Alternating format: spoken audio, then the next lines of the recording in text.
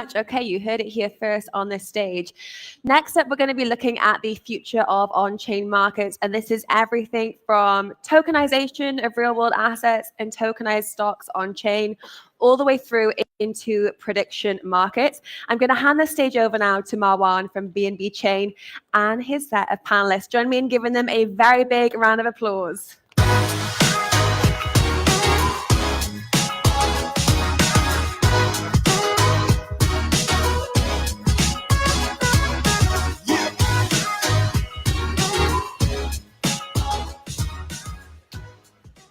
Good morning, everyone. I hope you're all feeling fresh after day one.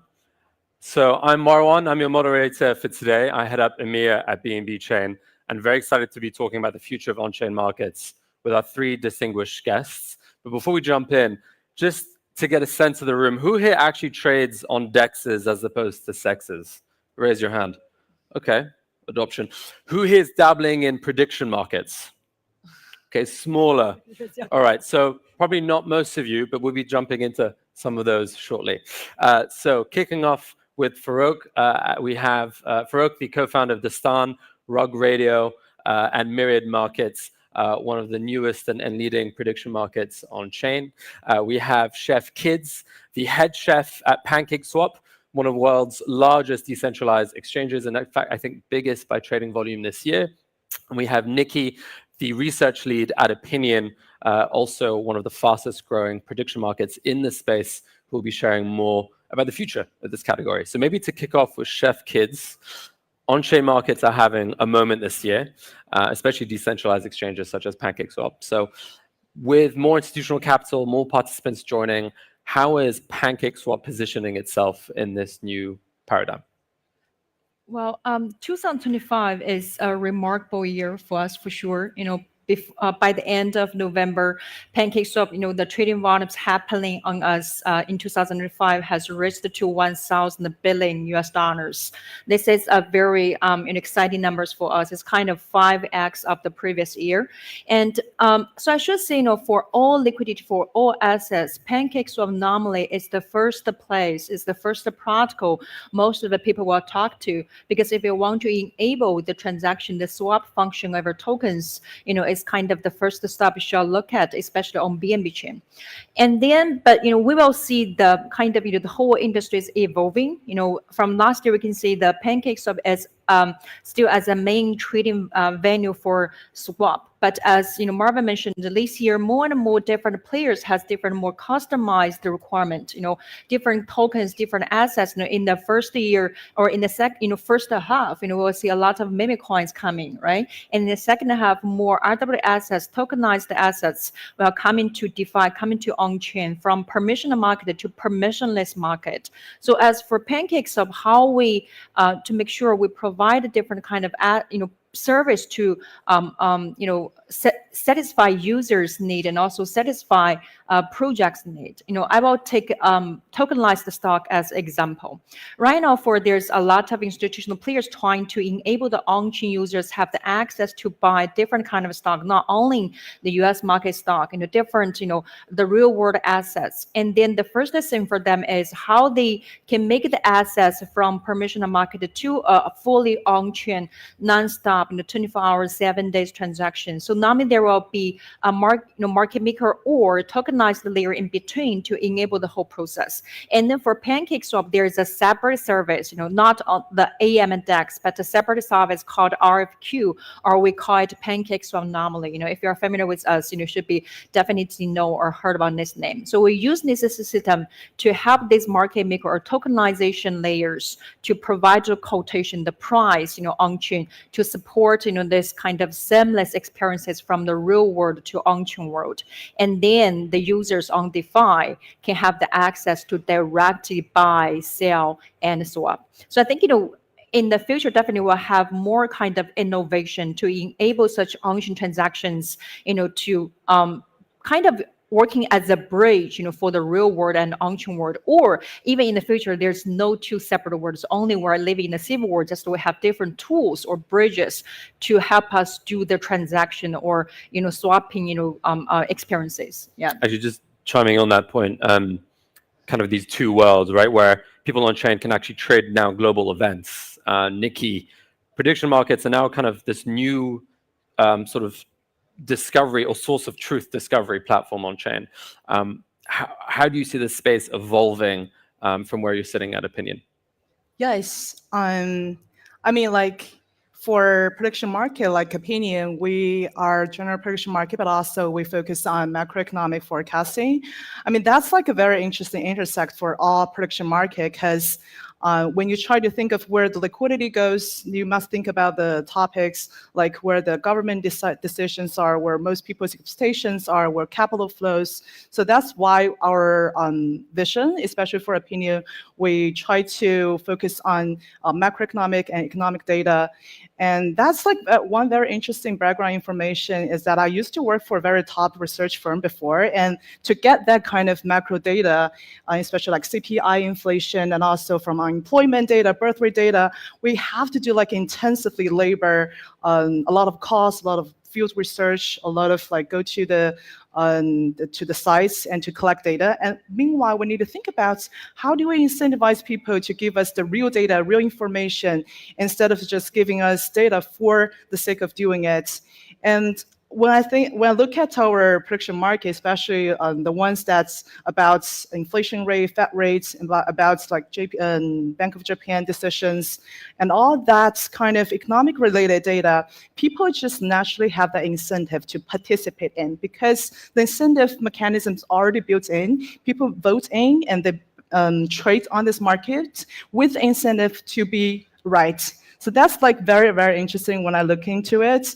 And besides the traditional way that we do it with the how the think tank and also the research company do it is more of a disparate data. It's like snapshot of a point, but with the help of prediction markets, with that kind of information, that kind of collective intelligence, we evolve continuously because people are continuously evolving and have that updating on the probabilities. So that's why we've seen Opinion has been live on BNB chain for more than 5 weeks. I think like almost 6 weeks, and already have like almost 5 billion. I think today I look at 5.5 billion trading volume and also over 63 million open interest and TVL. And I think the community just love it, and the people are just feel prediction market is a very natural way to express the idea and also monetize the point of view. So yeah, just very excited to be more on this top. Super exciting. Farouk, what do you think? Can you repeat the question, please? So I was just listening. So I was just listening. thinking about like people can trade CPI, inflation, so on. But Myriad is recently launched, and you can kind of trade almost anything on Myriad.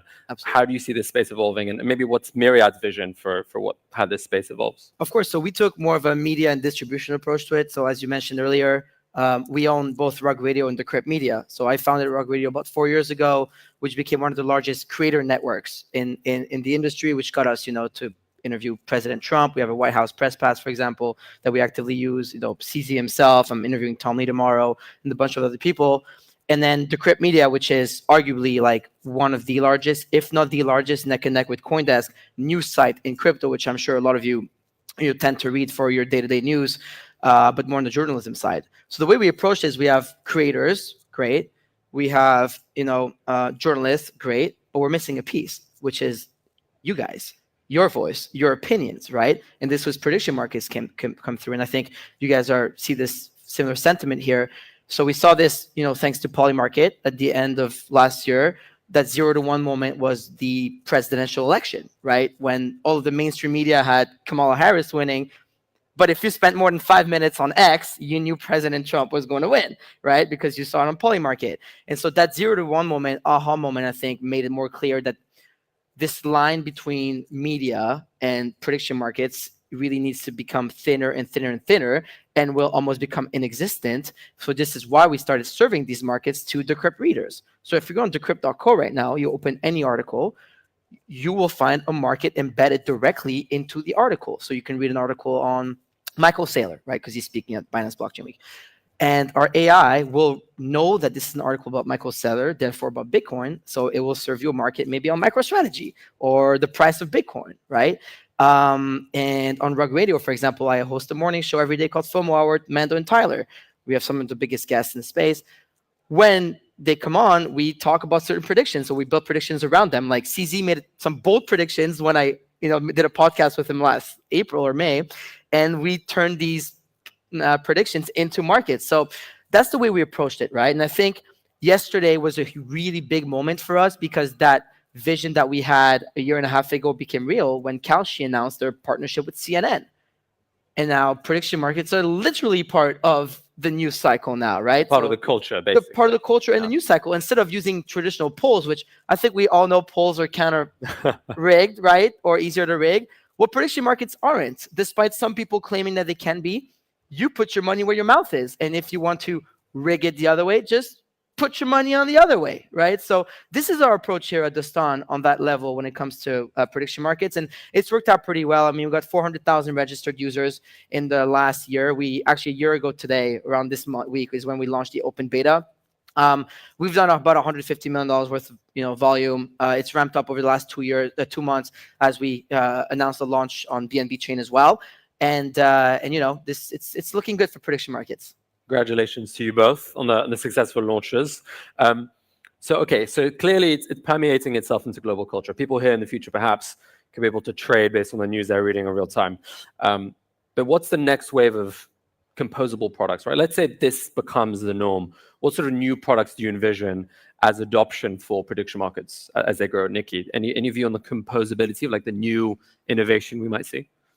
Yeah, I mean, like, when I look at prediction market, what's fascinating about this is everyone can use their localized knowledge and try to monetize their own knowledge edge from their from around them. Like, for example, before, when we write an encyclopedia, the encyclopedia is written by a small group of people, and they already built the narrative of the world. But like right now, everybody can build this narrative by participating in prediction markets. For example, think about like unemployment rates. That's a day-to-day college student can participate in.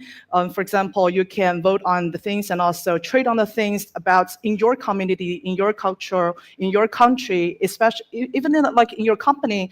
I mean, that kind of things provide an edge and also facilitates the flywheel of how the information flows around the globe. So when I think of this, I see that's a huge amount of TAM that could be brought on chain. Like, for example, people nowadays can only trade on gold stocks and that kind of equities that are indirectly to their knowledge. But prediction market bring the kind of asset that they are directly linked to people's knowledge, that they can directly trade on what they know. So that potentially could bring on a lot of people who haven't even touched the traditional finance, not even the traditional finance, but also the crypto assets. Then that meaning we can bring a huge amount of users to on chain and also to BNB chain. So when I think about this, I think we're just getting started. As for any other prediction markets. Bro, would you agree with that? I love it. I love saying we're so early. Still early. 2021, we're so early to NFTs now. Prediction markets. I mean, we just announced yesterday that we are the first ever prediction market to launch natively to a crypto wallet. So when you ask me how we reached the people, thank you. And it was thanks to Trust Wallet. Their CEO, Ewan Chen was on stage here speaking about this announcement yesterday. Trust Wallet has 220 million users worldwide, obviously part of the Binance and BNB ecosystem as well, which is awesome. And the way we reach them is, well, now you open Trust Wallet. I'm sure a lot of you have it. If you don't, download it now. And so you'll be able to predict directly within the Trust Wallet. You don't even have to go to Myriad, right? Another way for us to do that, to reach the people, is by making them have upside in the markets, right? I think you guys do that as well with the yield and everything, which is awesome. It's like people don't have, you predict, but what's the upside for you to use the platform, and I think in this space, and PancakeSwap will probably agree with this, people need to be also part of it. And so for us today, we're really, happy to announce that we're going to be launching Myriad pools. And so this is going to allow anybody in the crowd, on the other side on Binance Square listening to me or listening to this in the future, to participate in the liquidity provision of these markets. So by providing liquidity to the markets, which is the biggest problem right now in next-gen prediction markets, you're going to be able to be rewarded on the volume that's brought to these markets that you're providing liquidity to, but also maybe down the line, somewhat of a token rev share, right? An incentive program. So you could go to Myriad.markets, /pools, POOLS. Sign up now and You come check play it with out. us. Awesome. So obviously, prediction markets are only one part of the cultural zeitgeist, right? Decentralized spot markets, Chef Kids, clearly represent the majority of the volume and still a lot of the growth. What sort of new products or innovation are you excited about that you're seeing already, or maybe later down the line? Yeah, I would like to revisit back, a little bit about the prediction market because, previously, actually, we do have a very small prediction product. Users, can predict the BNB price, every 5 minutes on PancakeSwap.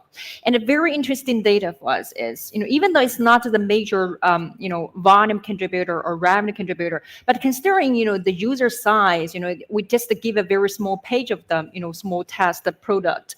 But this product do attract very strong attention from users. And also, later we have kind of developed a bot, on Telegram to enable or to easy the user experiences can just do the prediction, on your app directly. It's not necessary to visit, our website. So right now, I'm not very surprised this year a lot of more and more prediction players coming in to join this industry because we do see there is a strong users need there, and also for why I want to revisit back because previously, PancakeSwap provided a large, or we provide a different type of product, apart from, or we are famous for automated market makers, but we do provide, a very complete, product set.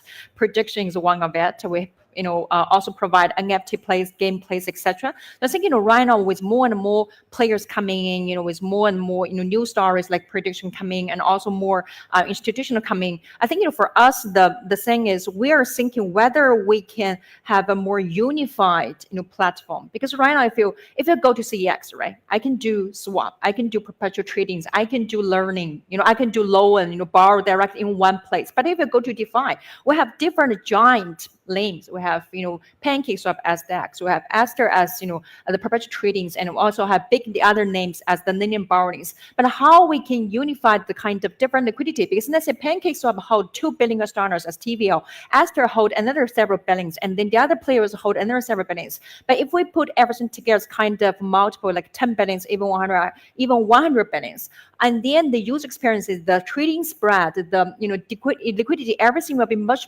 better. If we can unify everything together. But it's definitely a product design thing, how we can make the user experience much better to make sure users, for newbie users, advanced users can all find the right place to do their, tradings or play, prediction, everything in one place. I think that's something, as infrastructure player in the industry, is something we're looking at.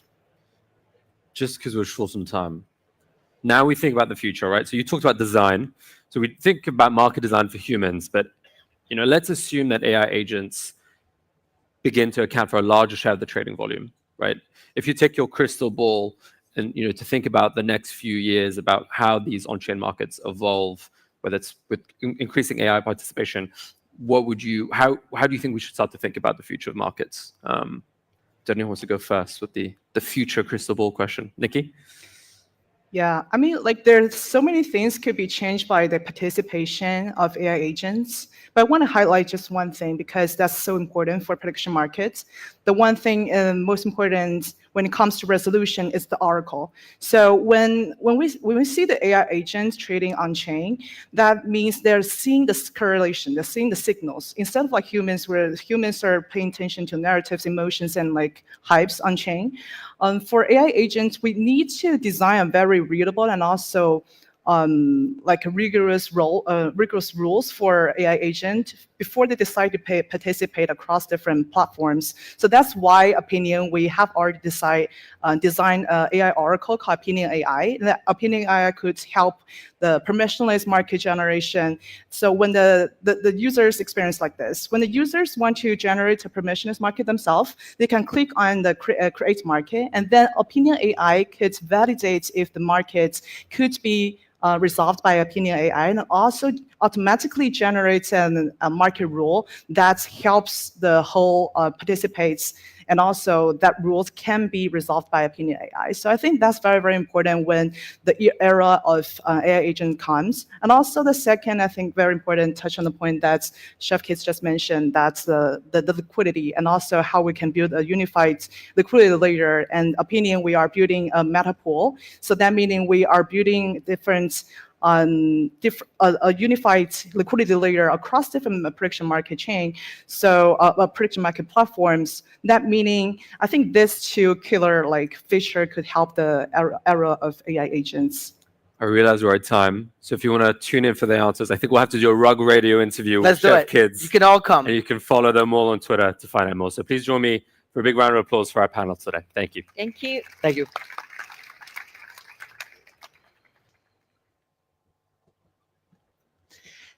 Fantastic. Thank you, guys. Okay, we are well into the way for Binance Blockchain Week Day 2. And now we're going to kick things off with our first keynote session of the day. So, ladies and gentlemen, if you can join me in giving a very big round of applause and a warm welcome to Keith Kim, the Chief Operating Officer at Nextbase.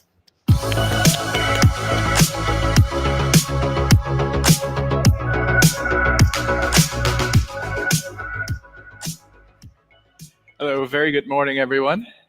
How is the second day of Binance Blockchain Week going for you guys? Good? Right, I think it's very, very difficult to see game session in this kind of big stages these days. We have seen a lot of those just a few years back. And today I'm very excited to share about how our MapleStory Universe and Nextbase journey has been going for last 6 months. We have just launched our tokens and games back in May 15th this year. Right. So we come from Web 2 gaming development background. We come from Nexon. We are listed in Tokyo. We are serving over 50 games for over the last 30 years, and we have been investing in blockchains and adding blockchain elements into the game to make the entertainment more entertaining over the last 5 years. And so we believe MapleStory and actually all the games is evolving. Everything is evolving, even the entertainment sectors, the gaming sector. We were the one actually 20 years ago, when you remember, you have always been paying the monthly subscriptions for to play the game every month. And we were actually the inventor of free-to-play model. Some of you might like it, some of you might not like it. But imagine 20 years ago when someone come up to the boardroom, let's stop charging users for the gameplay, and everybody was shocked. And how are we going to pay our salaries? How are we going to pay all the debts and everything? But that very decision has really transformed how game industry, and the entire business model, making the game more accessible to lots of users, and that made the game industry as a whole grow 100-fold, 1,000-fold. And we have been preparing the second moment of that kind of evolution, where the games are no longer just a mere consumption product to the gamers, but something that they participate, something that they actually own a piece of it, something that they actually can influence. And that's the very reason why we started building on top of blockchain and bring one of our biggest IP, MapleStory, that is being loved by 230 million users worldwide over the last 23 years. So we believe that the games have to be community-led, and a lot of games have been saying these kind of thesis for a very, very long time. What we have as a Nexon been doing so far is we have built MapleStory Universe, where all these NFTs, all these items, tokens are interoperable between the users, between all the different platforms and the games, where you're not owning an item that belongs to a single game, a silo of a game. Rather, you have an item that can be used across all the different variety of applications that exist on the MapleStory Universe. And we are also allowing the builders and users to build on top of MapleStory Universe platform. We just freely give out our MapleStory IP. You can monetize it, and we just charge a platform fee. And so far, we have from the day one of releasing this scheme back in July this year, we already have about 50 teams building on top on the blockchain platform of MapleStory Universe. On the Web 2 side, we have launched the MapleStory Worlds platform, which has been around for about 2.5 years.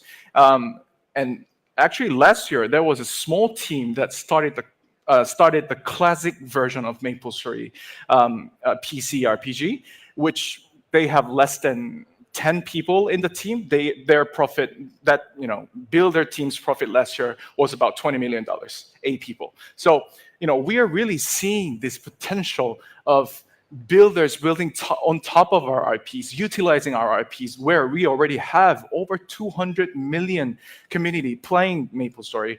And if we can unleash this, if we can protocolize this on chain, this is going to be way, way bigger coming on top of what is existing for the community building apps. And building game, regardless whether you're using blockchain technology or not, is a very, very challenging task that requires a lot of endurance, a lot of investments. Nexon has built over 100 games. And we're literally talking over 100 games. But what we have right now, is about 50. That means you have less than 50% chance. Even for somebody like Nexon with 10,000 developers in-house, it's super, super difficult, even for the veterans. And imagine, if you're a small team, maybe out of 100 games that are being tried out, maybe less than 5 to 10% will actually make it. And that's the reason why we have made we have recently announced this $50 million ecosystem fund for Next Space. We are broadening our investments and areas of interest, not just siloed in the game, but really trying in the aspects of expanding these that would make it easier for the builders to build on top of our IPs and top of our platforms, including AIs. The games are evolving in a way just like how the videos have been evolving over the years, from videos in the realm of professional producers with very expensive cameras to what starts and ends on your phone on TikTok or Shorts. We believe games will also evolve through a very, very similar course of actions. And that's why we are also investing in multiple areas that will make it much, much easier for anyone to build games. And having a very, very centralized, strong team that build a good foundation is also very important, aspect. But really having more globalized builders to come on board and building is very, very important factors of having this platform business. And that's why we are also accelerating these initiatives with affiliate programs where we incentivize builders to come on board, build not just on top of the existing MapleStory IP, but Nexon has IPs like Dungeon & Fighter. We have recently launched Arc Raiders, which is seeing great success, and also 50 other IPs that we have. And I would like to also encourage you guys to take a look at it. You can come on board nextspace.io or MapleStory Universe MSU.io to learn about how you can start building on top of our platforms. So the game will evolve in a way that it's not seen before. It will no longer be a single game on single client. You don't have to be on PC. You don't have to be defined on a single platform. It's going to be under a protocol that runs regardless of which platform you play, through the technology of blockchain. And I think a lot of you, while we haven't seen a lot of success cases so far over the last 5 years on the gaming section of the blockchain, but I think it's just brink of it's really coming up. I think we hope to be the first cases to showcase how blockchain technology could actually make entertainments more entertaining in a way. So please, thank you so much. Game has been tough these days, but 2026, 2027 is going to be the first few years where we'll see the gamings bloom up again. And coming from Nexon, we have been running and been building businesses in a way that's not under a short-term time frame, but 10 years, 20 years kind of time frames. And we believe, blockchain itself, and especially blockchain gaming, is at its baby steps in nascency. And we hope to see, the technology becoming a great tool to make entertainments more entertaining. Thank you, guys. Have a good one. Thank you. Fantastic. Thank you so much. Now, for those of you that were here yesterday, you would have seen our talk, and it was the first introduction talk that we had on stablecoins. And we had the co-founder of Tether, and then we also had Zach Witkoff from World Liberty Financial, USD1. And they were really talking about stablecoins and optimizing this new digital economy. And it was really interesting. And we're going to dive into a little bit more with our new set of panelists, what markets going on chain can really mean for this new financial stack that we are building out. This is a founder-focused panel. So we have Guy Young from Athena. We also have the co-founder of Hashed, the co-founder of Cello, co-founder of Cypher Capital, so much more. It's going to be a great session. I'm going to hand the stage over now to Bonnie Chang, who is a YouTuber. Bonnie Blockchain is the session title, and her YouTube channel, you should absolutely check it out. She is fantastic. And we're going to dive into when markets go on chain, what you guys can expect. Thank you.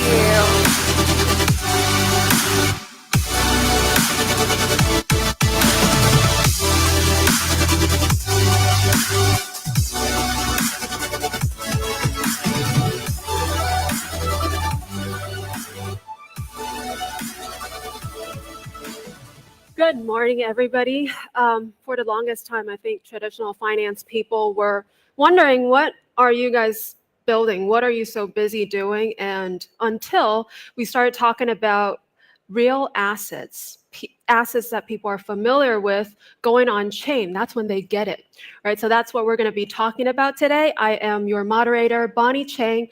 I am the host of the biggest Chinese language YouTube crypto channel. I'll have our guests introduce themselves. Guy? Hey everyone, my name's Guy Young, founded Athena around 2.5 years ago now.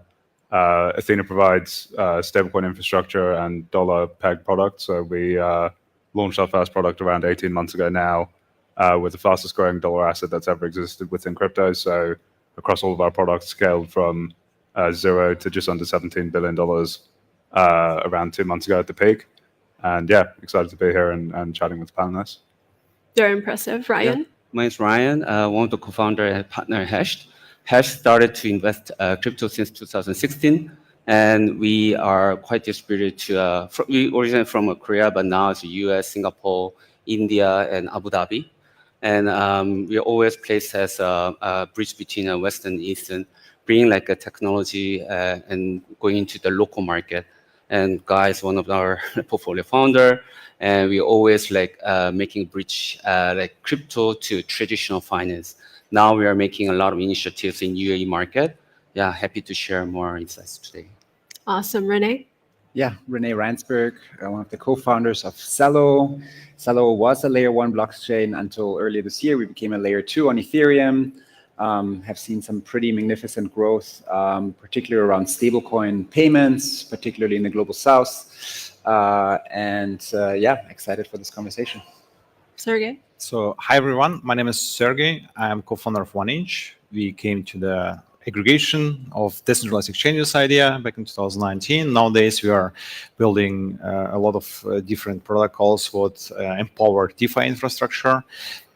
With intent-based swaps on-chain, cross-chain, and nowadays we introduced additional liquidity layers for shared liquidity, what will empower DEX builders to build innovations in very short time.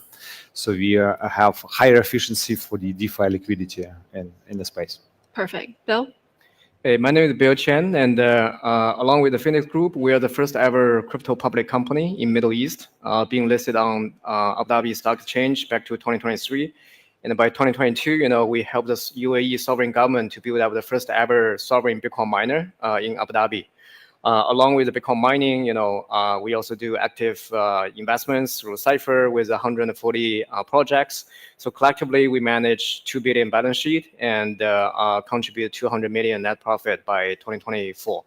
Apart from my main role, I'm also a active YouTuber. So my channel, Build It Up, is with 300,000 followers, mainly focus on MENA and Asia, connecting the AI and crypto. And prior to the initiative, I work as a global head of M&A investments of Binance and lead the global Binance investments. So glad to be here. Thank you.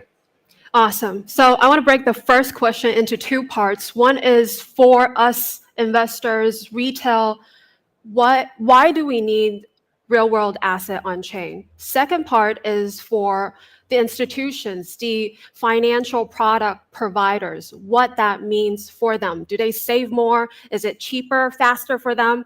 Can you break it down for us? Maybe we'll start with Guy. Yeah, for sure. Maybe addressing each one separately. So I think why do we even think about trying to bring real world assets on chain? I think if we look back to where DeFi kind of started in 2020, 2019, it was very much like a very circular economy where all the financial applications were really just self-referential on ETH, Bitcoin, how we use sort of adding leverage and derivatives to those products. I think naturally, if you want the space to actually 10x from where it is now, you kind of need to look beyond like infrastructure that's just referencing itself and actually just like trillions of assets that sit outside of the space at the moment. So I think that's like the logical step for why crypto itself actually wants to onboard these assets and actually just broaden what we're doing and building on chain. I think from like the TradFi perspective, this one is maybe slightly more contentious, but actually we kind of talk about institutions coming to come build on chain. At the moment, I don't really see it as them building, but more them viewing crypto as a different distribution channel. So why is it that like, an institution's trying to come on chain and actually bring their money market fund there? It's really because they're just selling their product to a broader audience where you don't have a narrowly defined audience that's sitting within the borders of a country. You're actually just opening this up on a permissionless chain for anyone to get access to. So I see it as a slightly different incentive structure, which is just from the institution's perspective, we actually just want to distribute our product to a wider set of audiences. And crypto is just an amazing platform, I think, to be able to do that. Yeah. Awesome. I'm going to jump around because we only have 20-something minutes and I want to hear from everybody. Renee, maybe you can talk about what you're seeing that is already going on chain and what is coming next. What is your observation? Sure.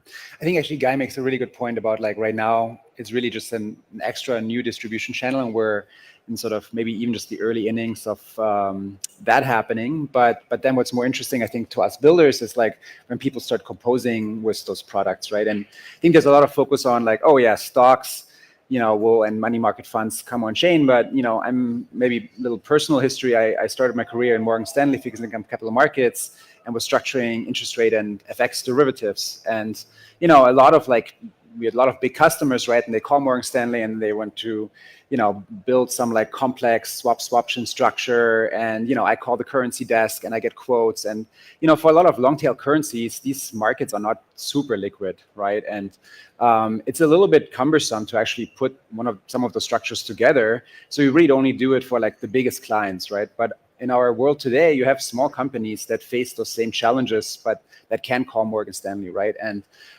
so today, most of the stable coins on chain are dollar denominated. So we don't even have other currencies on chain. So imagine that coming on chain, which is great. People can sort of hold other currencies kind of on chain, right, as part of their sort of treasury. But then sort of to that composability point, that's when it gets really exciting, right? When people start building those same kind of swaption, kind of derivative structures on chain and really make those products accessible to even very small businesses. So I think if you want to, have some idea for how early we are, like, none of this stuff exists today and is likely going to be built in the coming years. And as a builder, that's one of the most exciting things that I see. Ryan, I see you nodding nonstop. What are you building right now? What do you see happening when it comes to RWA? Sure. So first of all, I think 2020 before and after should be different. Before, obviously, just a zero interest rate, and also cost of capital was very, very low.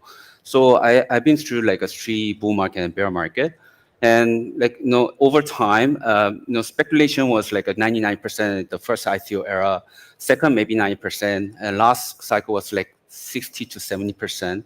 So after U.S. government raised the interest rate, now it's a lot of people are seeking a high quality of the assets. Even now it's crypto more than 200, 300 billion of the stable coin supplied in the market. So obviously still some of them are seeking a meme coin or 100x within like a 6 months return. But most of the people are now start to looking at like stable but like a low deferred rate, more high qualified like the bonds or money market the assets, etc. So we are looking at like some are coming to like crypto, such as like of course like a gold or like a U.S. Treasury bonds are obvious, but in emerging market as well, like in the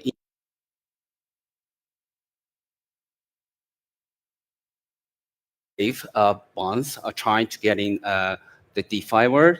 And the problem here now is like on-off-ramp is still very hard, and regulation is not like obvious and clear. So we are looking for the right regulation, and eventually once like the railroads got like settled, then more assets will come to DeFi.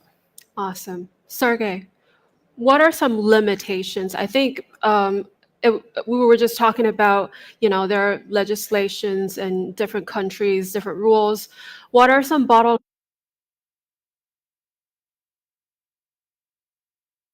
Overall, decentralized finances is a global liquidity hub, so we have not such limitations what we see on centralized exchanges. They need to build the framework for each of the different countries and jurisdictions.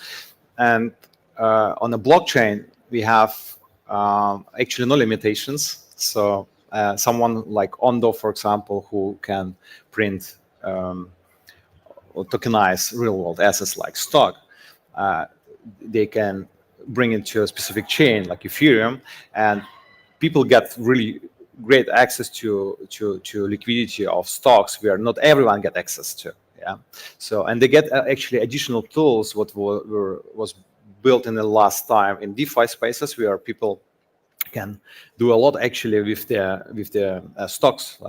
And they can provide us liquidity in the DEXs. They can lend in the money markets, and someone can borrow it. So there are a lot of tools what allows to facilitate the RWAs very well. So I don't see any limitations here. And actually, we opened the door for traditional finance to operate more efficient. Yeah, it can be also in compliant manner. So Ondo is doing that very well. They have a nice blacklist where they can blacklist anyone who is a bad actor. So benefit for the user is they can trade stocks on weekends.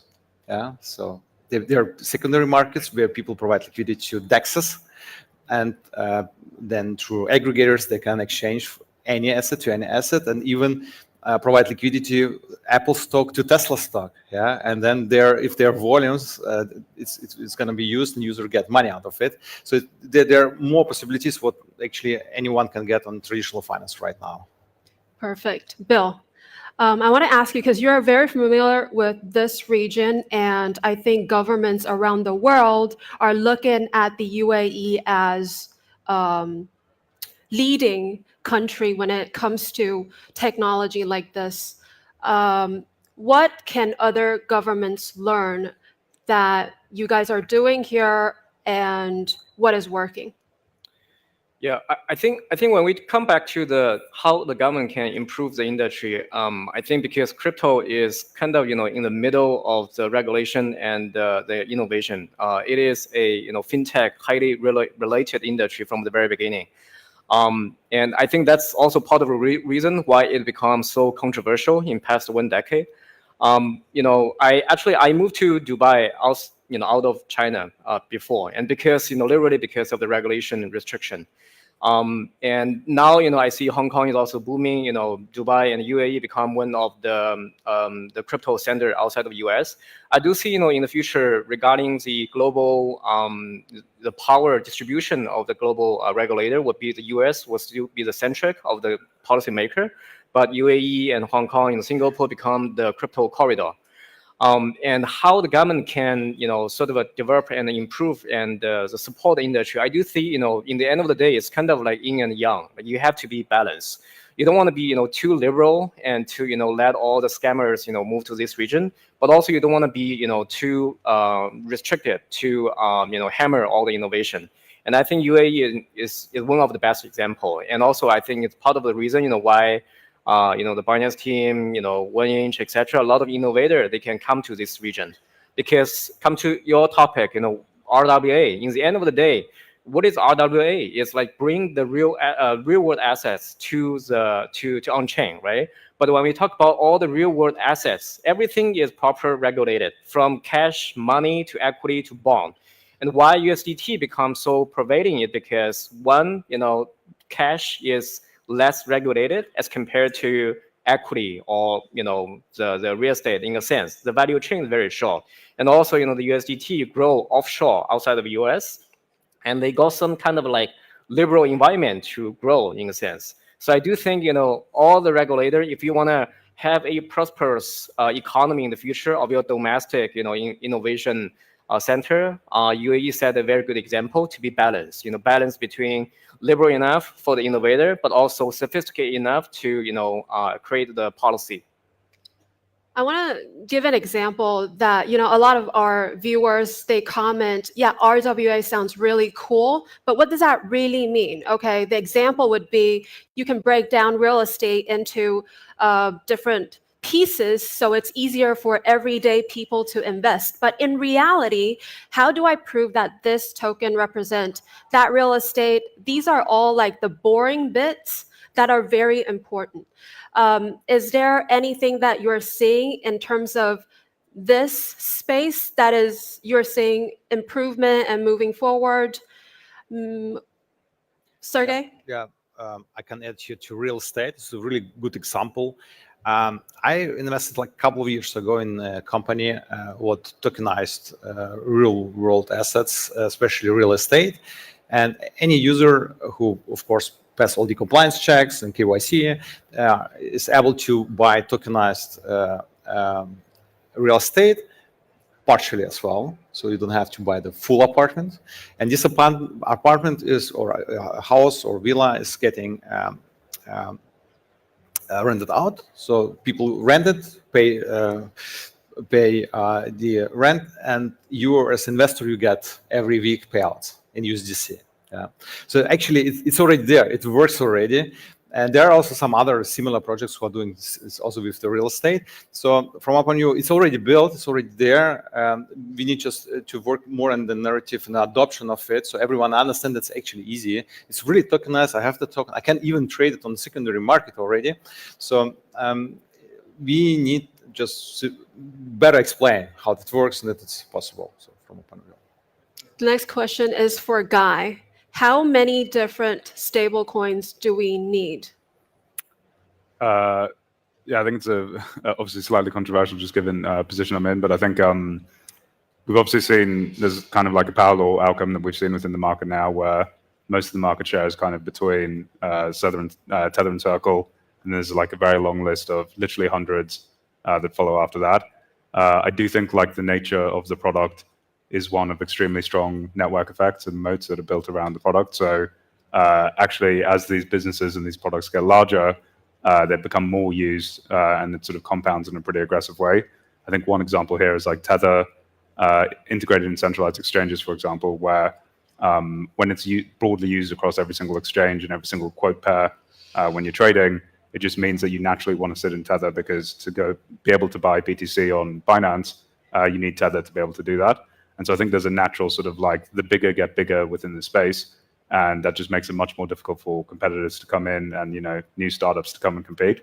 Having said that, I think we have seen one pretty interesting trend this year, which is sort of the growth of white labeled issuance or like branded issuance of new entrants that are coming to the market. So as you're seeing more fintechs, real financial institutions coming into the space, stablecoins has been sort of the hotbed in terms of where most of the interest has lied. And most of them are coming into the space and saying, we want to own the brand, we want to own the economics and control over these assets rather than giving that away to a third party that sits outside of their business. And so I think that we will start to see actually a proliferation beyond, I think PayPal, PYUSD here was actually one of the earliest examples. Pretty much every single fintech, bank, financial institution that comes into crypto will have something that looks and feels quite similar to what PayPal has done with PYUSD. I don't think this is the right like user-driven outcome because I think for most users, right, this is a pretty commoditized product where you can't really feel and tell the difference between these assets. It's just $1. Most of them don't pay yield. And it's really just like the platform that you're operating on is telling you this is the asset that you can actually use. And so I think, yeah, maybe a nuanced like response to your question is like, I don't think we want or need thousands of these things, but I do think we are going to get it because most people's incentives are aligned with, I want to create my own and take a run at building one of these businesses. Yeah. Does that mean in the future we're gonna, like for users, we won't know which stablecoin I'm using, but in the back end, a lot is happening? Yeah, I think for simple consumer-facing fintech type applications, a lot of this stuff is just going to be abstracted in the background, where I think crypto's in the background, but you don't really, you don't even know there's like a stablecoin potentially running there. You just see sort of dollars on your screen. But I still think within crypto, you can tell that difference. You know, obviously you can see it on the quote pairs on the centralized exchanges. So I think it's really a question of who's actually delivering that product to the user in an end state. Yeah. Ryan, I have a question for you. There is this beautiful world that I imagine a farmer in Asia can click confirm and buy US stock without opening a US account or having to prove his or her asset. But in reality, how far are we from that? Actually, I think like we are, basically like, we have a lot of office in different countries. Like when we talk with a lot of governments, they will not allow like the user goes to directly to buy equity US, but rather like they give infrastructure for them to onboard and maybe local network or local L2. Then obviously KYC it first, then maybe they can buy it. So I think still they're finding out like how to regulate it, and eventually like their homework is like how to get the tax from there, how to monitor like a money laundering, how to monitor like some of the like big money movement go out from the country, which they cannot control. So I think it takes time, but already like some countries are opening up that like function. And for example, like obviously DeFi, from DeFi world, there a lot of equities are coming to DeFi, and like users can move their money out through just Bitcoin or Ethereum, then they can buy the equity. But eventually, like a lot of like financial institutions and security firms, they will integrate between the DeFi world and the retail world. Eventually, that will be like connected to government system. I see. Renee, what is one thing about our topic today that you think the public misunderstood the most? That's a hard question. No, I think as we're talking, one thing that I do think is maybe not clear to people who don't spend 24/7 on this.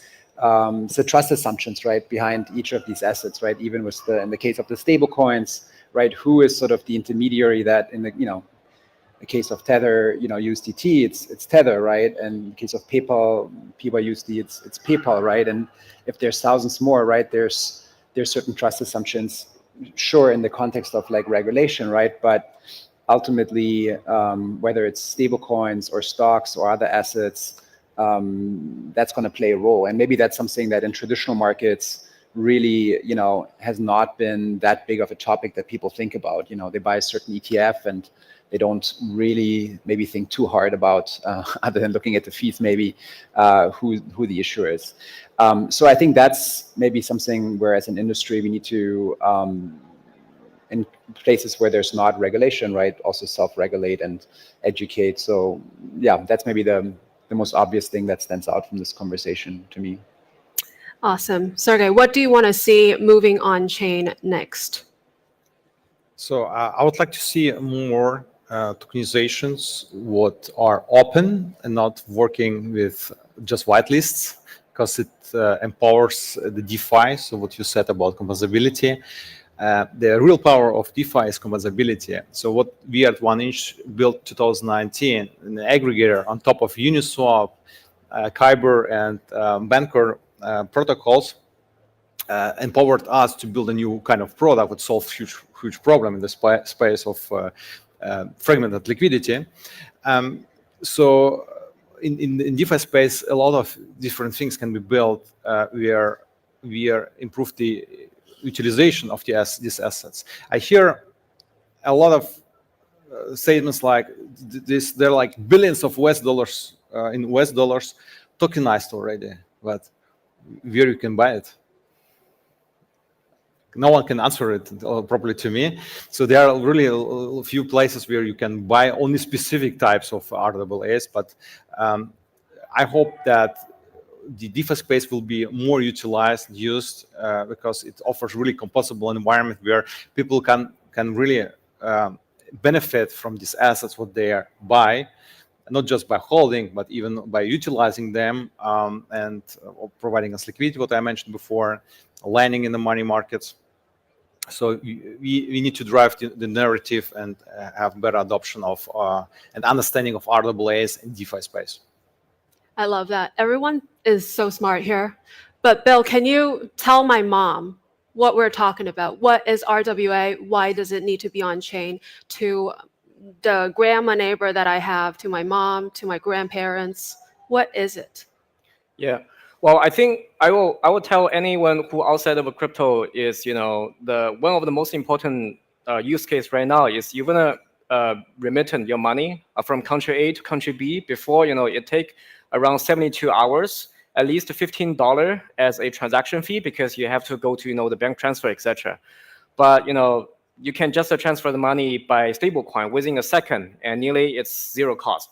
So that's, one of the most important use case. Every single one, regardless you're a crypto, you're a non-tech person, you can use it. And this is, one of the best killer app where, blockchain changed the world right now.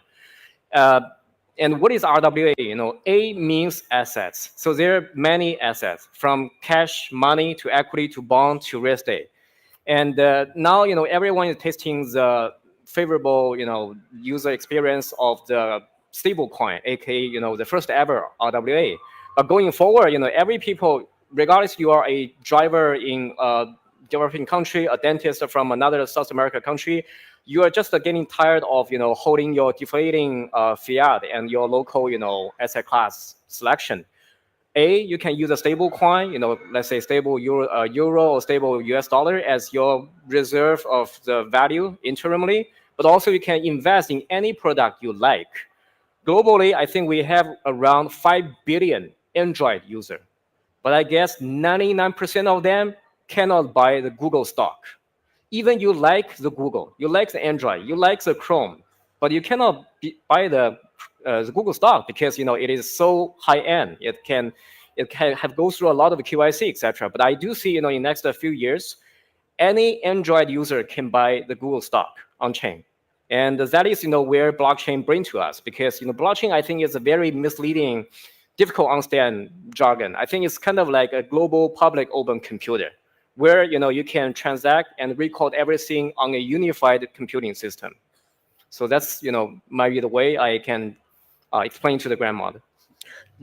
My grandma said thank you. Well, I think what we discussed today is going to happen. It is happening. It's unstoppable. And thanks to everyone here, it will happen sooner, faster. And thank you guys for joining us.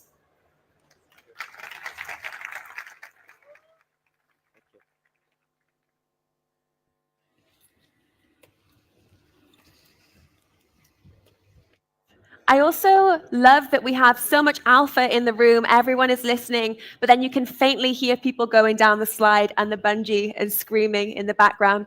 It's just poetic to crypto. So we've talked about how markets are moving on chain and this rise of tokenization, stablecoins as a facilitator. And one of the fascinating things about everything moving on chain is we can actually use that data to see where the markets are headed next. I think data is this massive resource that we now have as we are moving on chain, and we need to make sure that we optimize it, we utilize it, but also we understand it and we understand where the market is headed. So I'm going to dive into our next panel today. We have 3 absolute geniuses joining us now, all representing different data platforms. We have Ben Cohen from Into the Cryptoverse. We have Alex, the CEO of Nansen. And then we also have Nick, the CEO of Bubble Maps. This is going to be really insightful. They have some graphs to share on the screen. So ladies and gentlemen, enjoy.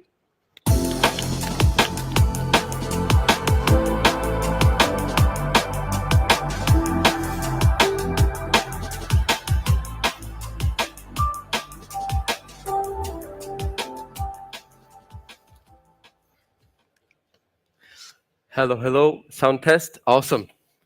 Hello, everyone. Welcome to this roundtable focusing on AI, data, and trading. I know it's quite a large topic, but it's actually never been more relevant because the amount of data we've produced over the last few years has exploded with so many layer 1, layer 2, so many chains. And the way we interact with this data through artificial intelligence has also shifted quite a lot. So my name is Nick, by the way. I'm the co-founder and CEO of Bubble Maps, which is an on-chain analytical platform.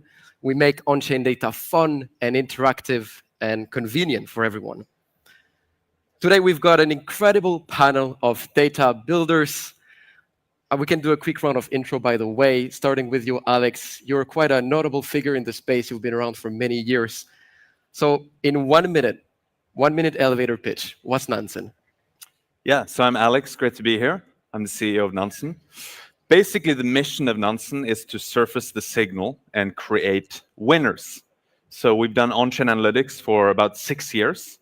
We have 500 million labeled addresses with the best quality assurance in the world, which means that you can not only see what people are doing on-chain in terms of transactions, flows, and so on, you can also see who is doing it. And so we have probably the best smart money tracking, which means you can figure out which addresses are making money, which ones are losing money, and that can be used to discover new tokens and also to help you perform due diligence on them. And for those of you who are Nansen subscribers, we have a really exciting release next week in beta, which I think is going to really deliver a new way to trade. Thank you, Alex. Ben, you've built quite an incredible social presence on YouTube and other social media, but you're also a builder. So can you share a bit more on this?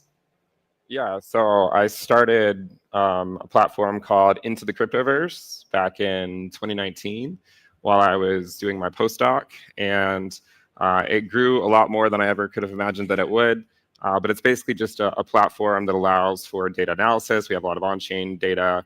We have a lot of social interest data. So there's just so many different ways that you can track what's going on in the crypto markets. And so the goal is to help people manage the risk in crypto and kind of come up with a plan. There's a method to the madness, essentially. And so that's what it is, and it's grown a lot. Lovely. We're going to talk about this more. I want to pick your brain on-chain data to begin with, because it is the blood of the system. It is the pulse of crypto.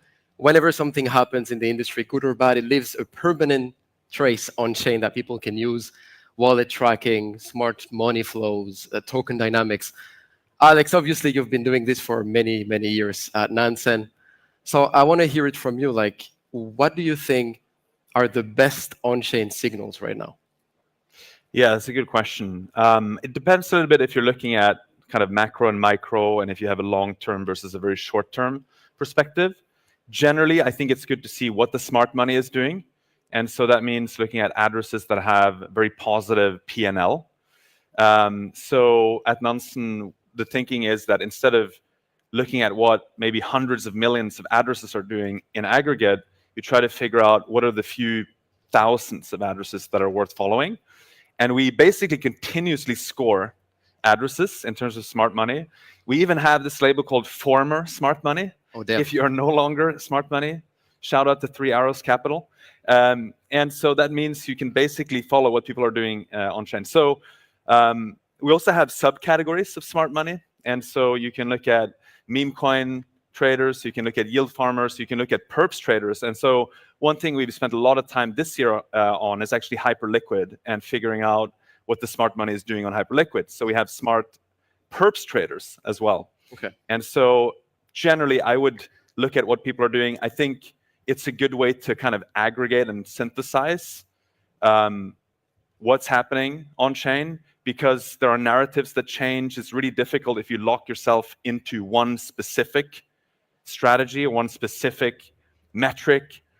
And so instead, just using the smartest money as an indicator, I think, is probably the best approach. That makes sense. And I think there are plenty of smart whales right now on Hyperliquid. So definitely something to look out. Ben, I know your platform is primarily focused on macro data trends, but very curious to hear if you guys integrated some kind of on-chain indicators. Yeah, we do have a lot of on-chain data. This is one of the charts you can see behind me.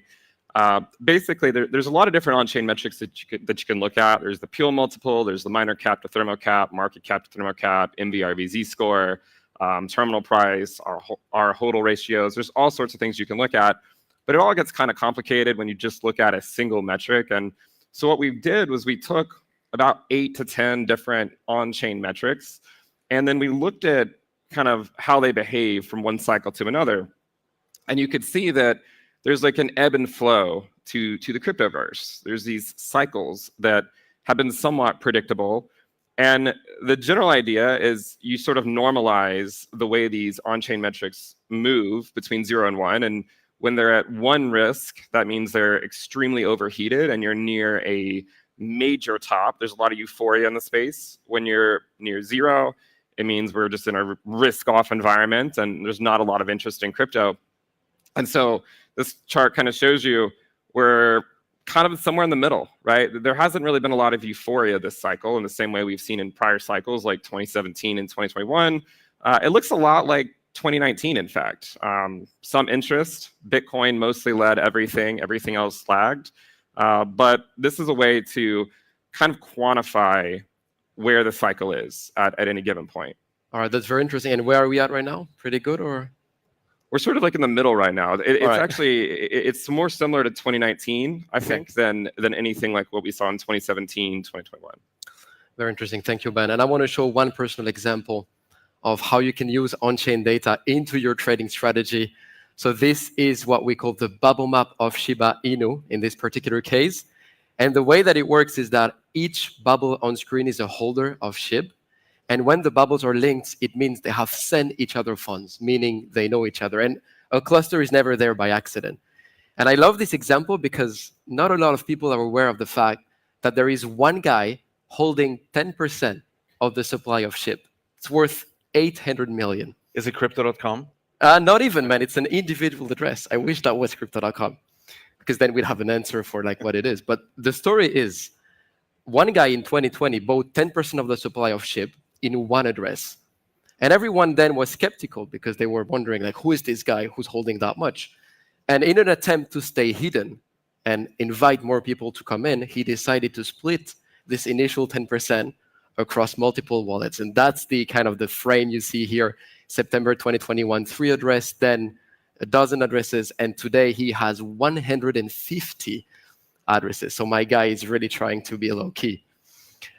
Obviously, everything that we talked about right now requires a level of human interpretation, right? We see the clusters, we see your indicators, and we have to make an actual decision. So my question for you is, with AI, maybe this is going to change. Maybe we won't need this level of human interpretation. So Ben, I want to hear it from you. How do you see, what's your vision of how do you implement AI on your platform?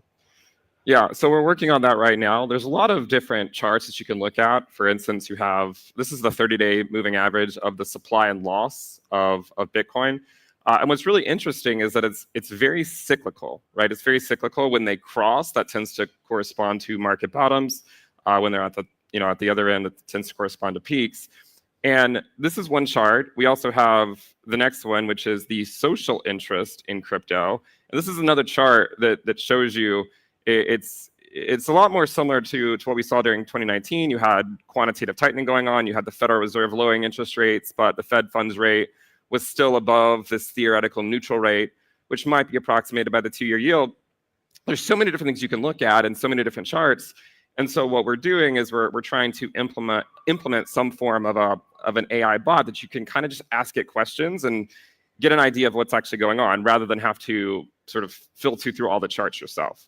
So the idea is to take the thousands of different charts that we have, a chart like this as well, that it's the price of Bitcoin color-coded by social interest in the space at any given time, and to take that and kind of tell you, like, where in the cycle are we? Like, what should we expect?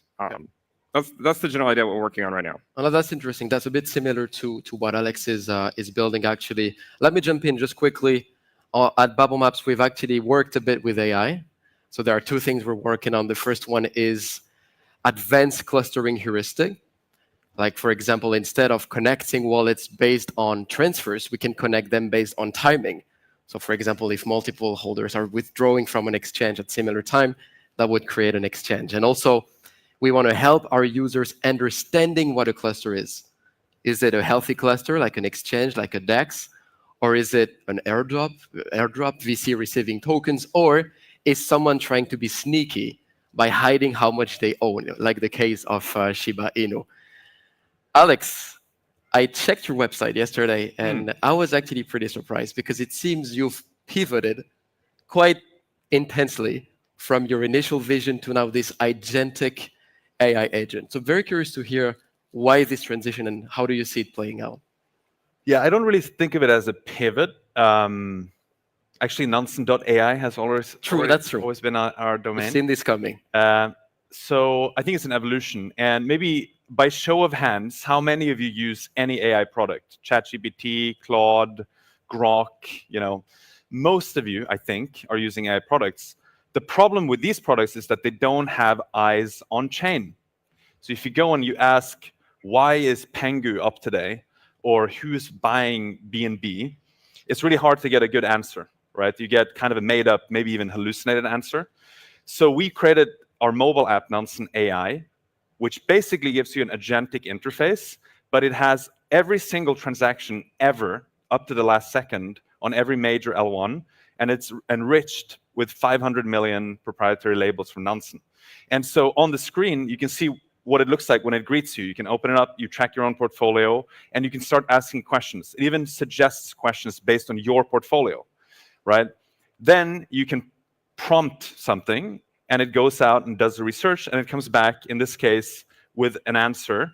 And if you go to the next slide, the thing that we're really excited about, which we're going to roll out to our pro subscribers next week in beta, is that why do you do all this stuff? It's because probably at some point you want to make a transaction. You want to buy a token or sell it. And so in this case, I think I'm asking about Pengu, if I recall correctly. I don't have my glasses. And so I'm saying buy $3 worth of Pengu. A modal pops up, and you can actually just click execute, and it settles it with our self-custodial embedded wallet and liquidity aggregators on the back end. So it's pretty amazing, actually, in terms of how integrated it is as a user experience. And the way I think about it, it represents a new way to trade. It's on-chain, it's agentic, and it's fully integrated in the sense that you can do discovery, due diligence, and execution in one product. It's the first time you're integrating trading into Nansen. That's right. Yes. Cool. Have you ever tried CMC AI price movement interpretation? I have not, actually. All right. Just wanted to have your take on it. You dodged the bullet. I'll try it. All right. Fair enough. So maybe a philosophical question for you, Alex. We have 6 minutes left. Do you think this AI agents trading tool has a chance to replace human intuition at some point? Or do you think this will be complementary? I mean, I think it's going to take a long time if that happens. Like I like to use the metaphor of self-driving cars, right? Like if you bought a Tesla, you probably are not getting into it in the passenger seat right away and just let the car drive. You kind of want to sit in the driver's seat and have your hand on the wheel. And then after a while, maybe you take your hand off the wheel. Okay. And then after a while, maybe you sit in the passenger seat or the back, right? So it's a gradual process where you don't necessarily trust it immediately. So I think actually quality assurance and trust are really important components when it comes to agentic trading and agentic user experiences. I think the reality is next year we're going to see a bunch of agentic trading products, and 80% of them are going to lose people money, if not 90 or 95%, because like it's not going to be very good. Trading. That's always like in traditional trading, like meme coin trading. But that's where it's really important to look at how do you make sure that these agents are actually good, right? Do they do what they're supposed to do? Do they not hallucinate? Yep. Do they actually interpret the data right? Do they have common sense knowledge about crypto, right? And there's a lot of these different things that we run evals for, basically evaluations on a bunch of different dimensions for our agents. How good is it at using our API? How good is it at not hallucinating? How well does it format the output? Because you don't want it to have a wall of text, super complicated. Does it understand like basics about crypto? So for a while, when we were building this, it would say something like, smart money is really buying a lot of this token. It bought $200. And obviously $200 is not that much money. So it needs to have the common sense to understand that actually it probably needs to buy a little bit more than $200 for it to be worthwhile. Anyway, so I think the users are going to see what are the agentic products that actually work. And then I hope we will also have more benchmarks, just like LLMs have, to measure how good the agents are at doing certain on-chain tasks. That's super interesting. I wish we could talk more about it. We have 3 minutes left, so 1 minute each. I want to wrap it up on a positive note. I want each one of us to share a big win which is either some of our users who made a positive trade with our platform or avoided a big loss, and when we made an impact. I'm happy to start with this example. It was earlier this year. I remember this very well because it was Valentine's Day. So I was at the restaurant, very romantic setting. And then in the middle of it, Javier Milei, so the president of Argentina, decided to launch his meme coin. So I ran away from the restaurant, which is not super romantic.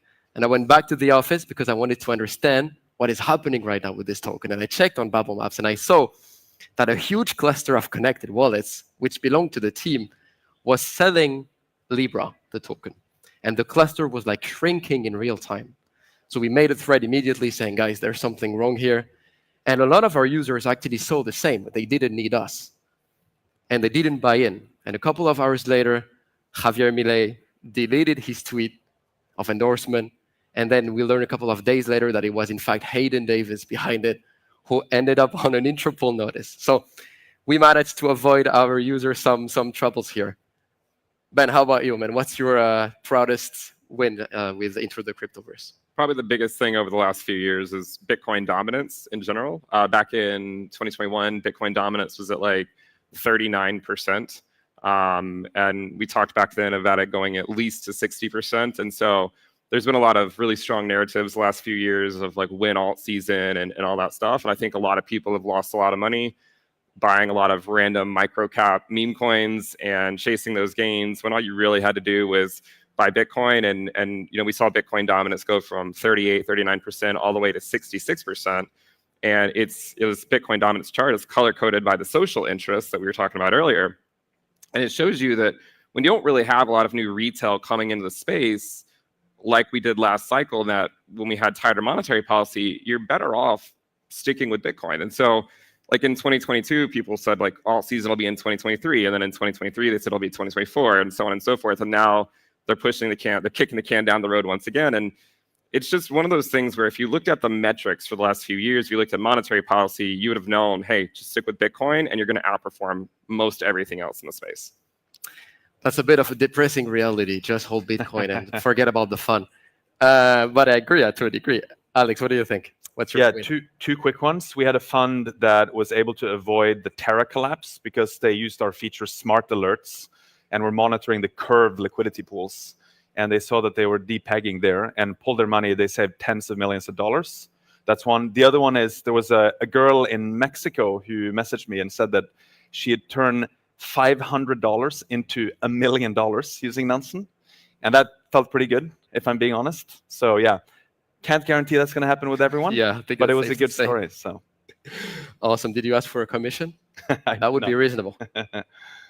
All right, everyone. We're going to wrap this up. Thank you for your attention. And we're going to be just around. We have booth. Come and see us. Thank you, everyone. Thank you.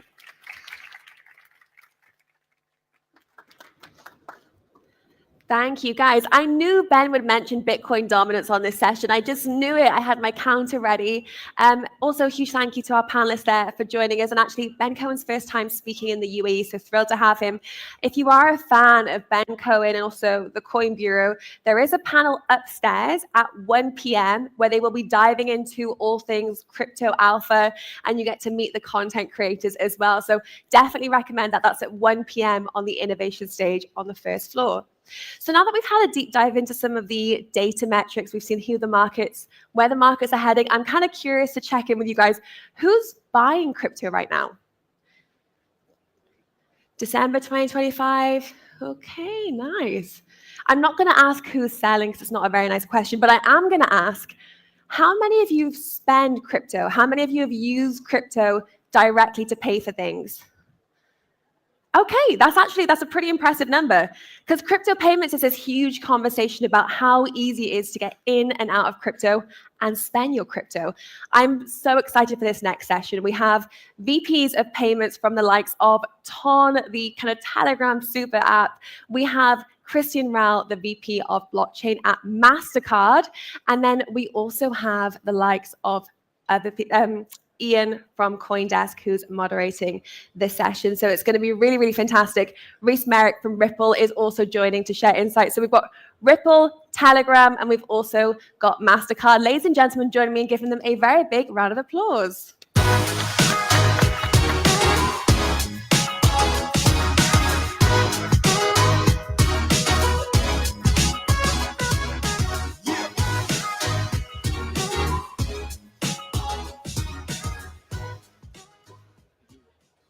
Hello, everyone. My name's Ian Allison. I'm a reporter with CoinDesk.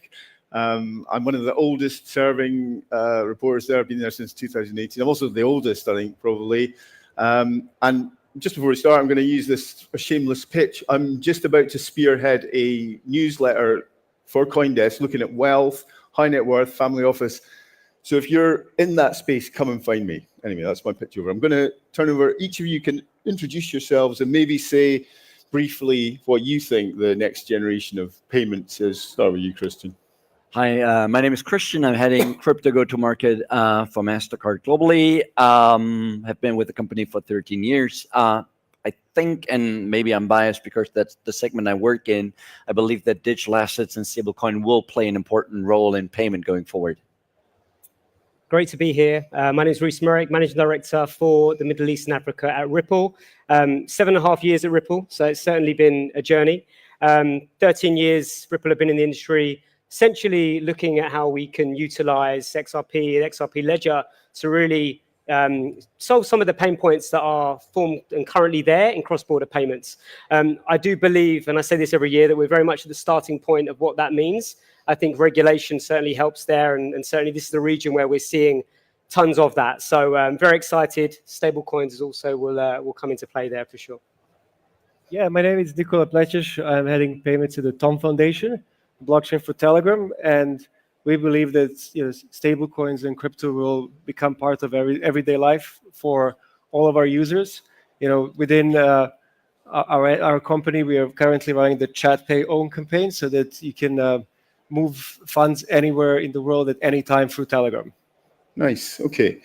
Well, I'll start with you, MasterCard, Christian, because you're the TradFi, you're sort of the outlier here. And you did it recently, I think in the summer, you did a tie-up with your Circle and USDC. You're pretty close with them. There was a thing in this region, I think we talked about. Do you want to talk about it just for the home crowd? Yeah.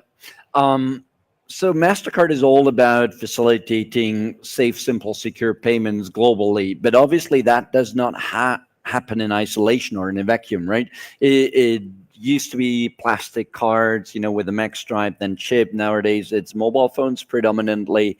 And obviously as the industry matures and as stable coins and digitization of money, happens around the world, we need to adjust our approach there because we want to be relevant and we want to facilitate these payments in the most efficient way.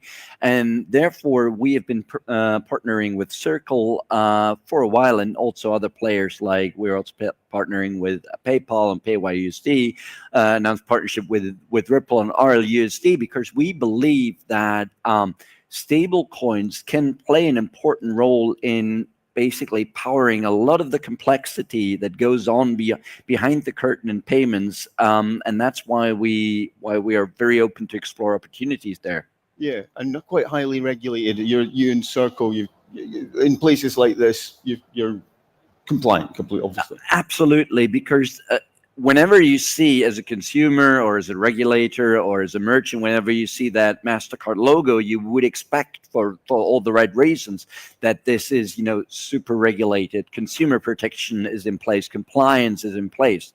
So all of these are non-negotiable concepts, and we're not watering any of these down when we engage in the digital asset space.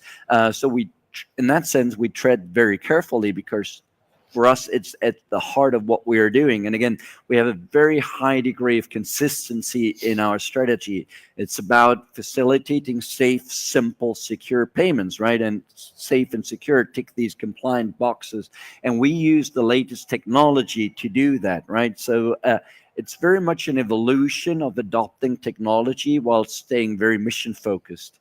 Nice, nice. Moving on, Reese, Ripple, you also recently did a really cool announcement with the ADGM, which I'm sure is a select group of companies and you need to jump through some hoops. Do you want to talk about that? Yeah, absolutely. I think to take a step back, and I'll just talk about kind of what Ripple have been doing in this region, where we've seen a lot of evolution as it relates to regulation. You know, earlier this year, we were approved by the DFSA, the first blockchain-enabled payment service provider to basically allow entities within the DIFC and more broadly across the region to utilize Ripple's payment technology, $90 billion processed today. So we're seeing a lot of traction there. But then the natural evolution for Ripple was to, and we were getting this demand, hey, I want to make a US dollar-backed stablecoin payout. So we looked at the market. Obviously, there's other players, but we thought, you know, we have built the infrastructure. Let's release and build our own. And we released it back end of last year. Currently sits at around 1.3 billion market cap. And as a result, what we're seeing is we're seeing regulators like the FSRA under the ADGM recognize RLUSD as a USD-backed stablecoin that can be utilized within their licensed region in Abu Dhabi. We also earlier this year got the same approval from the DFSA under the DIFC. So what it means is it means that if you're an institution and you're looking to embed the benefits that stablecoin payments can offer from this region, you have that assurance from a regulator to do so. And we're seeing a ton of interest there off the back of that.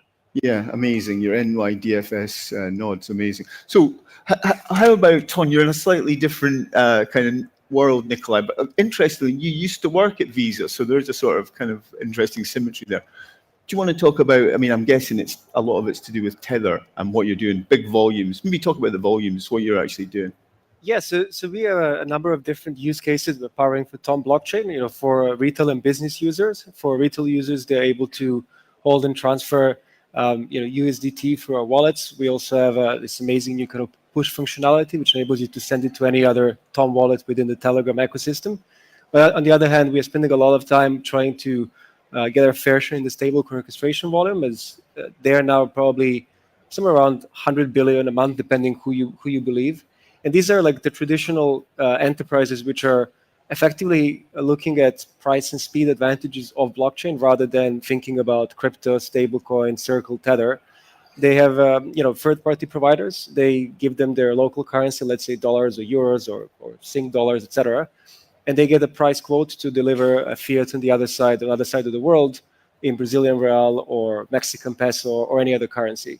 This is like a huge market that is growing at a phenomenal pace. It's driving more and more institutional kind of capital and players in it. And you know, we are partnering with a couple of big providers in that space. I can't disclose them, but it's a kind of fascinating and super competitive market which is growing at, I would say, 20-30% a year, if not more. Feel free to break news. You're at Binance event. You know. So did you say 100 billion a month? Is that what you said? 100 billion a month across the whole industry. Yeah, because that's not huge in the payments world, which is, but that's big in crypto, isn't it? But you have to remember where we started, like, you know, 4, 5, 6 years ago, right? Blockchains can now process, like, let's say 3,000-4,000 transactions per second or more, depending on kind of what you're looking at.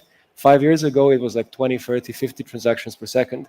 And at the same time, you now have regulation supporting and kind of not just in the US, but in other jurisdictions globally coming into play, making it easier for enterprises to work with these third-party providers because they're licensed operators which are allowed to move and convert funds between fiat and crypto.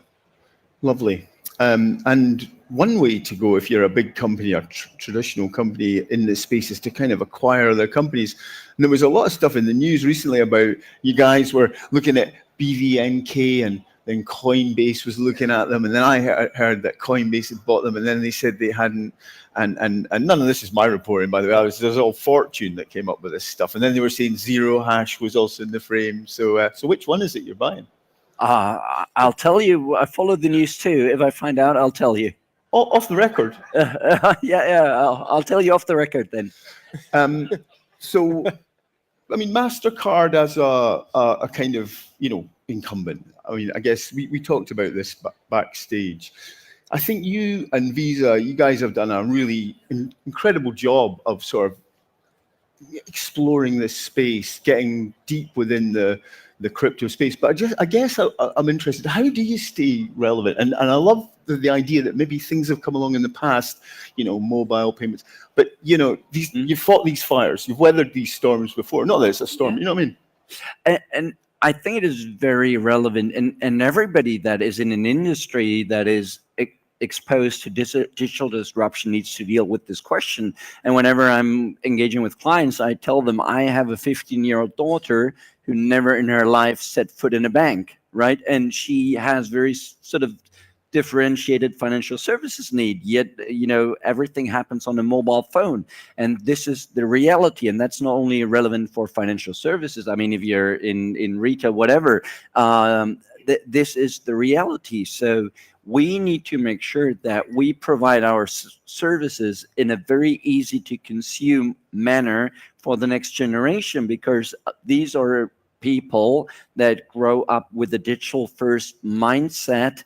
And if we're not there, then we have an issue, like a lot of other players do.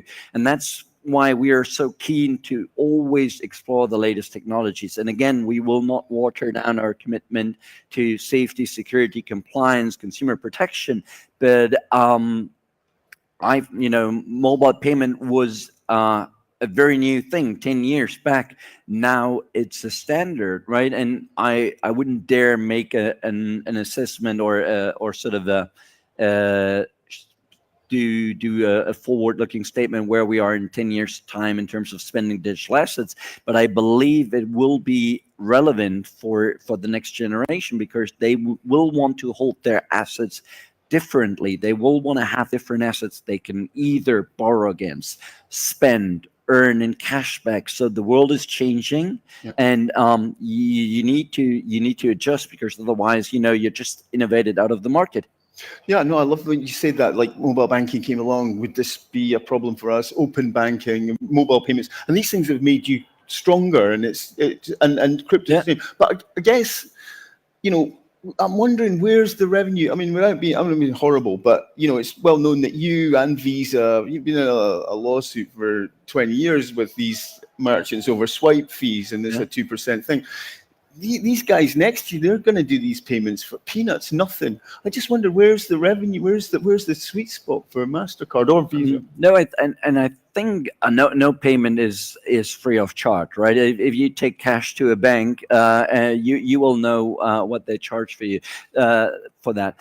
So I believe that if you provide a global, scalable, very secure service, people will pay for this, right? And whether you realize this on a MEX stripe, on a chip card, on the blockchain, that will continue. So obviously, economic models will evolve in the digital asset space, but we will continue to offer our services. Lovely. No, good for you.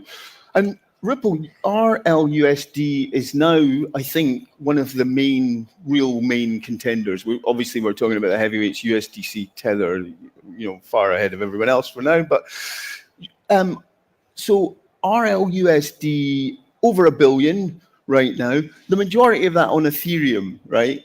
But there's also, you're building up the XRPL, the XRP ledger contingent. How much of it's on XRPL then? I think it sits around 30% on XRPL now. I think if you look at the overall stablecoin volume, 70% of the total stablecoin volume sits on Ethereum.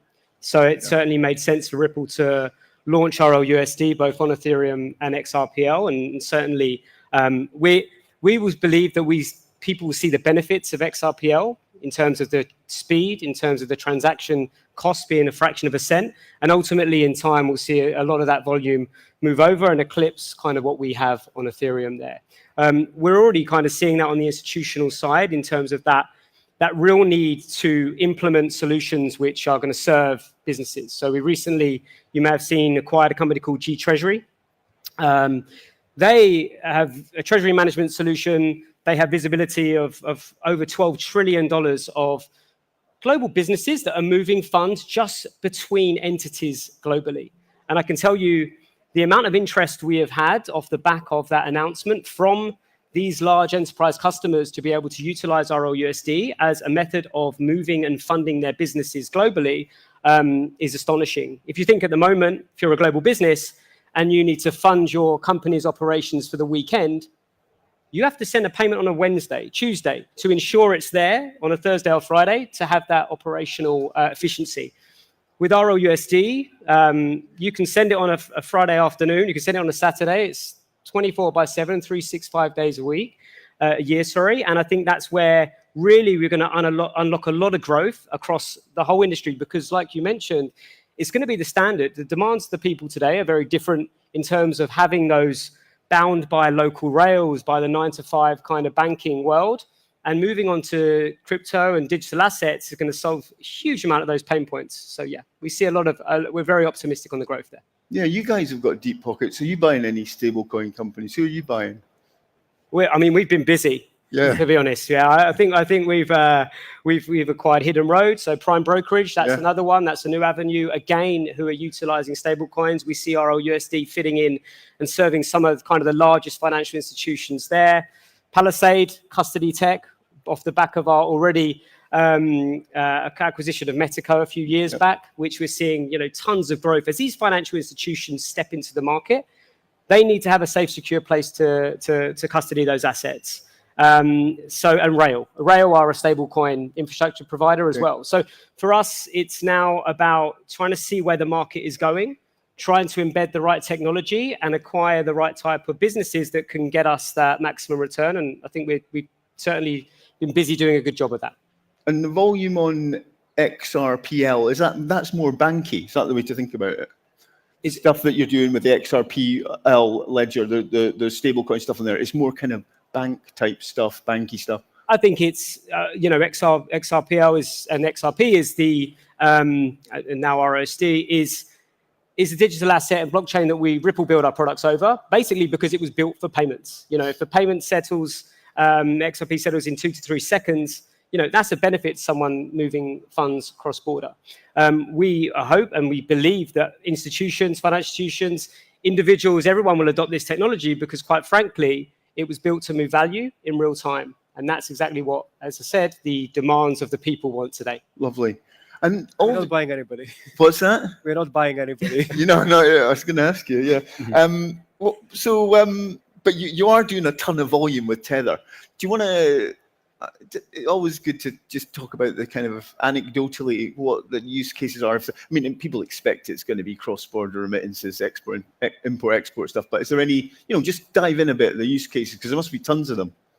Yeah, so today, as it's mentioned, the use cases are primarily on the kind of retail P2P side and on the B2B side. We're trying to build a kind of crypto commerce solution as well so that our users on Telegram can use Tom blockchain to buy goods and services within Telegram mini app ecosystem. So that's coming next year. And the head of marketing is looking at me, so he'll talk about it next year.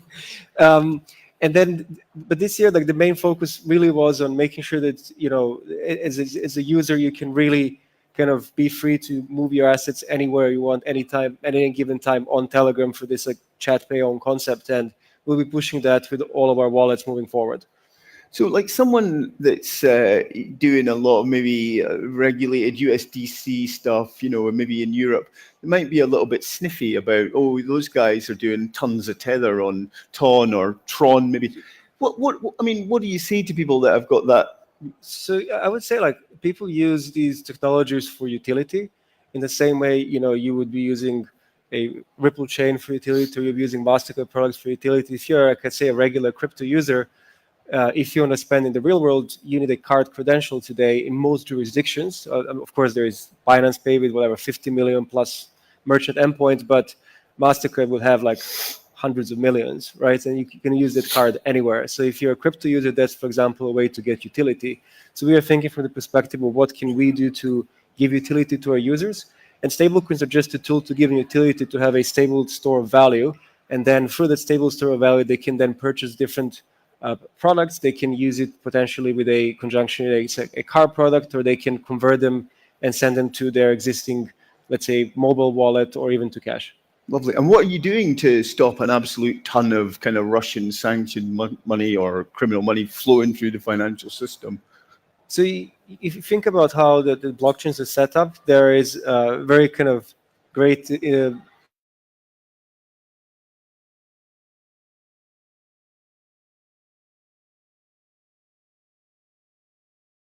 cornerstone players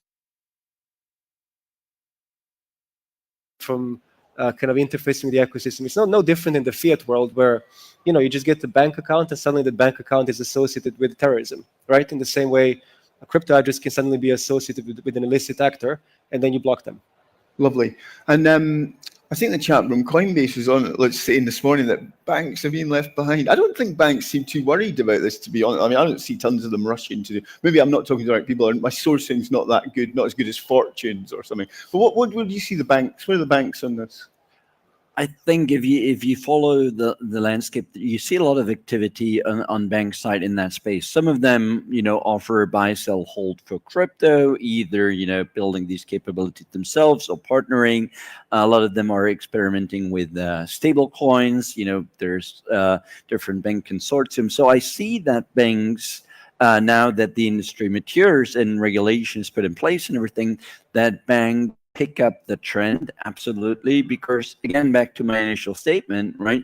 You need to stay relevant, just like you pick up mobile banking, online banking, something where banks see how they should position themselves, and I think it's the right strategy. Yeah, man. Just to follow on from that, I've worked at Ripple seven and a half years now. I can tell you my early conversations in Europe with banks, like you mentioned the word crypto or blockchain, like, people used to get uncomfortable in their seats, right? Am I going to be escorted off the premises here? Now, the interesting thing is over the last 12, 18 months or even longer, a couple of years, those same banks are in kind of inviting us in to talk about what their strategy looks like. So I think it's table stakes for banks to have some form of digital asset strategy. And I think you'll continue to see that evolve, certainly in regions like the UAE where there is regulation. Yeah, I would add one quick thing to that is also coming from kind of TradFi and payments world. What is missing today is standards and specifications, which will make it easier for existing financial institutions and banks to move funds on blockchain as a rail rather than as a technology. So Tom Foundation is part of the blockchain payments consortium where we're looking to see how we can move forward and make it easier for the existing financial players to use blockchain as a means of a rail rather than as a technology. Yeah, so I never got quite around to talking about the Blockchain Payments Consortium, which you're a member of, which Stellar and Fireblocks are a member of. Anyway, we're at time. So listen, good sports, all of you. Thanks. Give them a big round of applause. They deserve it.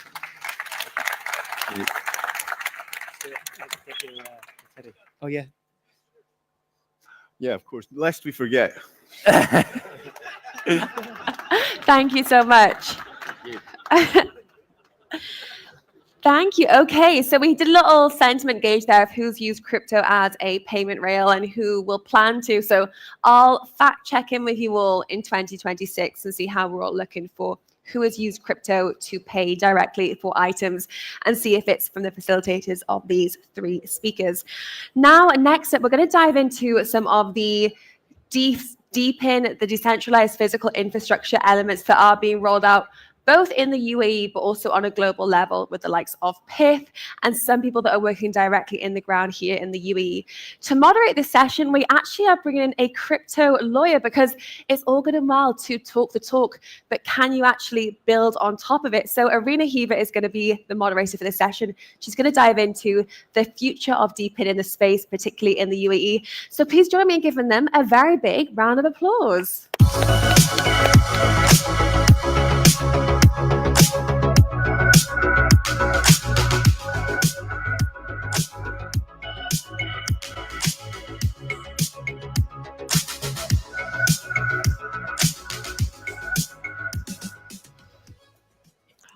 Hello, hello. Thank you very much for being here. And right now, we will dive probably into the hottest topic that is taking over the crypto space. We will not talk about memes or vibes. We will talk about real financial transactions, real assets going on chain, real regulatory framework, tokenization of real world assets. That is the hottest subject right now. And I have fantastic panelists here. And they are not theorists, they're actually building technical frameworks that will allow all of us to eventually bring all of our assets on chain. Proppy, you guys been bringing property on chain way before it was cool. Thank you, very much welcome. Lumia, connecting institutions into tokenized liquidity. Welcome. Huma Finance, connecting payment institutions with stablecoin liquidity, and PEEF Network, an oracle for financial applications. Every single project here is touching different aspects of RWA tokenization, and I'm very excited to dive into that. I'll start with a super easy question, just a very easy to warm up. So billions are flowing into RWA, institutions are very excited, regulatory frameworks are being built around the world. Of course, Dubai is leading the charts. But each of you is touching a different piece of the stack. Can you please briefly explain what is it that you're building and how you're going to help all of us bring our assets on chain? Am I first? Yes, please. Hi, everyone. I'm Denitsa, co-founder of Proppy. We are building infrastructure layer for real estate ownership transfer. And we are the leader in real estate on-chain globally. Hello, everyone. I'm Dennis from Lumia. It's a layer 2 ZK EVM. We focus on mostly the second stage of tokenization, which is liquidity and how we make it tradable on-chain. That's it. Arvin, I'm co-founder of Huma Finance. We are the stablecoin liquid layer for payment companies that want to transition from the old system to the new system. This network at its core just price assets. So this is like blockchain oracle node for DeFi, but DeFi now starts accepting real world assets, stocks and beyond. Goal of PEEF is to price assets. So we see pilots everywhere. Dubai has launched their pilot with real estate tokenization. We see pilots with funds tokenization. Everywhere you look, there is a pilot going on. But what needs to happen from a pilot to go into the policy and to go into the real applications? Well, from our perspective, we did our pilots back in US. This is where we started, and we are way beyond pilot stage. Actually, Proppy, it's been around for more than 5 years. We are the first serious player in this category, process more than $5 billion in transactions there. So what we've learned is if you solve a real problem of today, it's really nice to have a big vision in our space, right? But you have to identify something that's a real pain today. Then it's really fast to move on beyond that sandbox stage. Dennis, how are you moving from pilots to the real world applications? So what we've seen in the space over the last 2 years we've been building is, I think the on-chain part is pretty much there now. We have the technology, we have everything we need, but to move from pilots to actual maturity, we need off-chain mechanisms to work in line with on-chain mechanisms, because we have still choke points at legal wrappers. We have choke points at data inputs, so oracles are very important in this phase. And once we resolve those, I think the on-chain tokenization becomes more than just mirroring a database or just, pointing to a PDF file as the legal wrapper. We need better mechanisms. So. And UAE is working on that, so stay tuned. It's going to be something really exciting happening soon. With Huma, you're moving billions in stable coins. So what have you done to go from pilot to what you have now? So Huma started about 3 years ago in the United States. And as you guys might heard, that was not the most friendly regime in the world. So we did our first pilots in Switzerland under the VQF regime. We have our first capital entity regulated by them and structured our first assets over there. And then we also experimented with BVI and other regimes as well. And eventually it all came down to where our demand is going to come from. So our Swiss POC has grown quite a bit, and our BVI entity has grown quite a bit.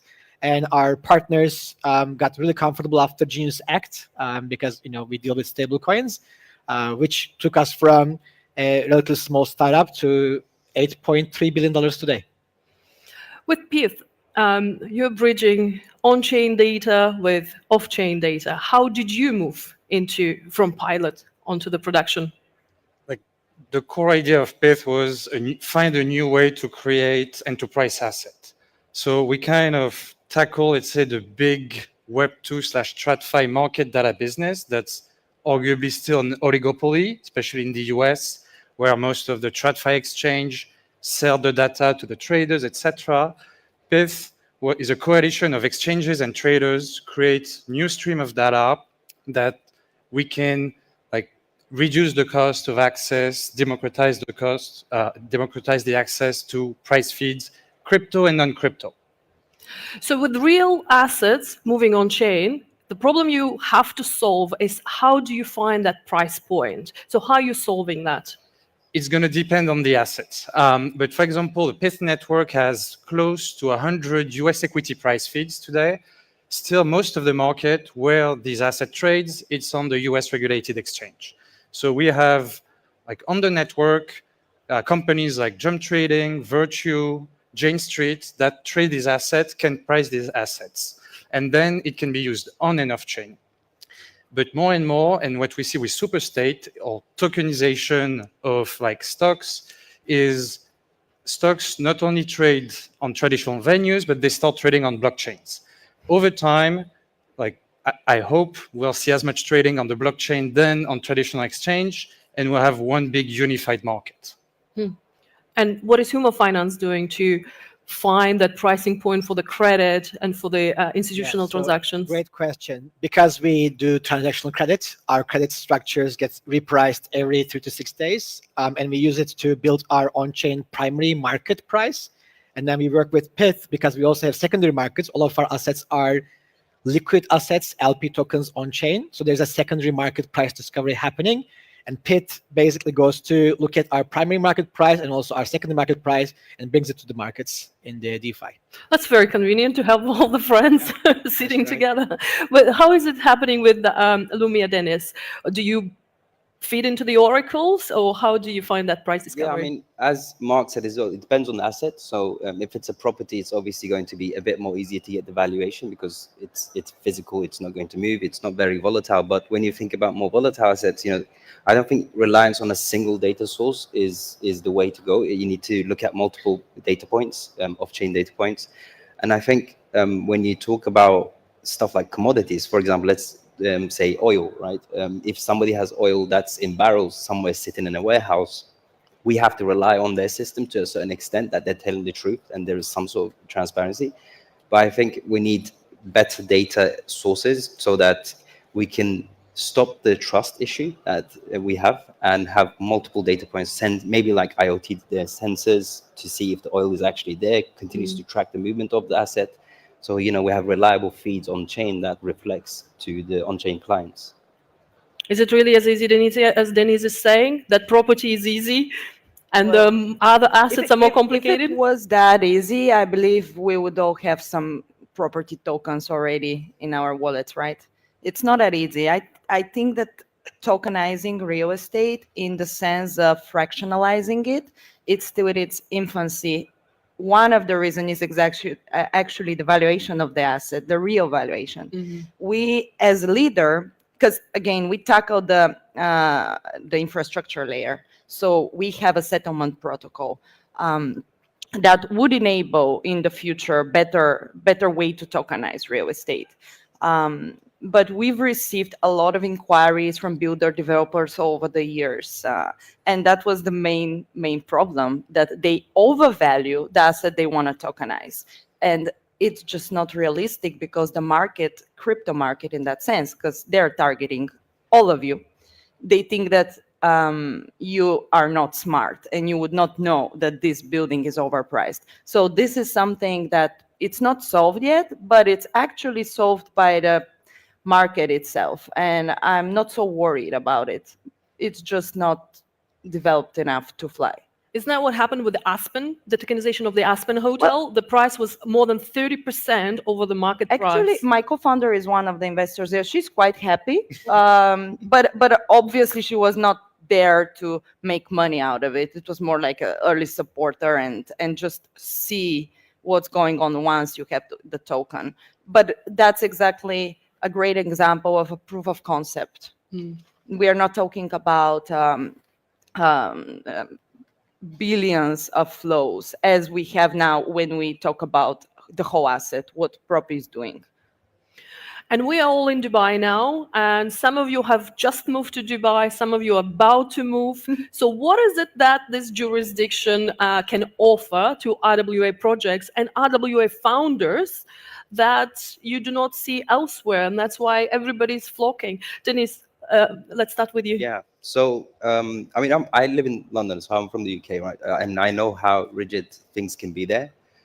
Whereas when you come to UAE and when you come to Dubai, you know, they try things out. You know, they push forward. They try to innovate, like these pilot programs that they have, the land registry pilot program that they have in place. Abu Dhabi is now pushing quite hard as well on the Web3 front. So they don't mind trying things out and innovating and see if it works out. If it doesn't, fine, we'll move on to the next one. But this is the kind of sort of, I guess, bravery we need from the government to push to that next, you know, incremental of the tokenization of assets, wherever they are, properties, commodities, precious metals, etc. And this is quite important for us as builders, because if we have legal sandboxes where we can try things out without getting into sort of gray areas or trouble, then, you know, it gives us the ability to innovate and produce something that's unique. Bravery from the government, I think it's a good one. Erbil, what's your main takeaway? Why are founders here? For us, we had three different forces pushing us into UAE. The first one was Patrick Campos, who eventually became our chief business officer. He was one of the founding members of Securency, and Securency was the pioneer in RWA tokenization, and they have built on top of the, you know, Abu Dhabi ADGM and VARA legislation very, very early on in the sandbox. And he convinced us that, you know, this region is going to continue to be a leader in that ecosystem. But at the time, we were still experimenting, you know, jurisdictions outside. And then Circle, our biggest strategic partner and investor, launched their, you know, biggest presence in MENA, and then they start onboarding institutions like Lulu Financial, one of the biggest cross-border payment remittance companies in the region, and they were looking for a partner. And we realized, okay, this region is going to grow so much. Right now, about 40% of our volume out of that $8.3 billion comes from this region. Wow, so partners and colleagues. That's right.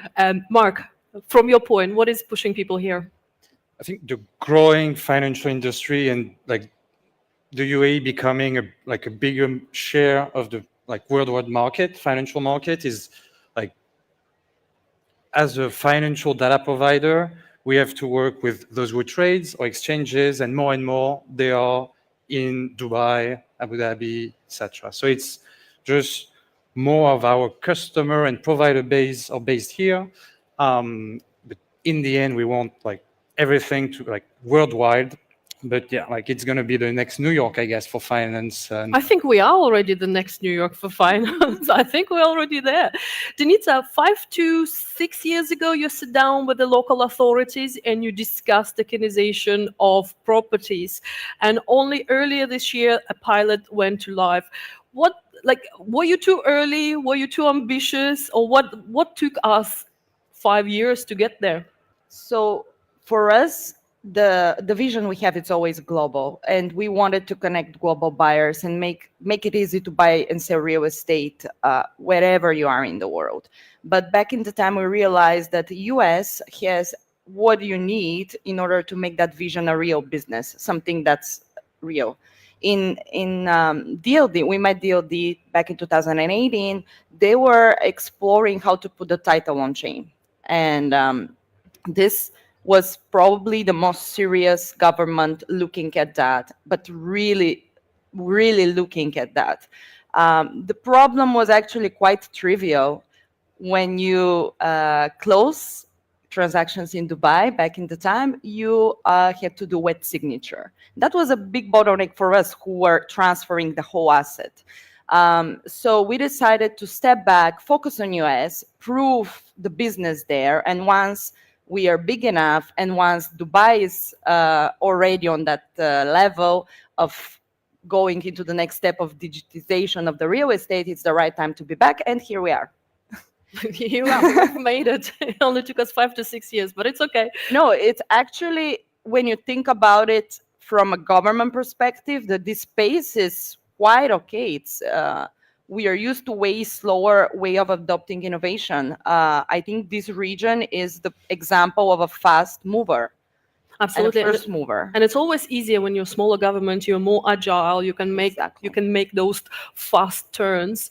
Erbil, you build a protocol where cash flow meets DeFi. One of the most popular tokenized assets right now are treasuries. That's right. What do you think would be the next most popular assets? What is your prediction? Where shall we focus on? So when we look at this, we actually look at this less as from the asset side, more from the demand side. Because when we talk to some of the largest institutions and liquidity providers and investors, what they're looking for is actually a way to invest in yield-generating assets that are fully liquid. We talk to large banks, and they're saying, they invested sometimes way too much into real estate and commercial or retail type of real estate assets, and those are huge chunks of their balance sheet that's about to explode, if anything goes wrong. And they are trying to balance that with more shorter-term yields, and those opportunities are becoming more ample on chain. So that's why we're focused on basically not selling our products as any specific type of asset, but selling it as a fully liquid stablecoin yield on chain. And that seems to be working. And so far, I think not just us, but companies like Maple also has proven that this is a multi-billion-dollar asset industry. Talking about the institutions, Dennis, you build a protocol to allow institutions to go into RWA tokenization. From your perspective, what do they look for? Do they look for compliance? Do they look for liquidity? What are the main features that the major institutions are asking for? So the institutions that we speak to and the companies that we come across, they look at two things. One is compliance, because they have to be compliant. When you look at US entities, these institutions, they are very much, they want clear legislation, which is why the US is also now pushing on clear legislation with the SEC rules changing around what is a commodity, what is an asset, security, etc. So I think that is number one for them. And then the second part is actually being liquid as much as possible. So they want to enter into these positions, into these tokenized assets, and quickly exit when they need to. They have this request as well, where they don't want dormant capital at any point. They want their capital to be working, to be yield bearing. As Erbil mentioned as well, it's a big issue for them, because they hold a lot of cash in between, right? So, and they want to generate at least 2-3% stable yield while things are happening in the background. So we see the same demand for our side and for our products as well. And what they want, the third thing that really is coming in demand is, how do we take TradFi instruments that we have today in Wall Street, and how do we make them available on chain, so that we're ready for the world of tomorrow, where AI agents start controlling wealth and start doing wealth management. And then, that's when interoperability and where Lumia Stream product comes quite important to them, because we could move this liquidity across different chains without having to restrict them to a single ecosystem. Exactly. So once we get to those AI agents controlling it, what would be very important are the oracles that would track the real assets on chain. So isn't that a bit paradoxical, Mark? We have and how are you planning to solve that, or how are you solving it now? Over time, I think we're going to see assets we won't notice if they're on or off chain. They have the structure so that they can be both. And that's, I think, where tokenization is done a bit wrong right now, as it's just a wrapper for something. We need native issuance on blockchains. So that issue shares either fully off chain, like we have done till now, or issue shares natively on the blockchain. And so overall, on the piece side, we want to price every asset and provide this price to everywhere. So on our end, whether it trades on or off chain, arguably we don't care so much. And if you want to use this on a blockchain in a trustless manner or fully off-chain in a fully trusted manner, we don't care either. So we have the structure where like we can, like on the demand side, fulfill both on and off chain, even mixed together, and same on the supply. We will move to a fire round now to conclude with some energy and lift the energy in the room. So Denise, one RWA asset that is super overhyped in 2025, and you don't want to see it being tokenized next year. That was a shocking question. Well, security bills. Yeah, I don't want to see any more of that. I'm sick of that. Sorry, guys. I think stocks, or at least mirrored stocks. I think we have enough solutions now. We need to look at commodities. Erbil. I never believed local assets belong to DeFi. I think only global assets belong to DeFi. So any local assets, I'm quite bearish. Which assets? Local assets. Local assets. Yeah. I'm also real estate, purely local. Mark? I'm yet to be convinced on real estate on chain due to liquidity. It's, for me, you need assets that trades, and a house doesn't trade so often. Which asset do you want to be tokenized in 2026? Back to him. My dream is to have real estate on chain, as I said before. But again, in this form that everyone knows it, and back to what you said, there is no liquidity for it. Obviously, there is no secondary market. It's treated like a security, which I think any government should step back a bit and think about. If you treat it as a security, it's just a wrapper of what already exists in the REITs. Back to what you said, and I agree with you. So, which is not the case in the UAE. In Dubai, it's more like a dream, but I know in Dubai they're working on that. So I really hope to see it like. So in the UAE, that is actually a reality. A tokenized asset is not a security. This is the first jurisdiction in the world. We lobbied very hard for this, worked on this for 2.5 years. Thanks to you. And that's why we are here. So for 2.5 years, we worked with the regulators on this, and I'm absolutely delighted to have had so much support. So we did lobby for that regulation. But back to our fire round, the biggest myth that you see in RWA tokenization. Mark. That it's going to solve every problem. It's wrapping stuff doesn't solve the issues. Agreed. Erbil, biggest myth. I think the biggest myth is RWA is the most demanded asset by TradeFi. That's not the case. Dennis. I think the fact that people state legal wrappers are solved, I don't think it's solved. I think it's still very manual. Agreed. Denise. Well, actually, I just saw before coming on stage that Brian Armstrong posted we should put all assets on chain. I think that's a myth. I don't think all assets need to be on chain. Do you guys agree? Not everything belongs on chain, only the most tradable assets? Yep. No, nobody agrees. Everybody wants everything on chain, which is absolutely fine. Last, you literally have one word. One thing Dubai does better than any other crypto hub. Well, obviously on-chain real estate. Forward thinking. Bring anyone around the world into one place. Tax. Fantastic. Here we are. Thank you very much for being with us. Thank you very much for joining the panel. If you want to meet any of the speakers, they will be here in the audience later.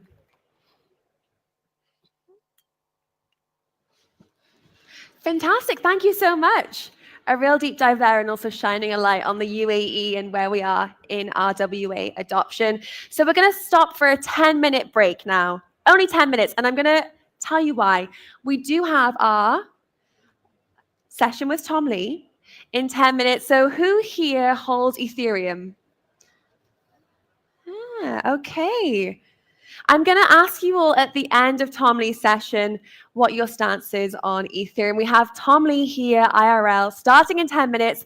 We'll also be doing a community AMA, so I'm so excited for you to listen in for that. So have a break, get a little coffee, make sure to come back. It's going to be a full house. We'll see you all in 10.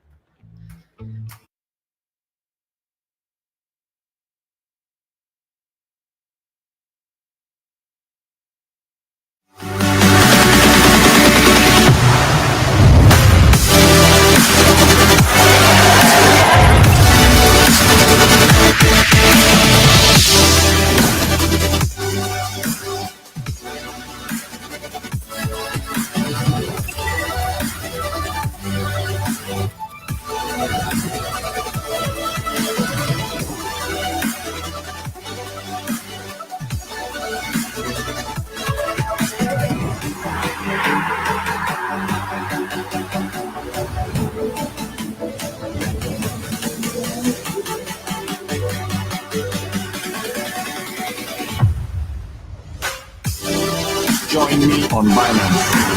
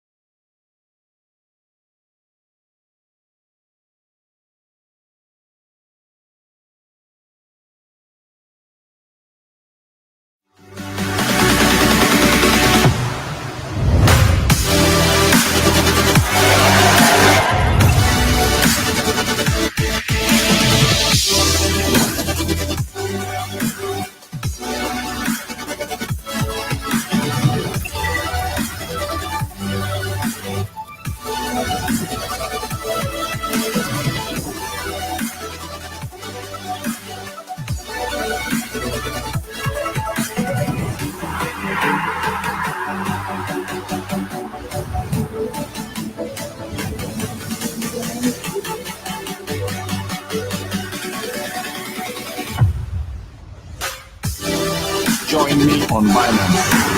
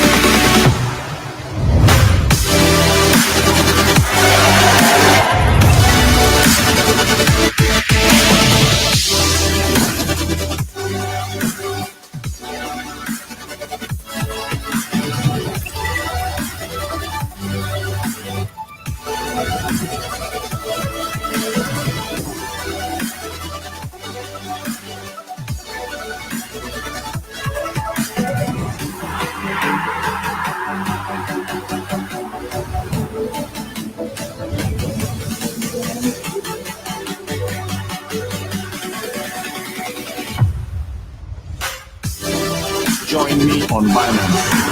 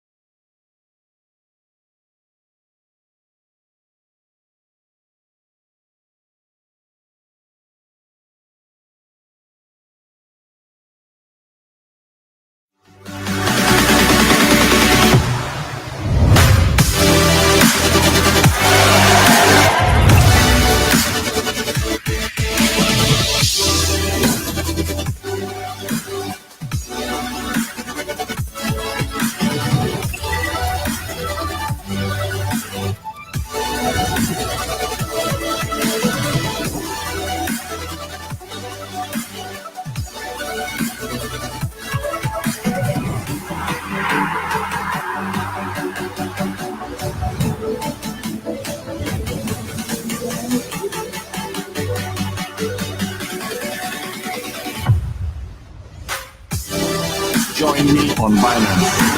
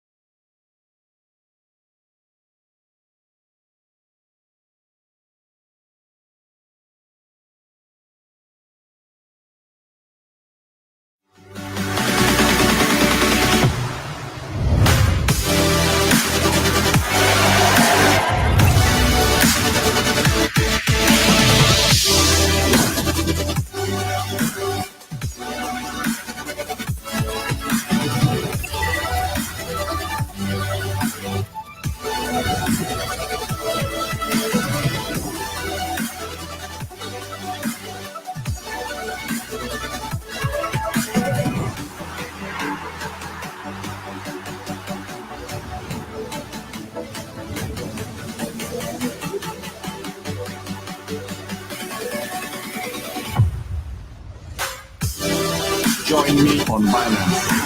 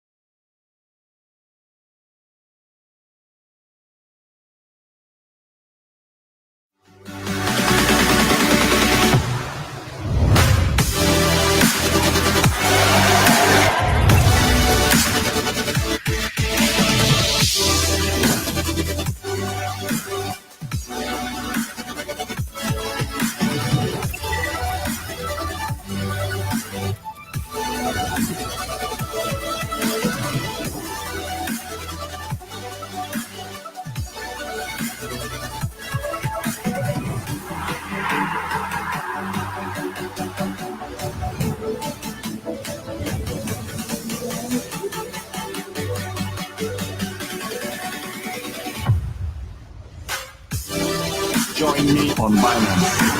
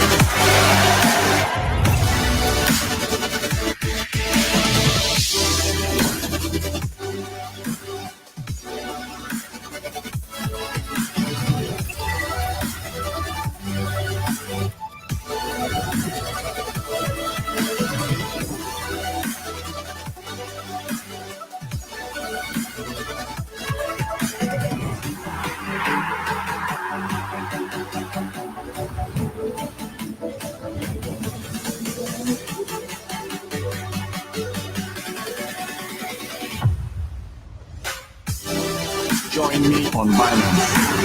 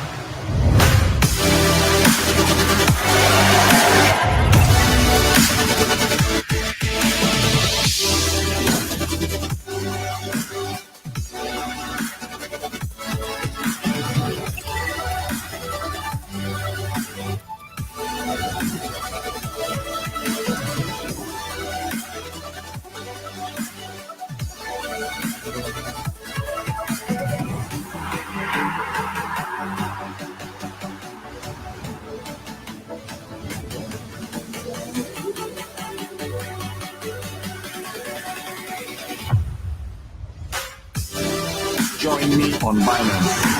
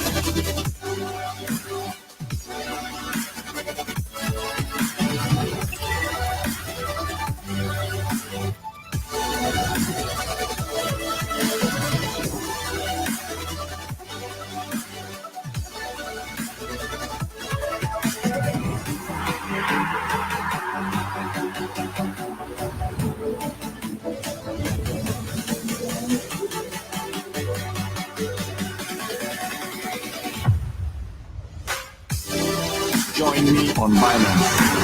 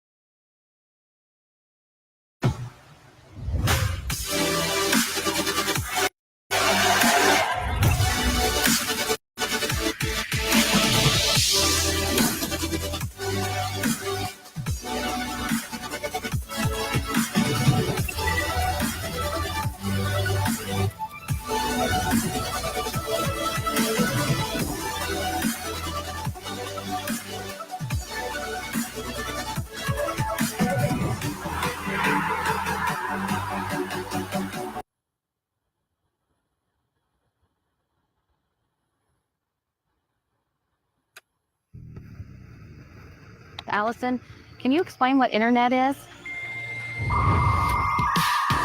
People used to say, money talks. The market is booming. What in the world is happening But on one Wall day, Street? money lost its voice. We read everywhere. Is now down 21%. Yet in its place, something louder, Brother, can you spare a Bitcoin?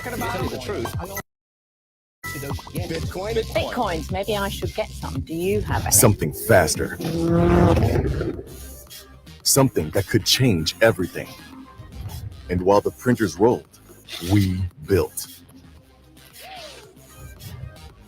Money found its voice again. But this time, it speaks for everyone. Welcome to Binance Blockchain Week 2025. We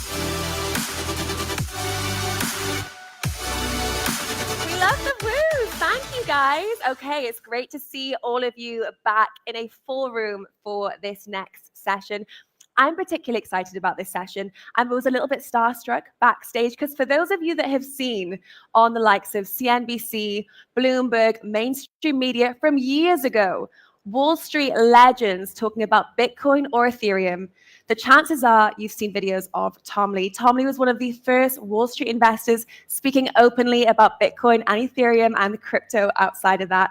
So now, without further ado, it is time to introduce the legend that is the chairman of BitMine, Tom Lee.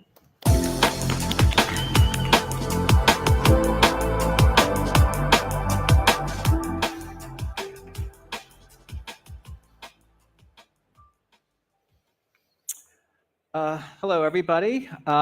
It's great to be speaking to you, and especially this time, because as you know, crypto's had a rough run since October.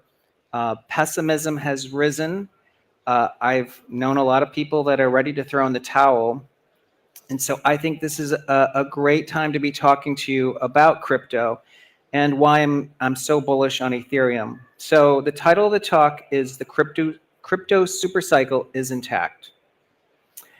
A little background, I have 3 jobs today. I'm the head of research for Fundstrat Global, which does macro and crypto research.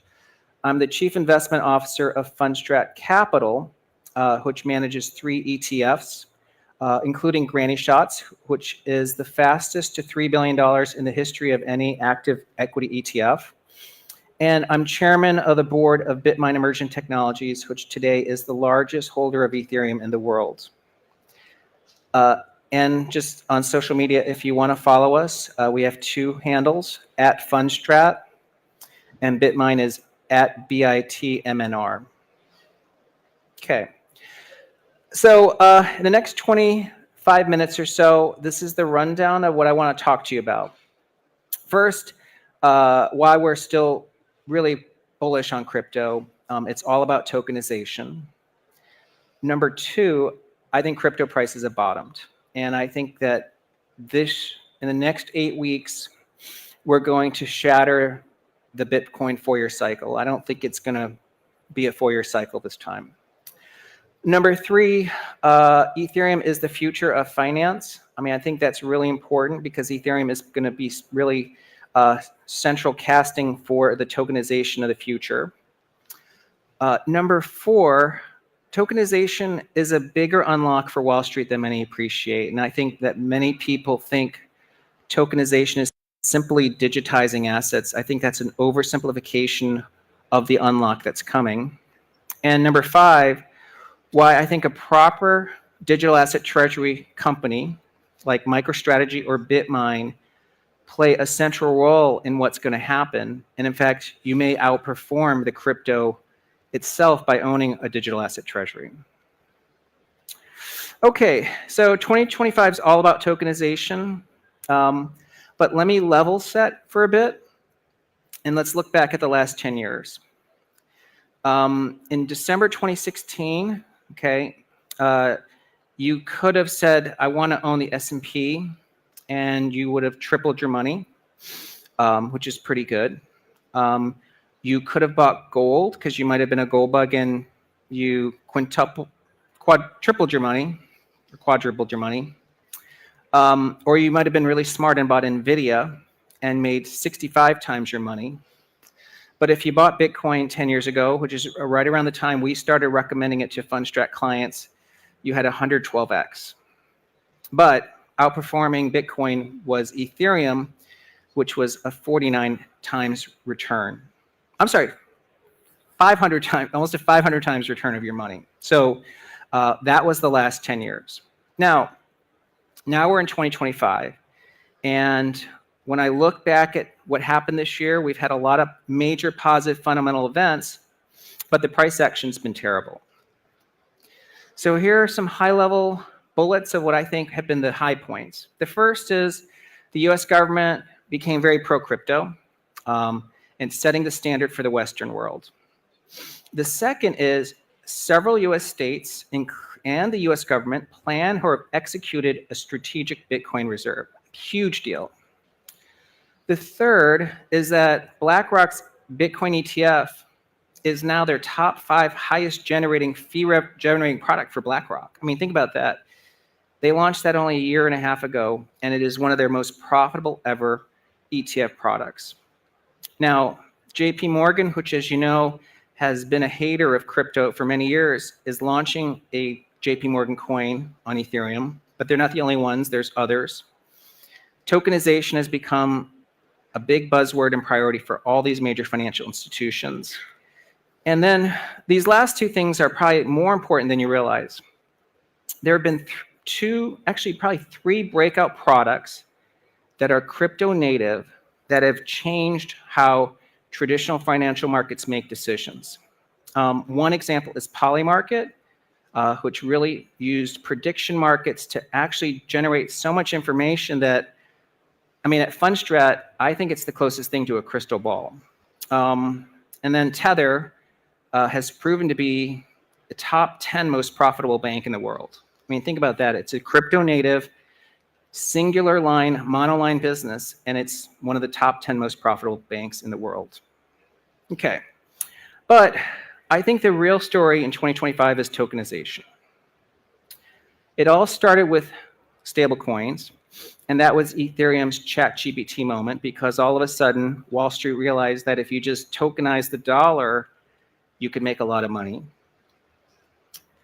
But now financial institutions are saying tokenization is going to transform finance. In fact, Larry Fink says it's the biggest, most exciting invention since double entry bookkeeping. I mean, first of all, I don't know if that's that exciting, but it is apparently a huge deal. And I mean, this picture is, this is monumental too. Brian Armstrong and Larry Fink together talking on DealBook.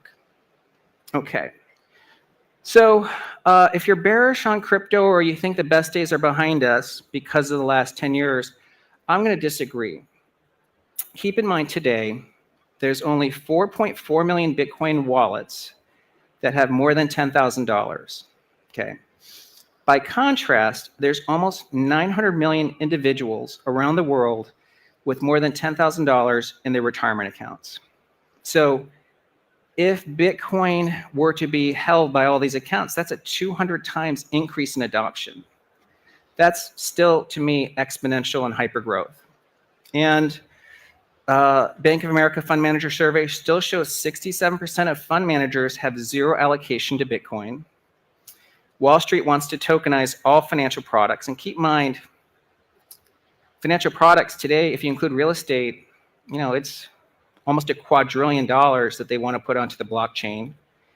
And then, of course, in the agentic world, it's going to create a need for decentralized trust and security, of course, which is what blockchain solves. So to me, I think the best years are still ahead. Okay. So let me explain to you why I think crypto prices have bottomed. First of all, crypto is acting like there's a crypto winter because gold's up 61% year to date. S&P's up almost 20%, and you can see Bitcoin and Ethereum actually are negative year to date. And I really like this article by Jeff Dorman at Arca, who said, the selling that nobody can explain. I think many people can say why they think crypto prices have fallen, but nobody really understands why. But here's what I just want to point out. This is Bitcoin's year-to-date performance. And Bitcoin was having a good year until October 10th. Now, after October 10th, a lot of people try to explain why crypto is declining. It's the quantum risk to Bitcoin, crypto winter starting. I have so many traditional investors telling me that's the only reason. They say, Tom, it's the 4-year cycle. Of course, we had the October 10th liquidation event, the biggest liquidation in history. A lot of people say it's the AI stocks have captured mind share. MicroStrategy recently said they might sell their Bitcoin. That scared some people. MSCI may exclude digital asset treasuries from indexes. And of course, Tether got a ratings downgrade. So maybe some of these could explain why crypto's down. But just keep in mind, crypto was up 36% until October 10th, and then it's gone straight down. I personally think it has a lot to do with deleveraging. And as you know, after the FTX collapse, it did take 8 weeks before market makers recovered and crypto could start to see price discovery again. And we're basically 7.5 weeks past that event. Now, Bitcoin made a decision about 5 weeks ago to engage Tom DeMark because we wanted to understand what was happening with crypto prices. Now, if you don't know who Tom DeMark is, he's a legendary market timer. At Fundstrat, I've used him to call 2 of the major market lows, the March 2020 low and the April tariff lows. Those were all in coordination and consultation with Tom DeMark. And Tom only has 2 clients today. We're his second client. And he's very expensive, actually. Tom has advised us to dramatically slow our Ethereum purchases. And as you can see here, once we engaged Tom, we took a different strategy with regard to our Ethereum purchasing. And you can see our Ethereum purchases fell by half to 50,000 a week. But we've begun to buy Ethereum again. You can see last week we bought almost 100,000 ETH, twice what we did 2 weeks before. And I will give you a hint, we definitely bought more than that this week because we believe Ethereum prices have actually bottomed.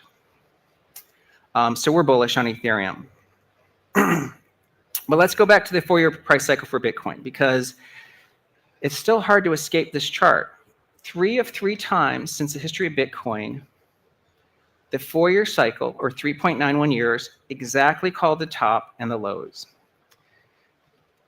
So the question is, why is Bitcoin subject to a 4-year cycle? We asked the Fundstrat Digital Assets team to give us the 5 most logical reasons for this. There's the halvening cycle, there's monetary policy, margin debt. But the 2 things that I think have actually become more important in our view is gold versus copper, and then the ISM, which is just your traditional economic business cycle. So let me explain. So the halving could explain Bitcoin because the halving is pre-computed. But the problem with the halving cycle explaining Bitcoin's price is that there's a lot of other things that have a 4-year cycle. Presidential elections, Olympics, World Cup, etc. But there are some things that follow a 4-year price cycle that no longer follow a 4-year price cycle. And one of them is copper versus gold. And this is a tweet from AO BTC analyst. And we decided to recreate it, which is, let's look at the ratio of copper prices, which is measuring industrial activity, to monetary base, which is gold. And in the past, you can see it had a predictable 4-year cycle, except this time. And if you line it up with Bitcoin and copper, they actually line up almost perfectly. But copper and gold are not in a 4-year cycle now because that ratio should have peaked this year. Similarly is ISM. ISM is a measure of US economic activity, and historically that had a 4-year cycle. But as you can see, the ISM is not following a 4-year cycle today. It's actually stayed below 50 for almost 3.5 years. If you line up the ISM to Bitcoin, you can see it almost perfectly explained every Bitcoin cycle, including the original Bitcoin price peak. So it's even more explanatory than the 4-year cycle. But again, this time the ISM is not peaking. So here's the question I'd ask you. If the industrial cycle is no longer following a 4-year cycle, and copper gold isn't following a 4-year cycle, I'm going to say I don't know if Bitcoin should follow a 4-year cycle. So I'm not in the camp that Bitcoin price has peaked. And the only way we'll know is if we make new highs in January, which is our bet. Okay, so let me explain to you why Ethereum, now that we've talked about crypto, Ethereum is the future of finance. And what I mean by that is Ethereum in this year, it's having its 1971 moment. I've done past dedicated videos explaining this, so I'm not going to spend much time on it today. But what I'm saying is that in 1971, the dollar went off the gold standard. And in 1971, it galvanized Wall Street to create financial products to make sure the dollar would be the reserve currency. Well, in 2025, we're tokenizing everything. So it's not just the dollar that's getting tokenized, but it's stocks, bonds, real estate. And Wall Street is again going to take advantage of that and create products onto a smart contract platform. And where they're building this is on Ethereum. This is a list of basically every major financial institution, and they're building products on the blockchain. And today, if you look at the share of real-world assets, and the prior panel talked about that, the majority of this, the vast majority, is being built on Ethereum. And not only that, but Ethereum is continuing to upgrade its capabilities, and today, the Fusaka upgrade was completed. So again, Ethereum is increasing its capabilities. And I thought this was great. This week, if you guys know Eric Voorhees, he was one of the original Bitcoin developers. Even he has said Ethereum has won the smart contract war. Okay, so that gets us to the price of Ethereum. As you know, Ethereum has been range bound for 5 years, as I've shaded here, but it's begun to break out. And that's one of the reasons why myself and Mosaics, Shen from Mosaics is here, we got very involved with Ethereum by turning Bitmine into an Ethereum treasury company because we saw this breakout coming. And maybe more importantly, the Ethereum Bitcoin ratio we think is also going to have a breakout. Now, this might actually be more important because Bitcoin and Ethereum are really the two most important crypto L1s or blockchains out there. But if 2025 is about tokenization, that means Ethereum's utility value should be rising. Therefore, you should watch this ratio. Okay, well, what does that mean for Ethereum's price? Well, I think Bitcoin's going to get to 250,000 within a few months. And if Ethereum price ratio to Bitcoin gets back to its 8-year average, that's $12,000 for Ethereum.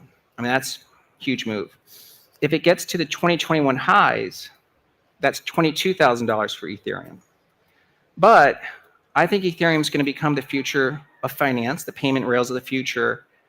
And if it gets to 0.25 relative to Bitcoin, that's 62,000. So I think Ethereum at 3,000, of course, is grossly undervalued.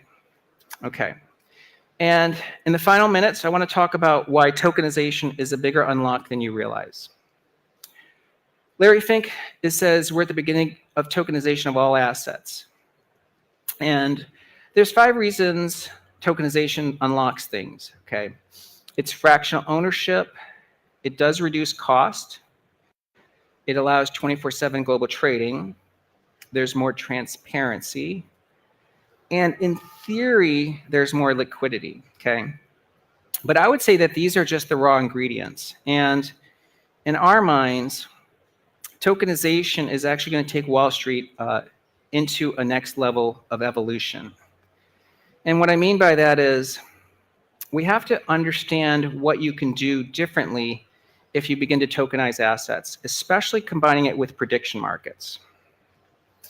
For instance, most people who are talking about tokenization are doing what I call a very simplified view. They're going to take a painting like this and they'll fractionalize it. So you can own 1 grid of this asset. But a second way to do a tokenization is to factorize a business, okay? So let's say we break this painting down into its prime colors, and then you can just buy, whatever factor you want. An example is Tesla. For instance, you can time tokenize Tesla. You can buy the NPV of earnings on a specific date. You can product tokenize. You can just buy the present value of a specific product stream. Okay, so in other words, it's blending prediction markets with actual ownership. You can geographically tokenize Tesla. You can buy the NPV of a specific region, or you can financial statement tokenize. You can buy the tokenization of its subscription revenues. These will all still solve for the price of the stock, but you're going to create an unlock that better explains the price of Tesla. For instance, we know Tesla's stock price is the sum of its future earnings. So let's say that you could tokenize and purchase a specific year of Tesla's stock earnings. And we know that Elon Musk is going to get his pay package based on a 10-year plan.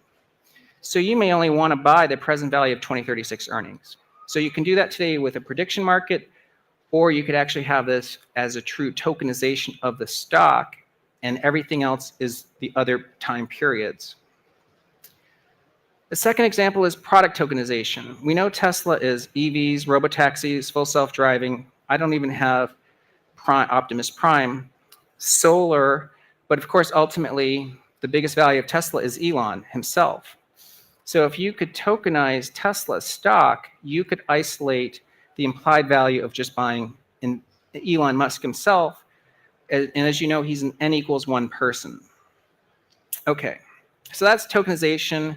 I think, of course, you need smart contracts and prediction markets, and really working in conjunction with both is what is, in our view, a huge unlock. And in fact, BitMine is trying to find projects that are really moving this forward.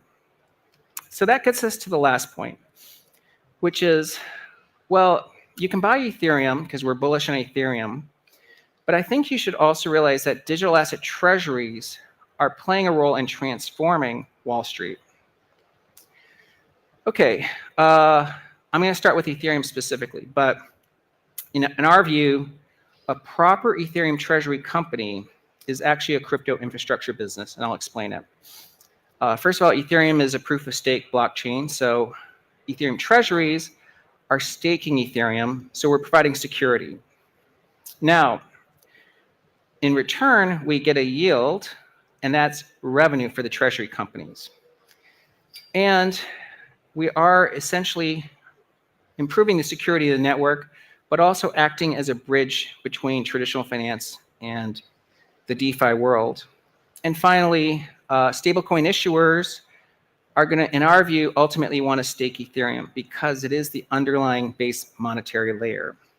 But for all of this to work, I think the most important element of a crypto treasury is it needs to have stock liquidity.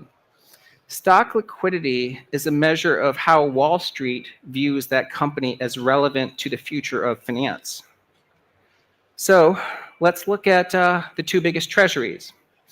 MicroStrategy today is the 17th most traded stock in the stock market today. So think about that. Like, let's say that you guys think no one cares about MicroStrategy. Wall Street certainly does. It is trading almost $4 billion a day, and it trades, it trades more trading volume than JP Morgan, for instance. Now, BitMine, which essentially was created 4 months ago, is the 39th most traded stock in America today. And as I zoom in here, you can see it trades more trading volume than General Electric, which has 30 times the market cap. And it trades almost the same trading volume as Salesforce.com, which is 20 times the market cap. So these two companies, according to the equity world, are extremely relevant.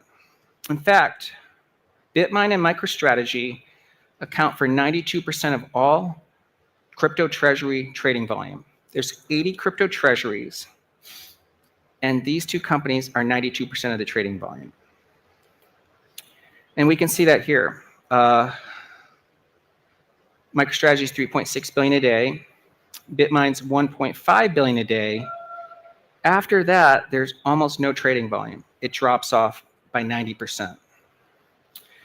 Okay, and that's where MicroStrategy and BitMine are pursuing different strategies, because MicroStrategy is purpose building their crypto treasury to be what Michael Saylor calls a digital credit vehicle. And he's financialized his balance sheet with a series of products, and it's been phenomenally successful. On the other hand, BitMine is bridging Wall Street and Ethereum and DeFi. So let me explain. Number one, BitMine's the largest holder of Ethereum in the world. I think that's a pretty impressive feat because 5 months ago, BitMine owned 0. Now, BitMine has announced that we have Maven, our staking solution, and when it's fully implemented, using the Caesar index, we should generate about 2.9% staking yield on our Ethereum holdings. That's about $400 million a year in net income, or $1.3 million a day. I mean, think about that for a moment. I mean, that's a lot of money. And it's done with a completely clean balance sheet. BitMine has over $12 billion worth of Ethereum, a little bit of Bitcoin, some moonshot investments, and about $900 million of cash. So there's no debt. But that's only part of it. As you can see, this is part of a DeFi strategy. The first was BitMine is doing moonshot investments. It made a big investment in ACO, which is proof of human, an ERC20 token called WorldCoin. We have our Maven staking solution that's being rolled out next year. We're working very closely with the Ethereum Foundation in partnership to really help bridge Wall Street and crypto world. We're already looking very hard at investing in DeFi projects. And of course, we're in the process of creating BitMine Labs. But that's only part of it. We're also planning to bridge finance. Because of BitMine's sizable trading volume and because of the macro experience of both Mosaics and Fundstrat, we have enormous Wall Street connectivity. We also realize that BitMine is very complementary to a lot of consumer services. It already is a very recognized brand. We are one of the most important stocks in the stock market today. There is an enormous BitMine community that already exists, and BitMine is building a lot of its own technology. So the roadmap looks good for us. We have a Made in America validator network, which is Maven. We're really investing in the crypto community and in BitMine moonshots, and of course, targeting at least 5% of the Ethereum network. That's the end of my presentation, so thank you. Fantastic. Thank you, Tom. Now I'm going to get some of our team to bring in some seats and we're going to sit down and ask you some questions from the community, if that's fine. You're going to be in the hot seat for a little bit, but it'll be fantastic. So without further ado. Okay. Great. Fantastic. Okay. So Tom, starting off, we talk a lot about how, and you speak a lot about how macro movements really can impact price in crypto. But I think one of the first questions that we had submitted from the community was how macro developments, how they can really impact crypto adoption. So what's your take there? Yeah, I think macro does play a big role in crypto. Stan Druckenmiller famously said that 80% of the success of a stock trade or investment idea is macro, meaning you could find a stock or a crypto project or a venture project and be an expert, get the entire thesis right, but that's only 20% of the success. And the reason for that is, as you know, crypto, for instance, is dependent on macro. Regulatory risk is huge. Monetary policy plays a huge role, like the Fed and other central banks easing or tightening affect money supply. That affects gold prices. It's going to affect Bitcoin.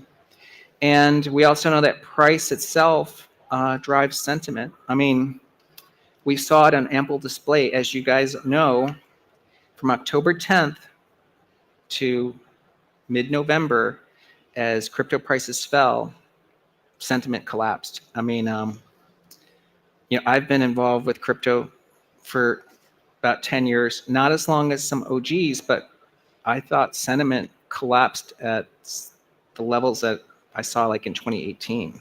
So macro plays a big role.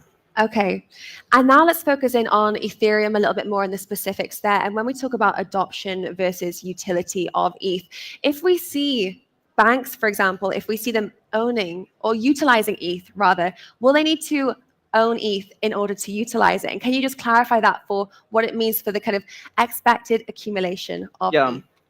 Yeah, this is a really important question because I've heard a lot of people say, oh, Tom, listen, Wall Street's going to build L2s, layer 2s on top of Ethereum, and therefore they don't really need to or care about Ethereum's price. In fact, someone told me that it's like Linux. There's a lot of people that use Linux, and even if you use Linux, you don't have to own Linux, the company.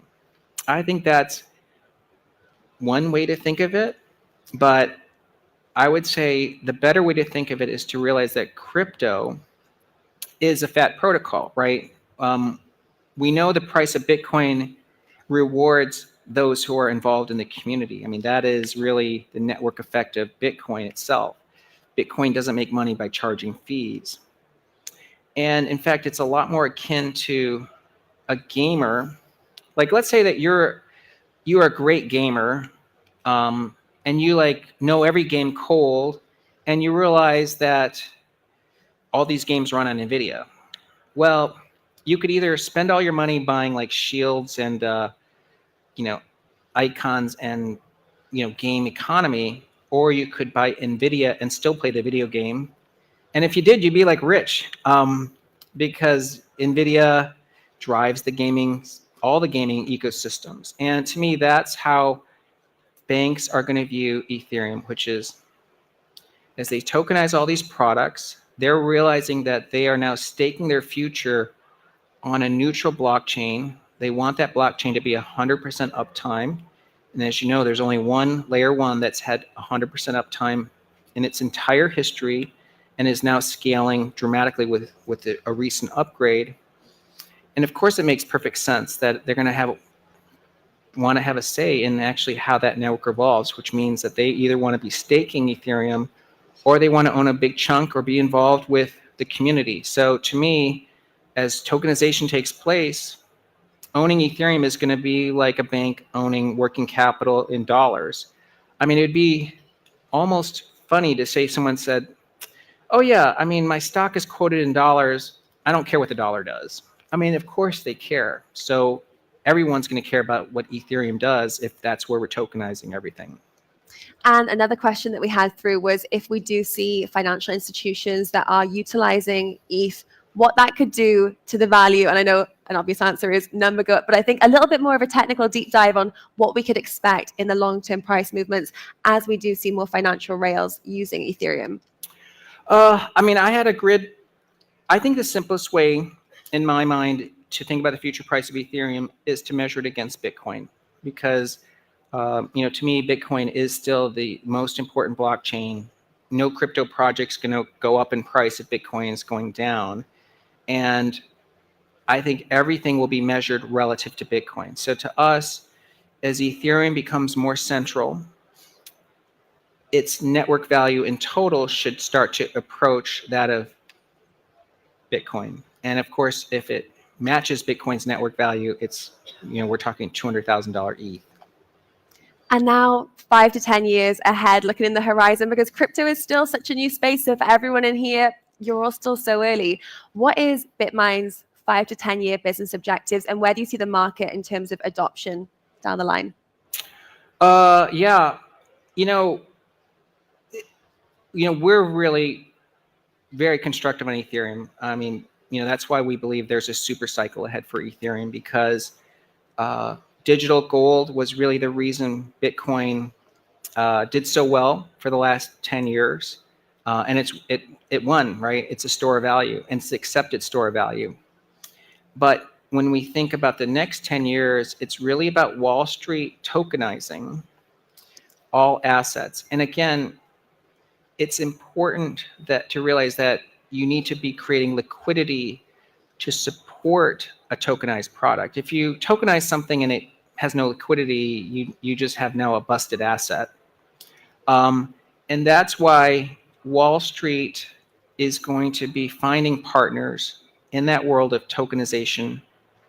And the Ethereum community, as you know, it's a huge global community, a lot of great ideas, but they need to be thinking about how to, again, as Vitalik said, he's pro-users. Wall Street's going to be a user of Ethereum.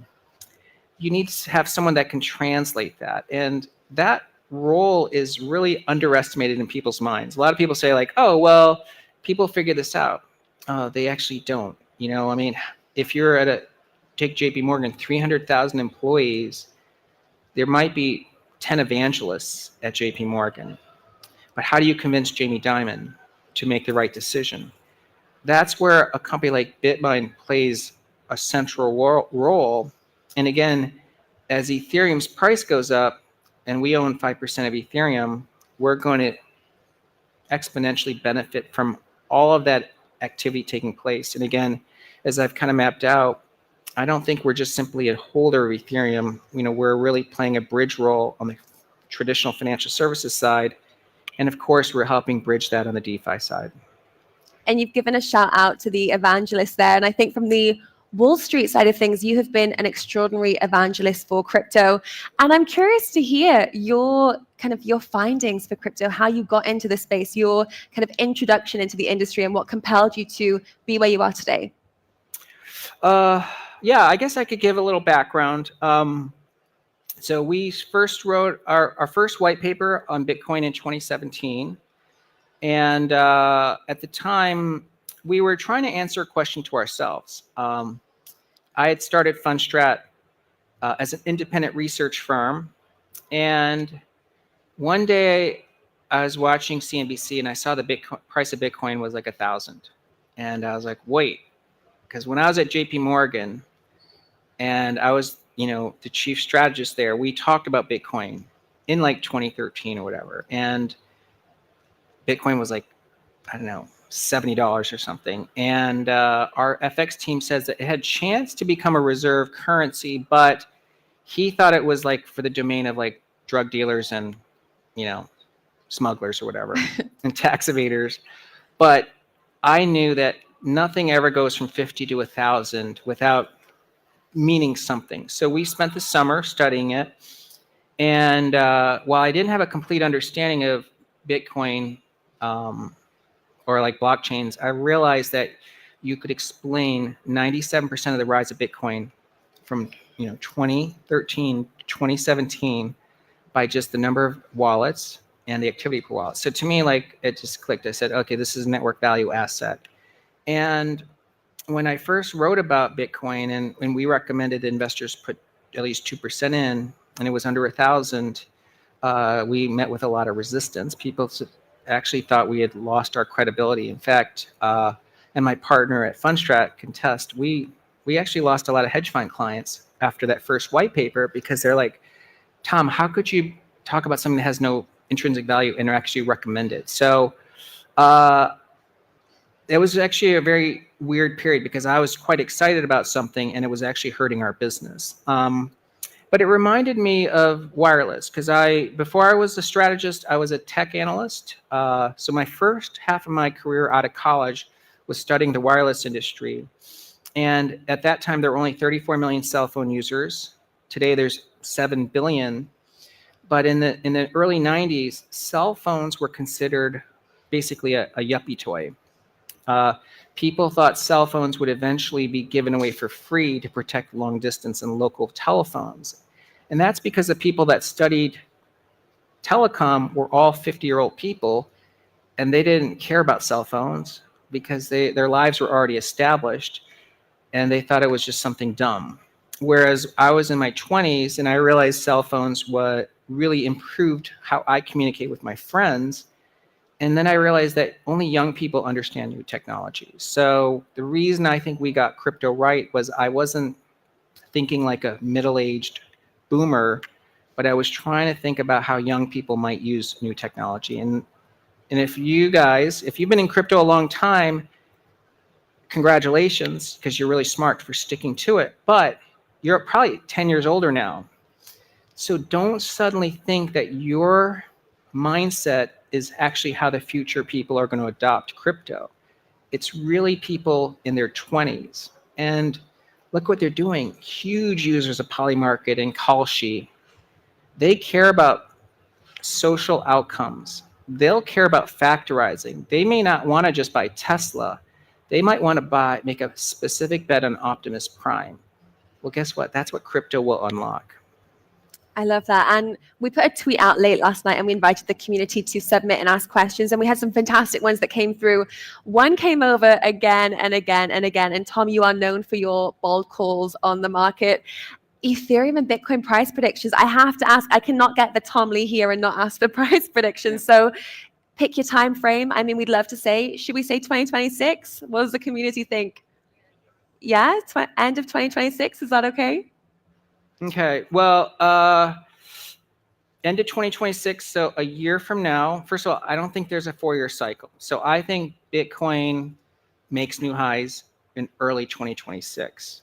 And well, we'll find out, right? We'll find out in a few weeks. But if that's the case, then I think Bitcoin is going to basically pattern match what happens to the S&P.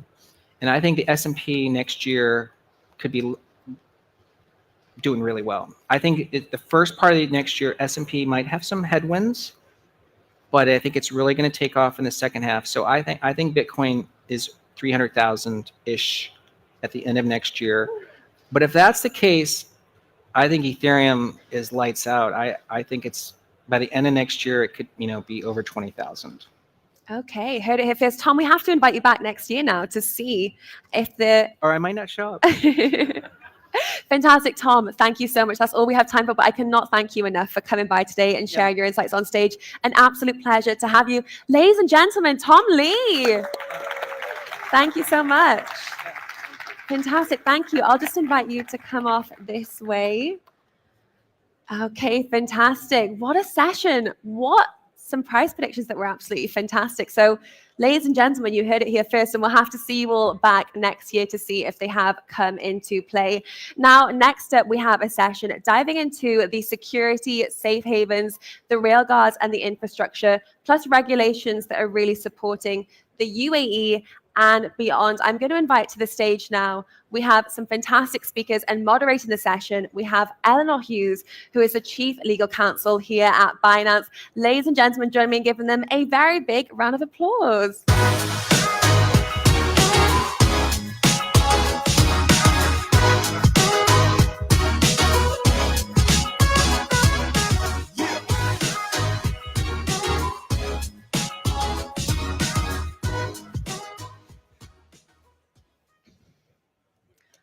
Good afternoon, everyone. And I have to say, it's an absolute pleasure and an honor to be here today. This is actually my first Binance Blockchain Week, given that I've been at Binance for 4 years. And this event really brings home to me the community that Binance has created. So thank you, everyone. So welcome to our session, a safe haven for crypto security and compliance. And today we are exploring one of the most important conversations in our industry: how to build a digital asset ecosystem that's safe, compliant, innovative, and trusted. And I'm joined by two leaders that sit at the heart of this question. Major Faisal Al-Yacoubi, whose work at the Ministry of Interior is driving the UAE's approach to virtual asset safety. And Payal Patel, VP of Risk and Compliance at Circle. Together, we're going to unpack some themes such as how is the UAE shaping the global benchmark for secure digital asset ecosystems, how industry players like Circle are building out trust at scale, and what true collaboration means between regulators and between commercial parties. So turning first to you, Major Faisal. How is the ministry thinking about consumer protection in the virtual asset space? At the beginning, I want to thank you for inviting me. And about the Ministry of Interior, the consumer protection is our top priority. We believe that prevention is better than cure. We can make many laws, but if people, they don't understand the risk, they will still vulnerable. Education is the key. For long time trust, we want people to understand what are they buying, how they to keep their wallet safe. When they are educated, they become our partners in fighting crime, because they can spot this scam before it happens. Thank you very much. Completely agree that education is key here. And that's something that's close to our heart at Binance, and that's why we have Binance Academy, and as I'm sure you've all seen. So turning again now to Payal, Circle has built its reputation on trust, transparency, and compliant infrastructure. From your vantage point, what do you think is the biggest misconception people still have about stablecoins in 2025? Yeah, so firstly, thank you so much for having me. This is also my first Binance event, having just moved to the UAE, so I'm very excited to be here. So I have two thoughts that come to mind when I think about misconceptions and stablecoins. So the first is that all stablecoins are the same.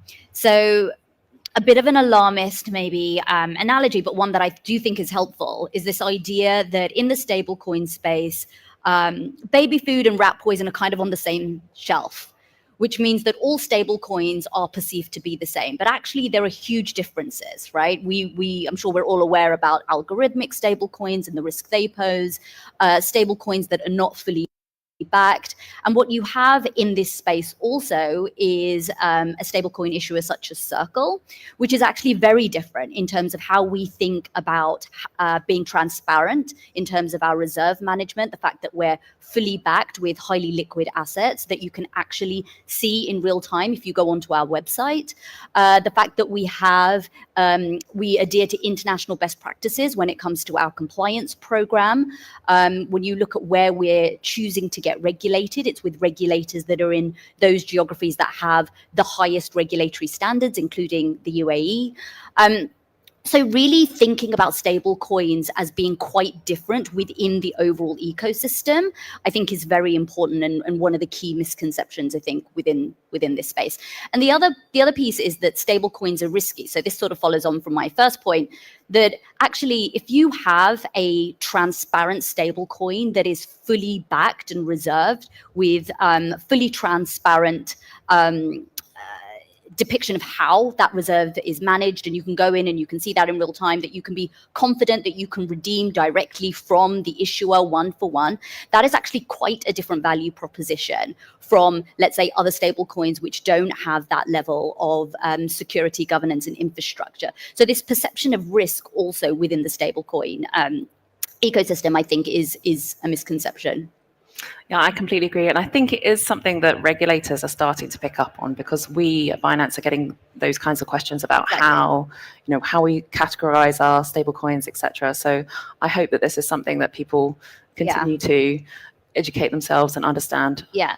And just to sort of add, at Circle, we have a very forward-facing policy team. So a lot of the work that we do is actually working with regulators to make sure that there is a full and robust understanding of these differences.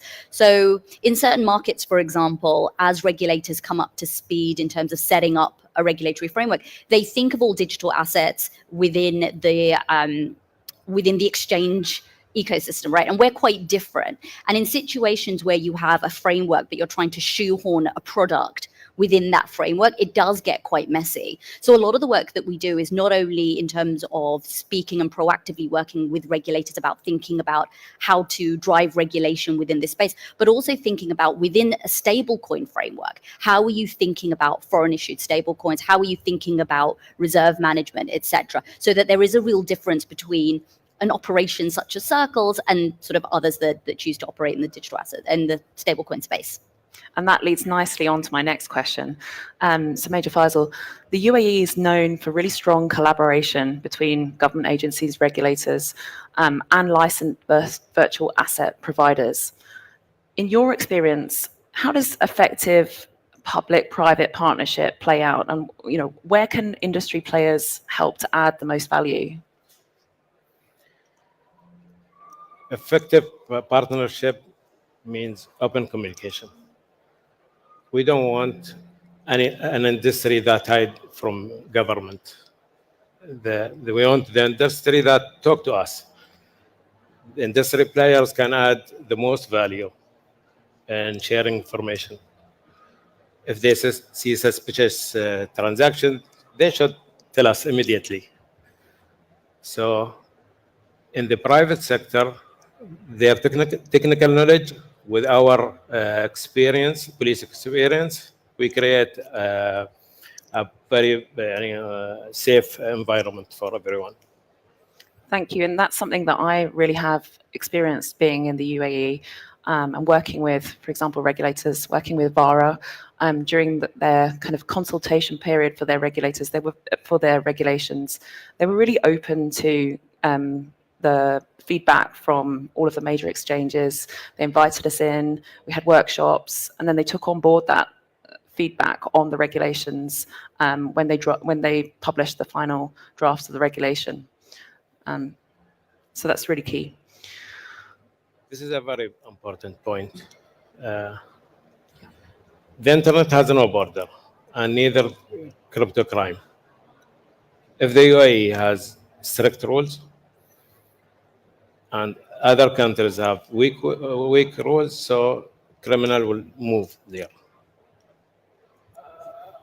I would like to see global standardization laws and a common language for communication to share data and inform similar standards across borders. So criminals have, at this time, criminals have nowhere to hide. We need to work as one team. Yeah, I completely agree that kind of regulatory fragmentation is, it's very difficult for us as an exchange to ensure that we are meeting all those different standards when they differ across jurisdictions. So that kind of bringing everybody up to the same standard is something that we would welcome. And Pyle, where are you seeing the kind of strongest real-world adoption of digital currencies at the moment? And what behaviors or use cases are most exciting from a compliance and safety point from your perspective? Yeah, so in terms of commercial use cases, we're seeing obviously cross-border payments, global payroll, especially in emerging markets, where actually the exchange of money is not as quick, frictionless, or often takes a lot of time. So for us, that's certainly where we see a lot of value from a product such as USDC.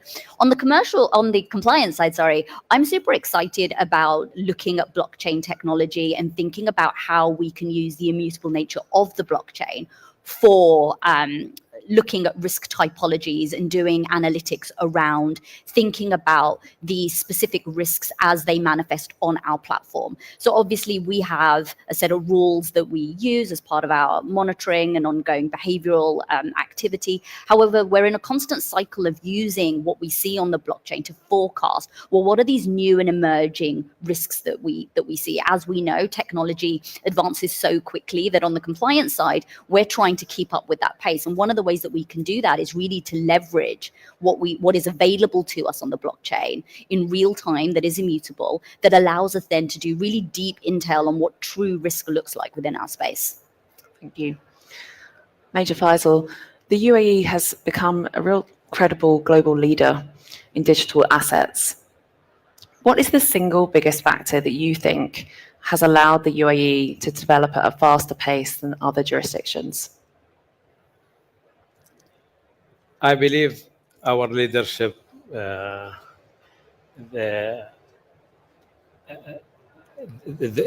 leadership vision is the key factor. So while other nations see crypto like something they fear, but UAE sees it like an opportunity to be managed. This positive mindset allows us to make decisions quickly and create decisions that are strict but flexible. We don't wait for the future to. We don't wait for future. We build it. Yeah, and I think this approach is something that I've experienced, working in the jurisdiction. When I first joined Binance in 2021, we were talking with Dubai World Trade Center Authority, and we were, talking about an MOU for establishing a crypto regulator or a digital assets regulator. And in this draft, there were sort of various timelines, and it was like 2 months publish the law, 2 months create the regulator, and then implement all the laws. It was really shocking to me, and it was kind of incredible that happened so quickly. We were talking to them in November. in December, I think the law was announced, and by January or February, VARA was created. And the speed of that is just unprecedented, I think, in any other jurisdiction.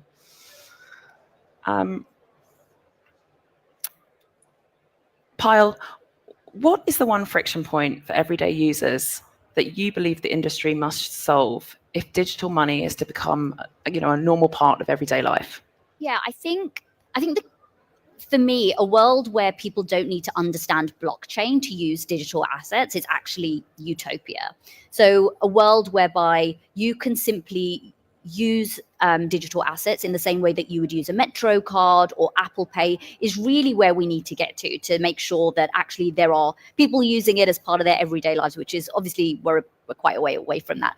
And I think a key part of that, therefore, is, and I think the point was made earlier around education, right? Making sure that people understand where is their money going? How is it being utilized? How safe is it? And it's incumbent on us that work in this space to truly step up to make sure that that messaging is understood, and also partnering with regulators. So there is a high bar that is being set now within these markets around who can enter the space, who can actually service which type of customers. Are these customers sophisticated enough, and do they understand the space to understand where they're putting their money, etc.? Because we can all appreciate there's been so much progress that has been made, but actually digital assets still have a branding problem. There is a big PR issue here that still exists, right?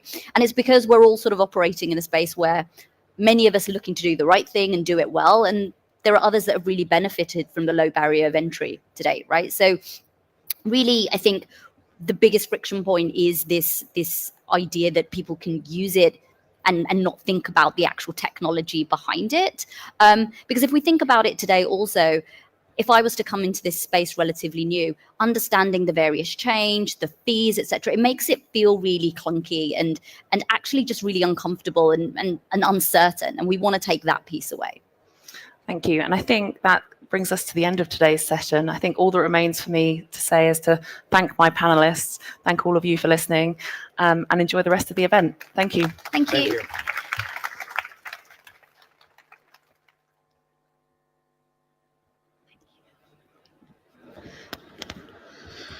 Fantastic. Now we're in our final few hours of Binance Blockchain Week. It's getting pretty exciting. We have just 1 hour to go until the big debate, which I think you all are pretty excited for. Is that fair to say?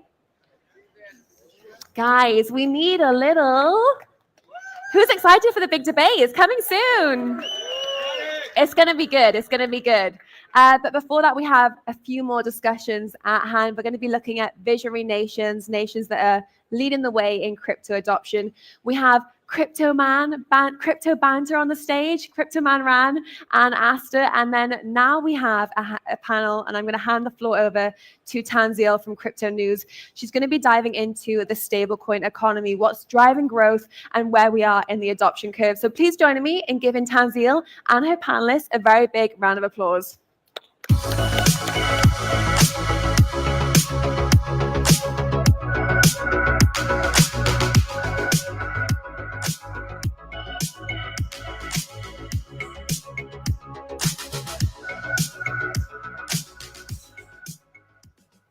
Hello, everybody. I'm Tanzil, and I'll be moderating today's panel on stablecoins.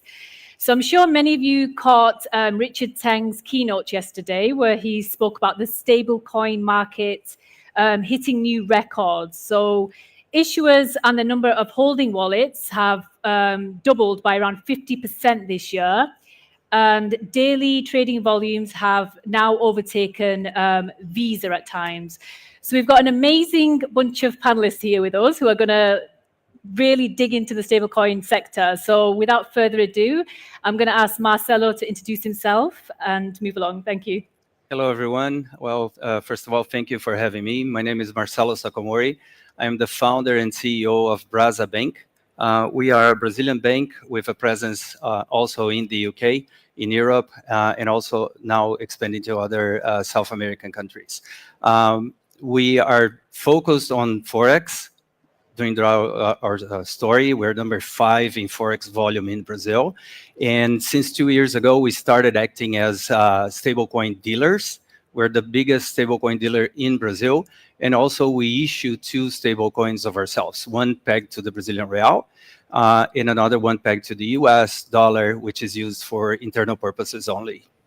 Thank you, Marcelo. Hi, I'm Daniel Lee. I'm head of Web3 for Banking Circle. Banking Circle is a bank licensed in Luxembourg. We have branches across Europe, the UK, and we also have a bank in Australia as well.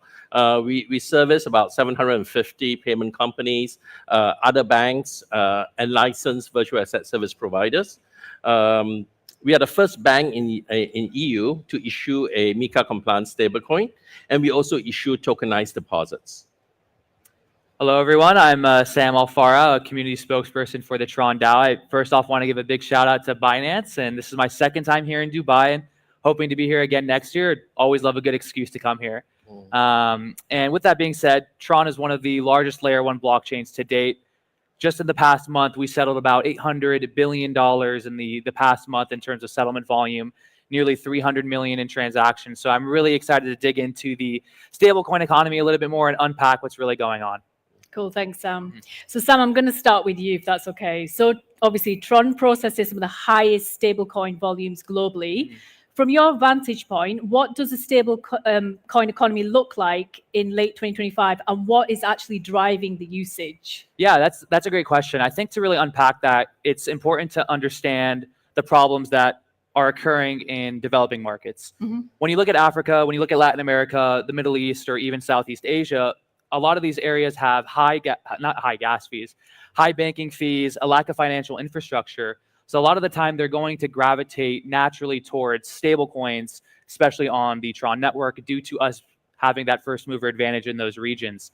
And that's really where a lot of that usage is occurring, in those areas. Nigeria, or even Latin America, specifically like in Brazil or Argentina, because people want to gain access to a proper dollar. They want to be able to bank themselves properly, and then also be able to have that financial infrastructure that a lot of those regions typically did not have due to hyperinflation, government corruption, or any other sort of intermediary that deterred that growth. So that's really where a lot of that usage is coming from, through peer-to-peer payments, through cross-border payments that businesses are doing, and a lot of other aspects in that regard. Maybe Marcelo can come in here. So obviously you're based out in Brazil. What is the on-the-ground usage? Like, what's the use case of stablecoins in the emerging markets? Yeah, for Brazil case, stablecoins are used mainly for payments, both for individuals and also for corporations. There's 3 problems that stablecoins actually solve much better than the traditional FX.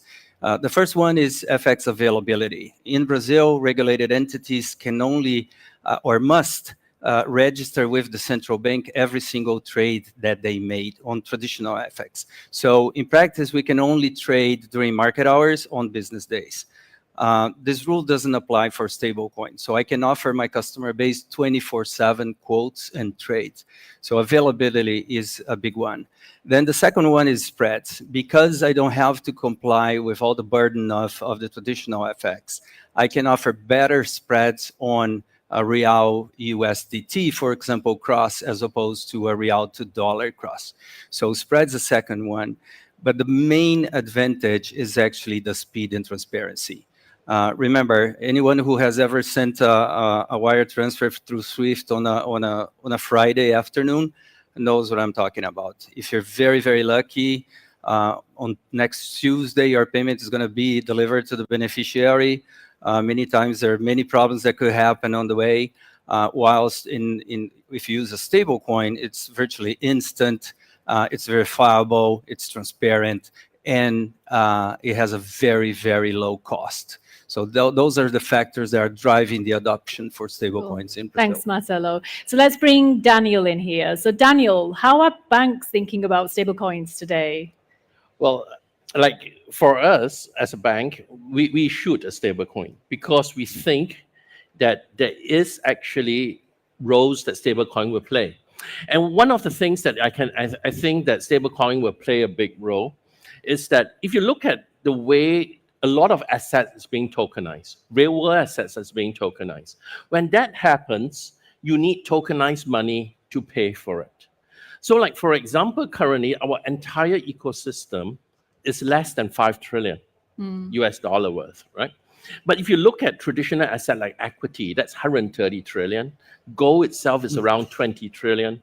Bonds is about 140 trillion. So once you get a lot of all these assets being tokenized, it's going to be traded in a different way. So currently, when you buy equities, there's a clearinghouse standing in between. And then like when you go and buy a share today, you don't worry about the counterparty not delivering because there's someone in the middle. Right? So you have there's always an intermediary that mitigate your counterparty risk. But now, when all these assets go on blockchain, you are going to buy it using an actual transfer where you need to mitigate all the counterparty risks because there's no more intermediary. So you need atomic settlement. So in atomic settlement, you need to trigger that asset using a tokenized form of money. And we believe that stable coins would be that form of tokenized money. We have things like CBDC. Yeah. It might be useful, but it's more useful on a wholesale basis, at least for now. So how do CBDCs and stablecoins sit? Like, So are they I would competing think or- I would think that CBDC has its use case for between a central bank and a bank and the banks under it. Central bank to central bank settlements, you can use CBDC. But when it comes to retail and consumer kind of settlement, it's probably, at least in the near term, it's going to be some form of commercial bearer tokenized money, which is stable coins. So as stable coins get more regulated, I think that's probably the best instrument to use. Because there's a lot of other kinds of instruments like tokenized deposit, but unfortunately, they are not bearer instruments. So when we talk about stable by design, what matters the most? Reserves, transparency, regulation, or liquidity? So this is for all panelists. Do you want to start, Sam? Yeah, I mean, I don't want to be exclusive to one. I would like to give the easy answer and say all of it is extremely important. But I think definitely if I had to choose, probably when assessing a stablecoin, you look at kind of three things. One is distribution, one is trust, and the other is utility. And I think having a proper, adequate amount of reserves and transparency is extremely important because that allows consumers or even merchants or institutions that are dealing with that said currency to be comfortable in dealing and conducting business with that said asset. So I think if I had to choose, probably between those two, transparency and reserves. But of course, all of them are extremely important. Security is important, and then having actual access to utility is also important. Marcelo? Yeah, I think it can all be summarized in one nice sentence: "Show me the money." Right. So what the customers want is to be sure that their money is safe, and you enable that by giving the customer transparency. So this is my investment policy. This is where I'm investing these funds. That could be government bonds, etc. So in a very transparent way, you need a trusted third party to give authenticity that those claims actually exist and are real. So you need this independent verification. And I guess the most important item of all is what I would call liquidity, which is giving the user free and fast access to their money. Meaning, if you want to convert your stablecoin back to fiat, you must have mechanisms to do that transaction extremely quick and at a very low cost, or even better yet, at no cost at all. You have to remember that kind of recently, some years ago, we had stablecoins failing. Obviously, the most famous case was of a synthetic stablecoin, but the consumer doesn't necessarily understand the difference. So the consumer is skeptical at first, and then when you give the consumer enough information, so you show the consumer, here's your money, here's how safe it is, then you get the adherence that you need for your stablecoin. Daniel? Well, I think, I speak a lot to regulators. And one of the biggest criticism that regulators have on stablecoins, they take it from Bank of International Settlement. BIS, biggest criticism of stablecoin, singleness of money, which they claim that, so singleness of money is the concept that any instrument can be redeemed at par.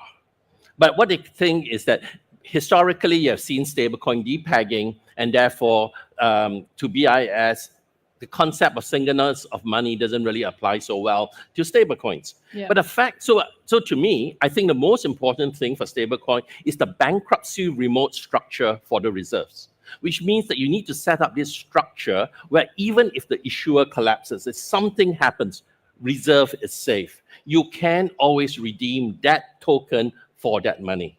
So bankruptcy remote becomes very important. And those are the structures that are being set up, either to trust structure, fiduciary estate structure. And by setting that up, you can be ensured that despite of whatever happens to that institution issuing it, your reserve becomes safe. So you're licensed in Luxembourg, is that right? That's so right. Under MiCA. Do you feel like MiCA is very friendly towards stablecoins, or do you think how's the landscape changed? So I think what happens is that it's onerous, right? But despite of it being onerous, it actually sets up a lot of guidelines and safeguards to enable stablecoins to be done safely. And once you can issue stablecoin in a way that is very regulated. So in MiCA, if you're doing a single currency stablecoin, you can bring it up. There's two types of stablecoin. So like Marcelo, you have been talking about things like algorithmic stablecoins and stablecoin backed by other asset. Yeah. In MiCA, that's called asset reference token. But what we are talking about, stablecoins that are issued by a single currency, that's known as e-money token. E-money token is of the same standard as an e-money. So by having it at that standard, it's easier to allow institutional adoption. So I think that even though you say that MiCA is a bit quite onerous, there's a lot of teething problem with MiCA, right? But the thing is, by bringing up stablecoin to this standard of e-money, the adoption by institutions, by payment companies and stuff like that become a lot easier. Yeah. So I have another question. So can any Tom, Dick, and Harry launch a stablecoin? Well, that's the thing. That's the case in favor of regulation. A lot of people here know that anyone can launch a stablecoin, right? Any kid, 15-year-old kid, Saturday night can launch their stablecoin, right? The problem is how you build trust and adoption for that stablecoin. So as markets get regulated, for example, what's just happening in Brazil, 2 weeks ago, we just have the publication of the new crypto regulations, which in my point of view are very beneficial, especially to the consumer. So when you as a consumer have the knowledge that there's a regulator with oversight of those activities, that the issuing company is now or must from now on be a licensed financial institution, which is subject to regulatory overview, which is subject to minimum capital requirements, your level of trust in that token increases significantly. So, I mean, it's a world apart from, this shady stablecoin that just appeared overnight. So I guess regulation done right is actually pro-crypto indeed. I feel like we need an American point of view here. So Yeah. obviously the Genius Act. Do you want to chime in there? Yeah, I also wanted to chime into what you mentioned earlier. I think the beauty of open source technology, there are pros and cons to it. Anybody can build on it. I'm proud to say that the Tron blockchain and the Tron DAO specifically, we're working with Tether and TRM Labs to reduce illicit activity that may occur on chain as well. So it's really important, especially with the Genius Act and lots of regulators stepping in, we work at a proper capacity with global law enforcement to ensure that illicit activity doesn't happen on chain. And I believe Binance is also involved with it as well. It's now called T3 FCU Plus. We made a joke that Binance was going to rebrand to Tinance, so we call it T4. But obviously, I don't think they're going to do that. But back to the point of the Genius Act, I think that's going to definitely open up the gates to having much more institutional adoption in the region. Because when you look at it in like emerging markets, a lot of it has a different use case in terms of stablecoins, while in the institutional side might be a little bit more. Okay, to your question, can anyone do a stablecoin? I would say technically anyone can issue that token. It's very easy to create a token. But see, the reality of a stablecoin, you need to have very efficient minting and burning processes. You need to be able to keep the reserves safe and then transfer those reserves, the fiat, when that's a burn, to the right person. So handling the fiat also becomes very important. So I think it's easy to do the technology part, but actually when you want to set up a very robust minting and burning process, that needs a lot of thinking. Yeah. So like one of the things we do is that we act as reserve manager for a lot of major stablecoin issuers. So one of the key things that we need to do is that when they burn something is to move that money into that exchange or to that market maker, that liquidity provider, the prime brokerage. That becomes key because they need to do it in a very timely basis, and it's 24/7. Yeah. Currencies closes on weekend. So there's a lot of all those kind of things that we need to work outside the timing of banking rails of Yep. that currency. This So is- a lot of those kind of processes needs to be taught out. Thanks, Daniel. So another question for Tron. So during like market volatility, how do you maintain stability? Yeah, I mean, that's a good question as well. You know, Tron has always had 100% uptime since its inception. We haven't had any sort of issue. We've been one of the most reliable blockchains to date. As I mentioned earlier, with the amount of settlement volume we've done just in the past month and transactions nearing 300 million, annualized, it's close to 8 to 9 trillion now if it stays at that pace.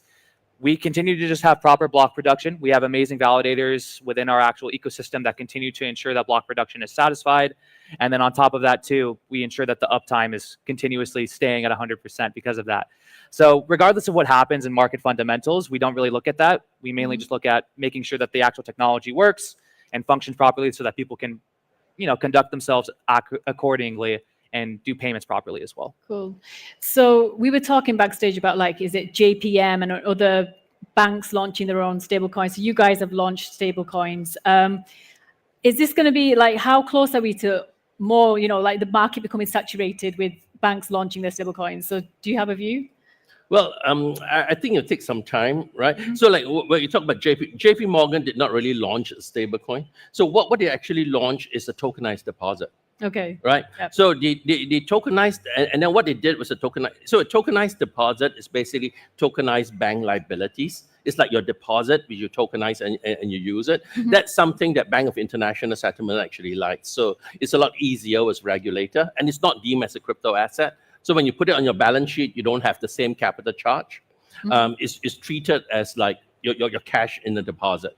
But what happens is it's not a bearer instrument.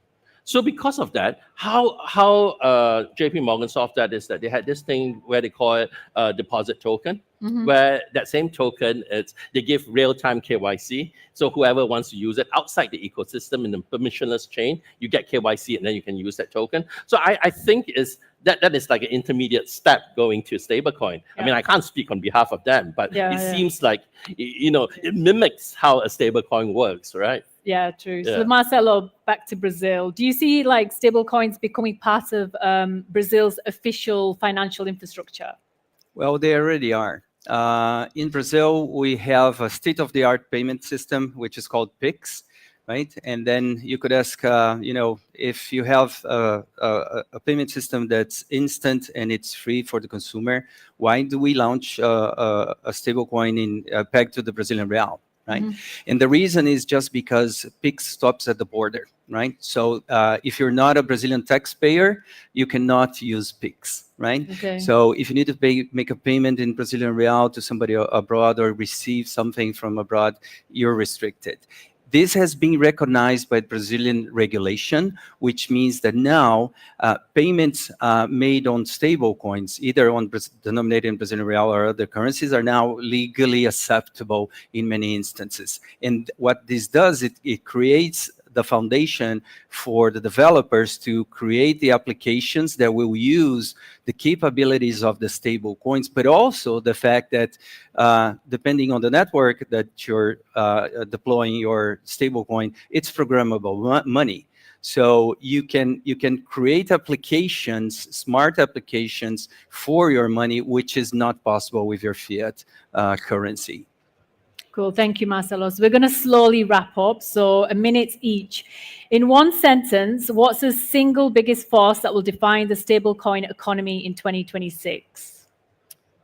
In one sentence, I get. Oh, well, you've got a minute. So honestly, I would say regulatory adoption and harmonization across the globe. Yeah. Once that continues to catch up, I think stablecoins will see an even larger product market fit. Because I know we hear it all the time. We are still kind of early.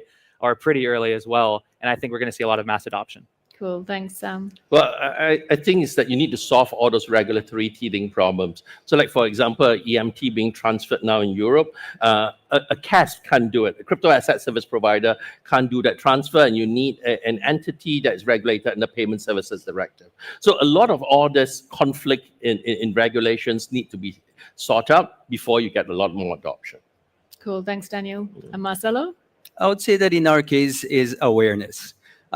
Everybody that made a payment traditionally and that made the payment using stable coins know what I'm talking about, the difference in the user experience, right? In the case of Brazil, obviously crypto, just like everywhere, was seen first as something shady, criminal. The regulations are helping a lot. So as awareness about the advantages grow, I think that the users will never want to go back. I mean, you guys can do instant messaging here. Imagine if you didn't have that capability and you had to send letters. It's a terrible experience, right?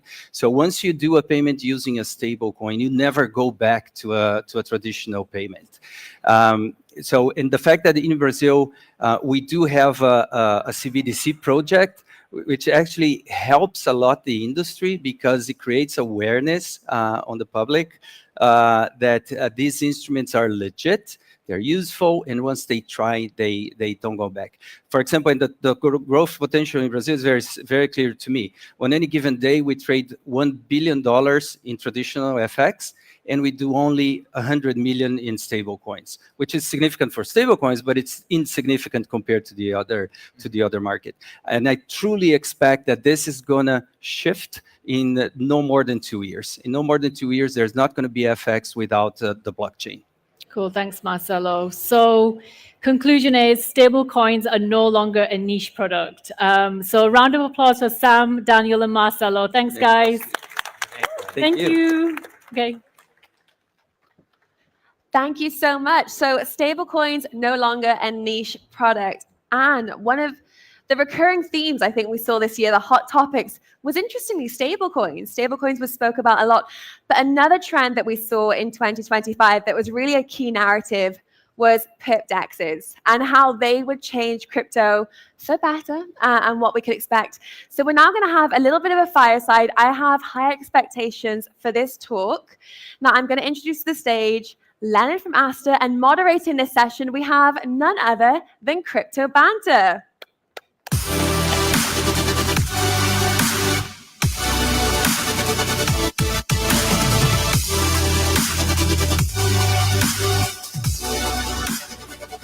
Hold on. All right, you ready, guys? There we go, now we can start. Okay, waking you guys up a bit. All right, guys, it's great to be here. I'm Crypto Man Ran. That's Leonard. I think you know who I am. He's one of the founders and the CEO of Asta. I want to break the ice here by asking probably the most important question. Far ahead. What is it about your project that CZ is so excited about? Because ever since his vacation, he's only spoken about your project on Twitter. That's a question that I always ask myself as well. I ask you another question, right? If you can go back in like 8 years, how many BNB would you buy, and would you tell people about it after you have bought it? I think my answer to that question is definitely yes. And I think what CC see from his perspective is that how the market looked strikingly similar to when he first started Binance. He believed in a team, he believed in a product, and to him, it is a very obvious decision to buy and hold and help entrepreneur like my team to grow into the next Binance. So that's at least what I'm telling myself. Well done. Whatever you've done, I think you've obviously done it pretty well. I think the next question is around the DEX, or the perpetuals market is probably the market that is the most profitable in crypto. If you talk about the best product market fit in crypto up until now is perpetuals. And I think we're moving from SEX to DEX at the moment. How do you win as a perpetuals DEX? What do you think it takes to win? What do you need to do? I think first and foremost, we have to listen to our user, put our user first, and constantly listen to them and see what they actually want. But in terms of perp decks, I think first is capital efficiency.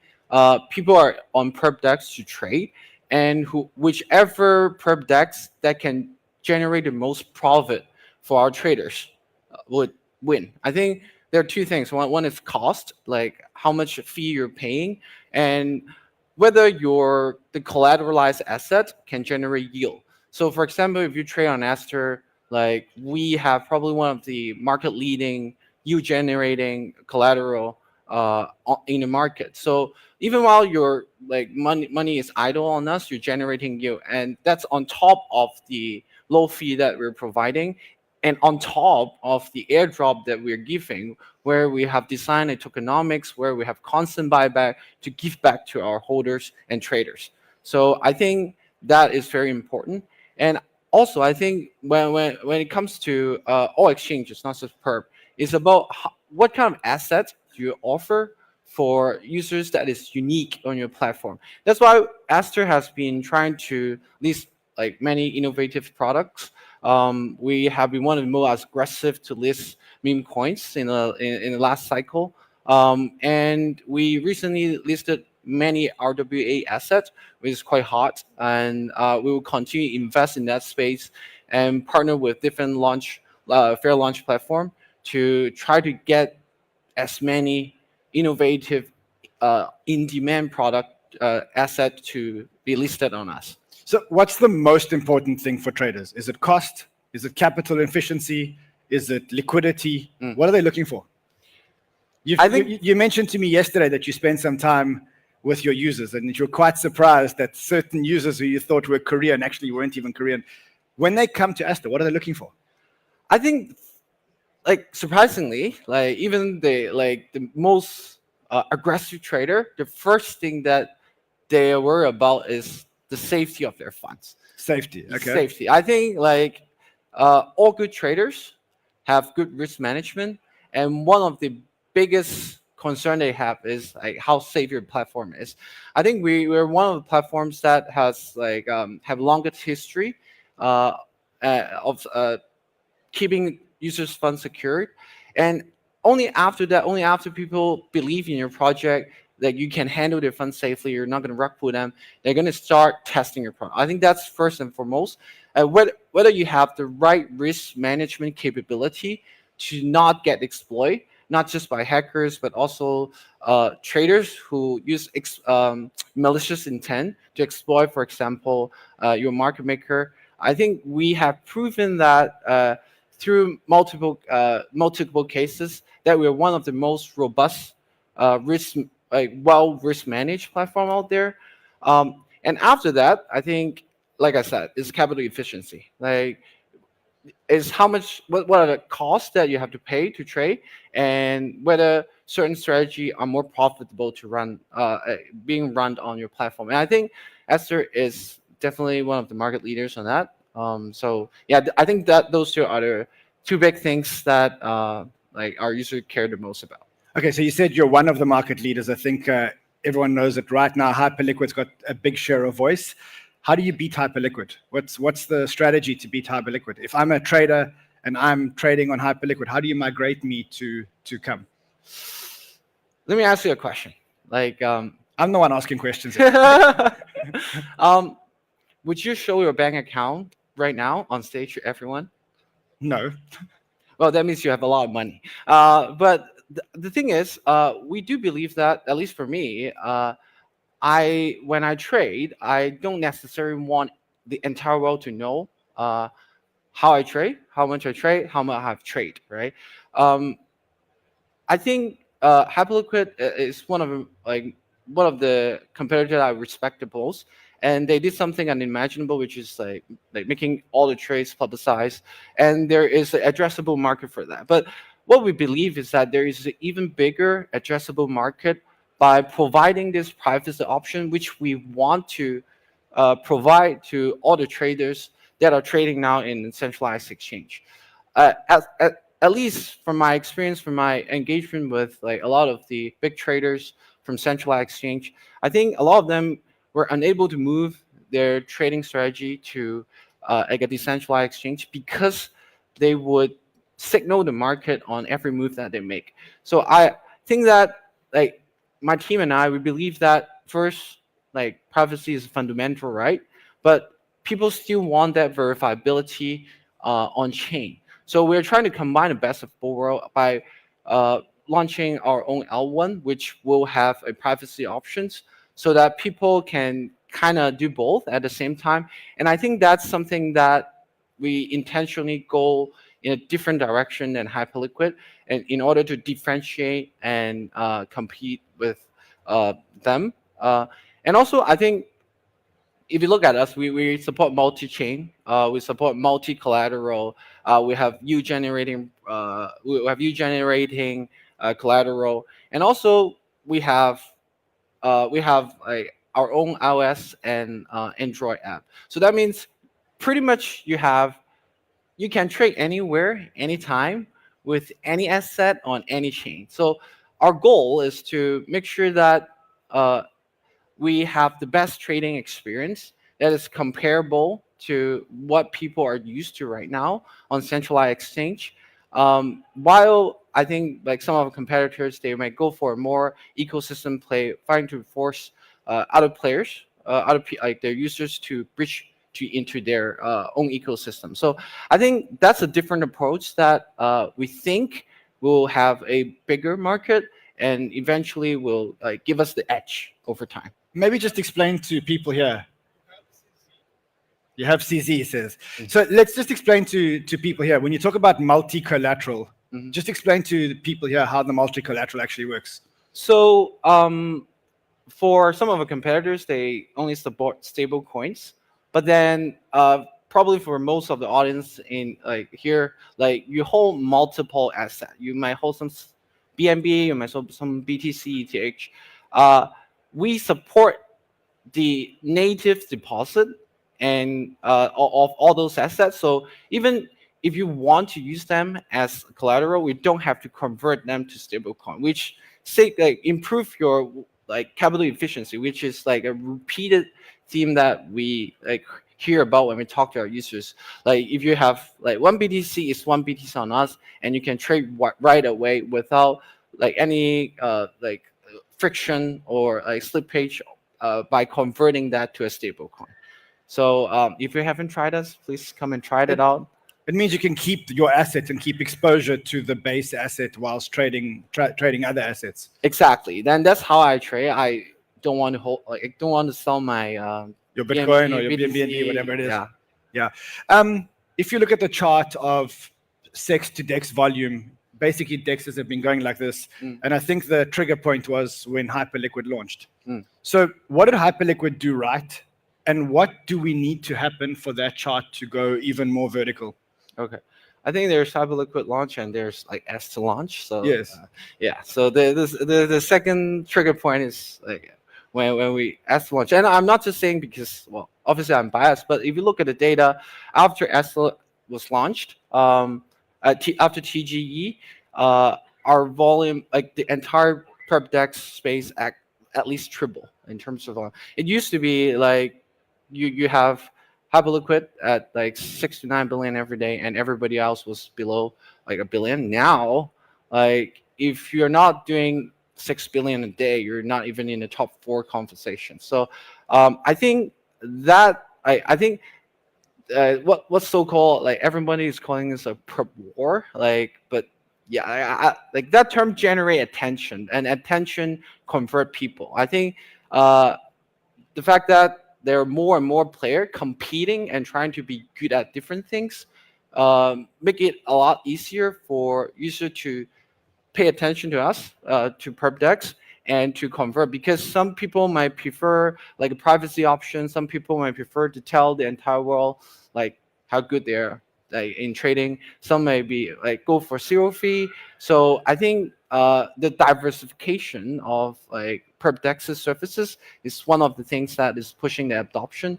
And I think in the long run, the fact that perp DEX are self-custody is going to be a very important factor, because I think that ultimately is what everyone is looking for. Like I said, the first thing that trader look for is not how profitable they can be. It's about preserving their principal, good risk management. Self-custody is the ultimate guarantee that you're not going to lose your money. No matter how trustworthy a centralized authority is, like, it's centralized. There's a chance, there's risk.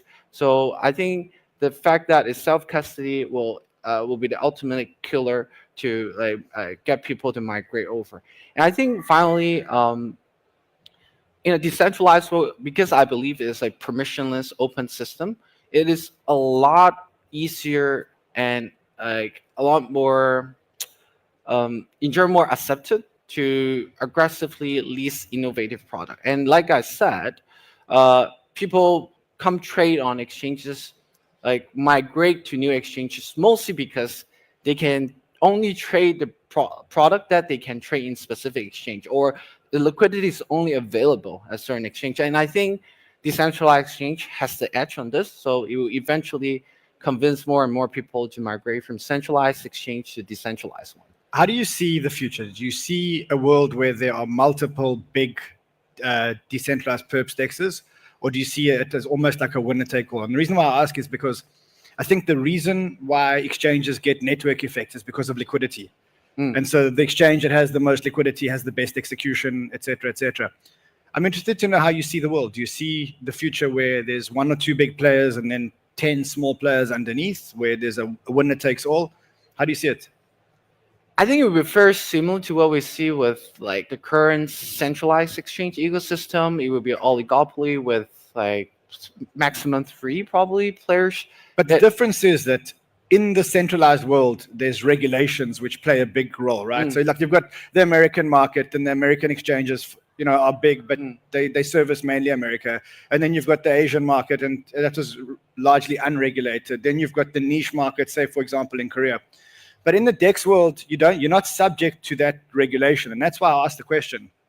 I think the market is big enough that there can be 2 or 3 players that are good at different things that can kind of survive, because I think the core trading experience is pretty homogenized, and that eventually will reach a point where, like, when you place like a limit order in the top 2 perp DEX, probably not that much of a difference for that particular part of the trading. But then there will be peripheral things like how much, like what kind of asset do you, like what kind of chain you support, like how much you're generating, whether like you have a privacy option, that would make people prefer certain exchange. So it boils down to what your preferences are for the value added surface. So that's why I think maybe there's like maximum 3, because you're probably just gonna have like 3 major type of users. And I actually think that the centralized exchange is probably gonna enter the game, like one way or the other. My personal view is that like that trigger point would be like some of the smaller centralized exchange would completely abandon their like centralized infrastructure and just start like using decentralized liquidity. And once we reach that point, it's really hard to tell, like, is it a centralized exchange? Is it But haven't they tried that already? Like, didn't Bybit try it a few times with a couple of exchanges? Didn't OKX try it? And kind of like they seem to have gone back to the centralized model where they feel safe, right? I think so. For the big changes like that, it would take several cycles. If you look at RWA, right, like there's been several iteration of it, and like every time it improves, and people kind of like it's easier to onboard user. Perp DEX same, right? So I think it would take several cycles to solve all the problem that we see. But we're seeing like bigger and more and more CDFI adoption in this cycle, right? If you look at Binance, like the Binance wallet has improved tremendously, and people now can buy assets through like Binance Alpha that's on chain. So I feel like I'm a very practical person, so I feel like the future will be somewhere in the middle. But like decentralization is gonna kick ass. So like most of the liquidity and infrastructure will be built on decentralized. So, I mean, let's say that you're indirectly partnered with Binance. Is that a fair statement to make? Like, could I say that you're indirectly a Binance partner? You have a common investor. What's the right term here? It's complicated. It's complicated. So what do you expect from Binance? Like, do you expect them to treat you like a normal token and a normal DEX, or do you have other expectations? I think everyone here wants to know what the stake of the Binance involvement is, right? That's what everyone wants to know here, right? So yeah, I mean, maybe you can just help us understand how much help you're getting from them. I mean, we work mostly with BNB chain, not so much with Binance.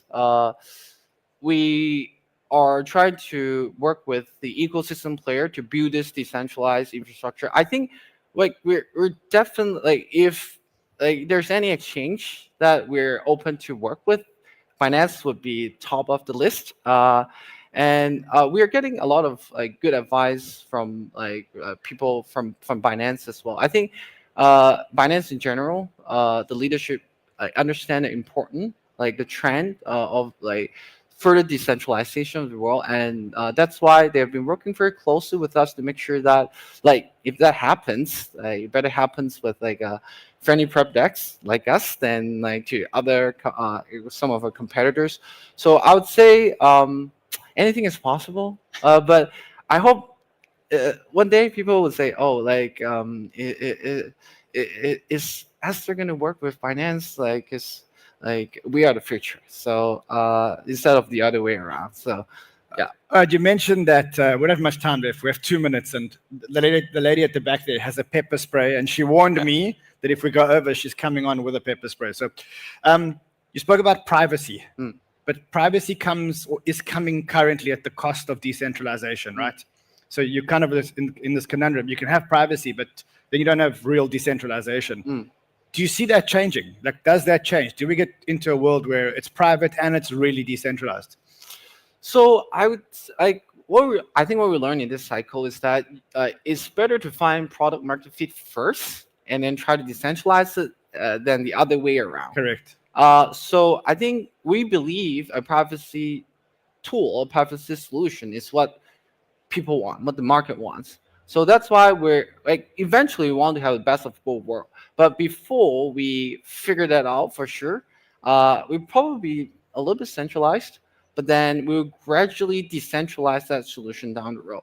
And I think that's probably the best way to go. And I actually think that true innovation would allow us to not compromise. Like if you look at like like Zcash, for example, like it's verifiable, but it's also private, and that's the goal that we're aiming for. We're not just rolling out something that probably someone can just build like overnight. Like we're looking for a solution that get best of the both world, an elegant solution basically.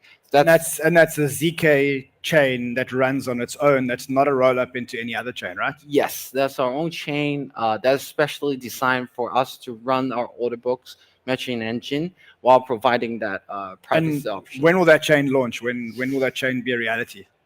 Well, our target, a very aggressive one, is that we will be launching Q1 2026. We'll try to roll out like a testnet, a demo, so that people like the world can start giving us feedback by end of this year. So hopefully, for those who are following us, just stay tuned. Hopefully by end of this year, we can give you like a nice Christmas present that is private. So our time's up. Should we carry on talking just to see if she's serious about the pepper spray? Yeah, sure. Thank you, guys. Thank you very much. Thank you. Thank you. Ran, for that comment, I'm keeping you here for a second. Thank you so much. But Ran, before we go, because I know you've been asking a lot of the questions, I think it's my turn to ask you a question. You look a little nervous now. I'm going to be nice, I promise. The room's starting to fill up for the big debate. It's going to be in just half an hour. Who do you think is going to win? I've moderated multiple debates with Peter Schiff. Yeah. And I've seen many people try and break through him. He doesn't break. So I don't know how you define win, but if you define win that they'll convince him that Bitcoin's better than gold, never. Okay. He doesn't want to understand. He doesn't want to know. I think we're going to have to determine the win by the audience in the room and how loudly they cheer for both people. Ran, thank you so much. See you around. Okay, so we have one more keynote left for the end of the day. I'm going to hand the stage over now to Vincent Chalk, who's CEO of First Digital. We're going to dive into stablecoin objectives for the year. So ladies and gentlemen, please join me in giving Vincent a very big round of applause.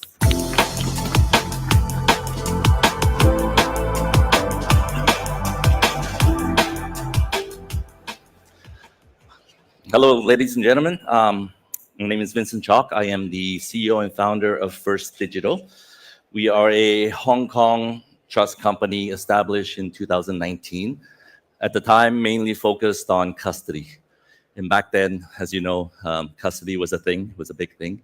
And now, 2025, all we hear is stable coins.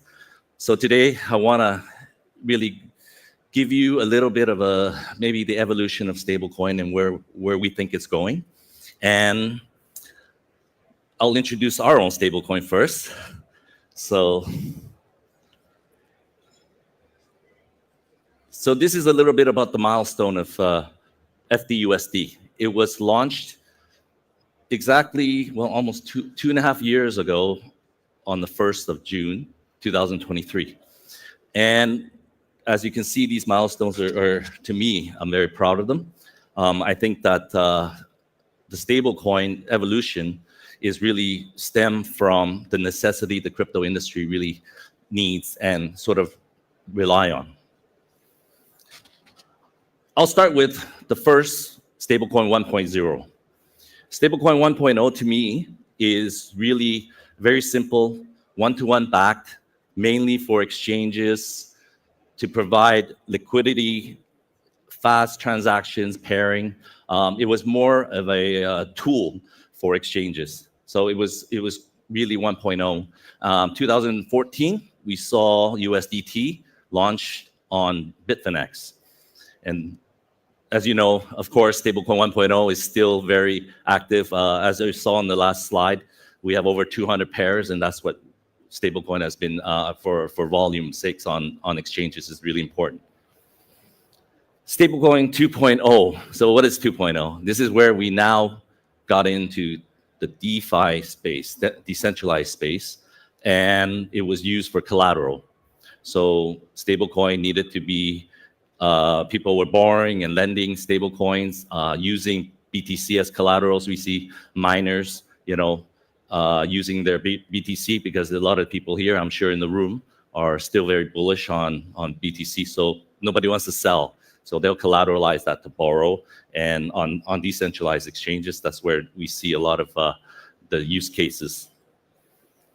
3.0, this is interesting. We also hear a lot this year about what stablecoin 3.0 is.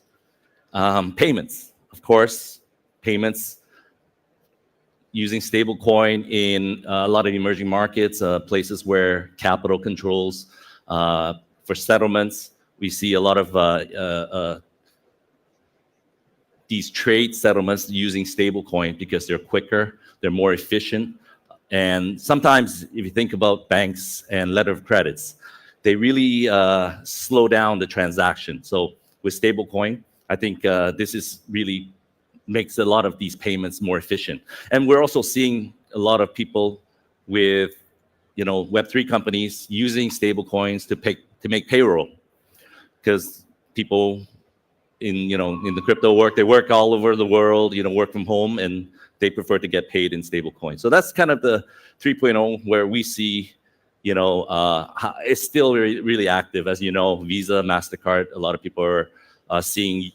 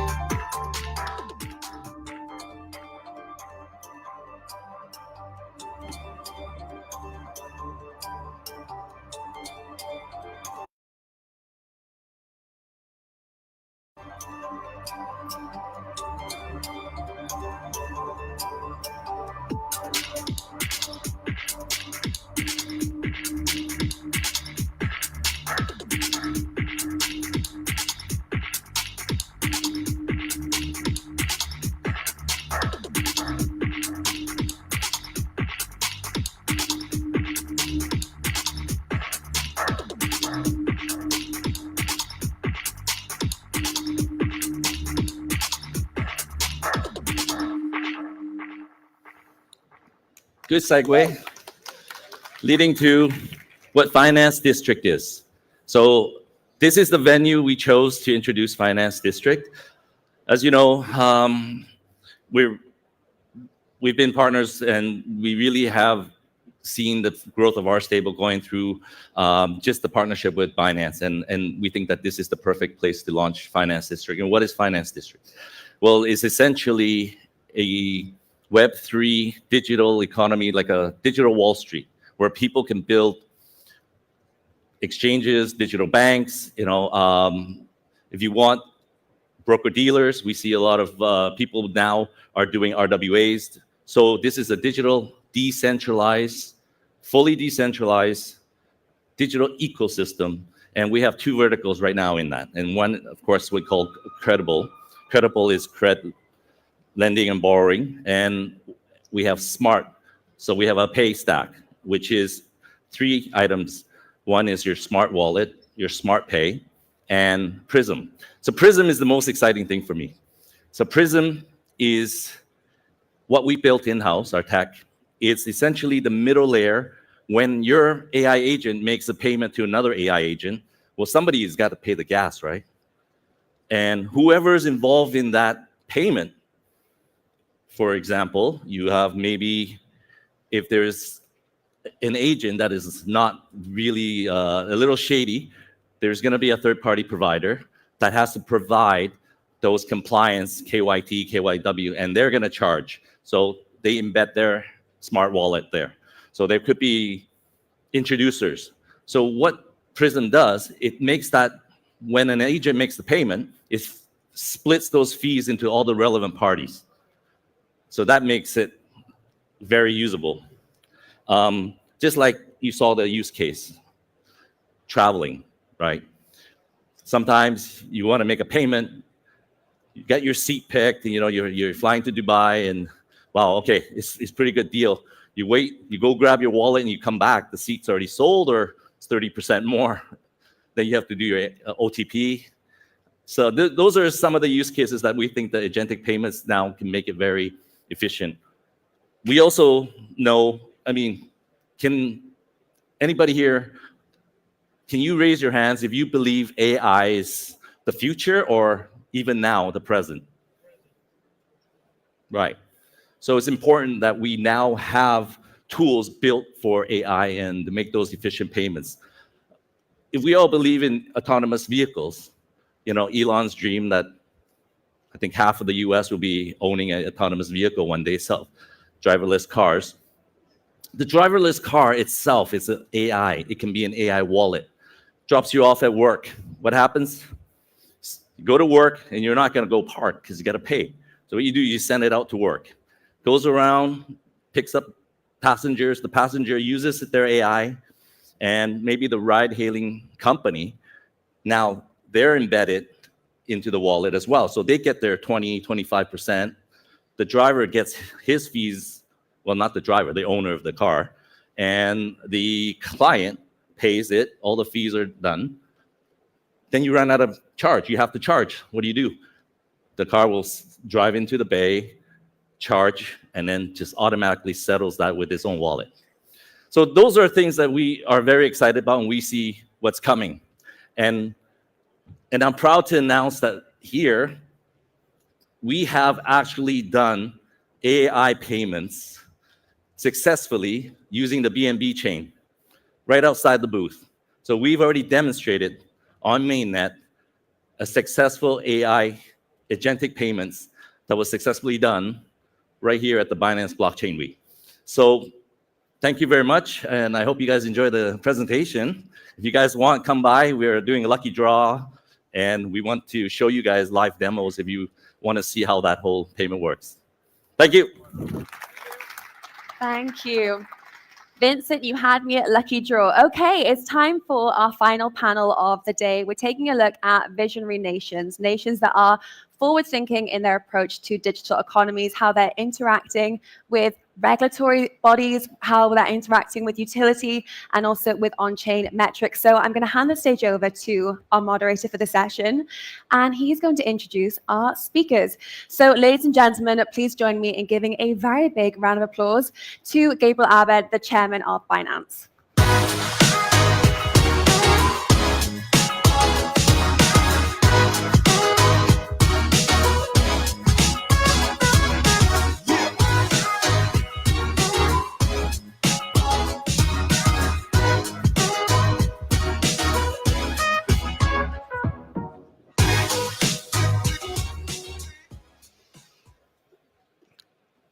Good afternoon.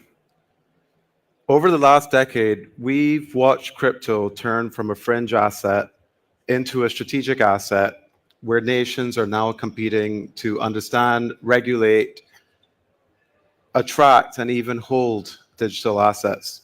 So today, we explore how countries can move from cautious observers to visionary leaders, and why the next decade belongs to nations that are willing to embrace digital assets. So my first question is to Bilal, Your Excellency. Pakistan has historically faced regulatory ambiguity around digital assets. With the Pakistan Virtual Asset Regulatory Authority now established, what are some of the biggest accomplishments since its implementation? I think the biggest accomplishment would be clarity of thought, because clarity is actually turns into a compounding effect and into a growth engine. So for the past decade, there was no clarity. There was a lot of confusion. Who will regulate these assets? Are these regulated or not? So at least with now that we have an independent regulatory authority as the Pakistan Virtual Assets Regulatory Authority, we have the mandate from the leadership to have a single point of operation where we have all the ministries, all the stakeholders to come on one table to decide how do we not just incubate but accelerate the adoption of blockchain in Pakistan. Very well. Shin, you're directly working with governments around the world that are digitizing existing frameworks, from IDs on chain to much more. Where are some of the biggest breakthroughs that you are seeing? So I would say the major breakthrough this year is governments start to embrace it. Like, right, I think for a long time they realize crypto is happening. Like they know it's happening, but they don't know. They're not sure about how to do it. Like what's a proper way? Because all the nation, in a sense, they're bureaucratical like organization. They need to learn from each other. They need to do things in a responsible way. But right now, I think start from this year, like the U.S. government set a good standard, like set a good example for all the other like governments, and they start to systematically embrace, okay, how can we set up the right regulatory framework? Like how can we work with private entities to do this, to capture this value into their own economy? So I think their attitude is actually so important. I think tech for the past like 10 more years, crypto industry already have enough tech. Already have enough tech, is good enough tech, and we just need more like opportunity to really adopt it.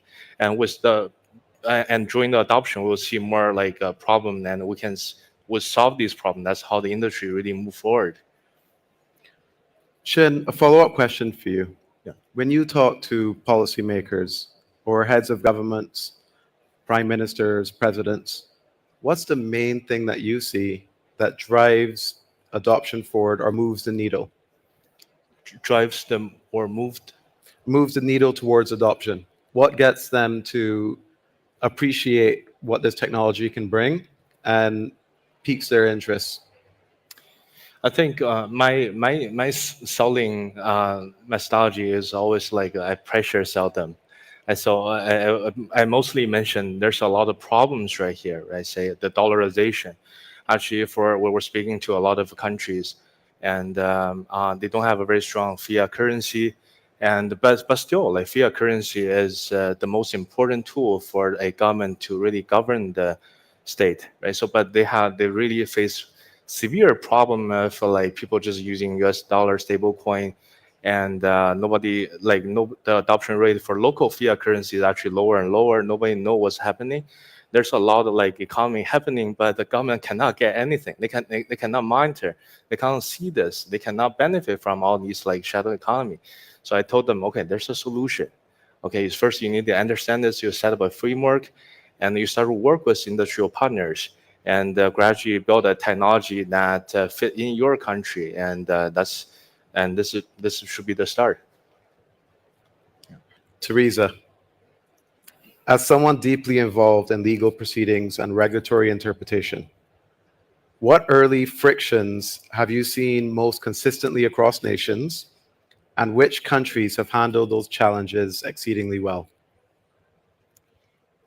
The frictions are oftentimes the same, and they deal with, like a taxonomy issue and kind of a classification issue. And so the frictions of trying to put a digital asset into a bucket that it doesn't really belong in, and having trouble figuring out what to do with that. And so digital assets are a way where rights that have always been inextricably together are now separated, and they're modular. And when you have a country that particularly is large and has a different regulator for the different types of assets, when you pull them apart, so for example, like a security, you pull different rights and you only have some of them, all the rules and everything don't apply to that type of asset anymore. And then you have it, but it can be added, so rights from a different type of asset can be added to it. So you have a new combination here, and everybody's trying to figure out where it goes, rather than seeing that it's actually something new and different. And so that's friction is going to continue, I think, for the most part, until the risks of the different assets are looked at. And so, you look at why the securities laws apply. Like, why do we even have these guardrails, right? It's like information asymmetry, being able for everybody, all the investors to get together and supervise somebody. Well, then why do we have derivatives laws? Well, there's leverage issues. We want to make sure people don't have, they're using margins responsibly, and you don't have a cascading effect. And so there is a big friction there that I think is going to continue. And the larger the country, usually the more the friction, because the more it's separate. When you have smaller countries where everybody's under one roof, you don't really feel or see that friction as much, because you don't have people fighting with each other, and they are knowledgeable about all the different types of assets, so they're more nimble. And then also the ones that can act more quickly, so they don't have a long legislative process or something like that. But I think the countries that are just moving and doing and being nimble are handling those frictions well, and they can pivot. Like even like El Salvador has really been impressing me lately. VARA and ADGM and coming up with these, Pakistan, I think I've been doing a really great job with that. So Teresa, for those countries that are still hesitating and watching from the sidelines, what's the actual cost of waiting? Huge. Yeah, it's not neutral. So people think, oh, if I just step back, I'm going to be neutral, but it's not neutral, because you're getting behind. You're basically still having your talent and your innovation and everything move offshore. You're basically kind of giving your GDP to some other country that is not waiting. So there is definitely a first mover advantage. And then adding AI onto it, it's just going to exponentially kind of get those first movers ahead. So, there's definitely a economic, social, and a major impact happening for countries that are not moving ahead. But what we're witnessing is a direct acceleration happening now from UAE, Hong Kong, Bhutan, El Salvador, Singapore, and others are moving more decisively. So I have a question for all of you here today. What do you think flipped the switch for crypto is risky to crypto is an opportunity for the nation's growth?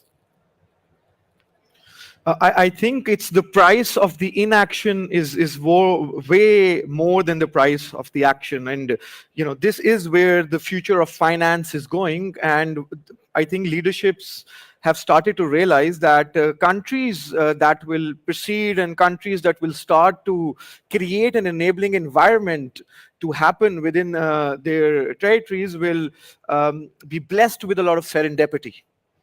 And when I say that, I mean that they will become gravity. So everything will be attracted to them, whether it's capital, whether it's great human resource, and they can then use that to really empower their citizens. So for instance, if I talk to you about Pakistan, without any regulatory framework, we have the third biggest adoption of crypto, around 30 to 40 million crypto users. And this is what I think countries, or at least leadership has realized, that they want to channel all of this in a way where it becomes, the masses of our country should be able to invest, be able to break their economic class, and that is possible through blockchain, through tokenization. And now when we also have the likes of BlackRock and JP Morgan, they talk about that this is where the future is heading to. So all of this helps in changing and creating that urgency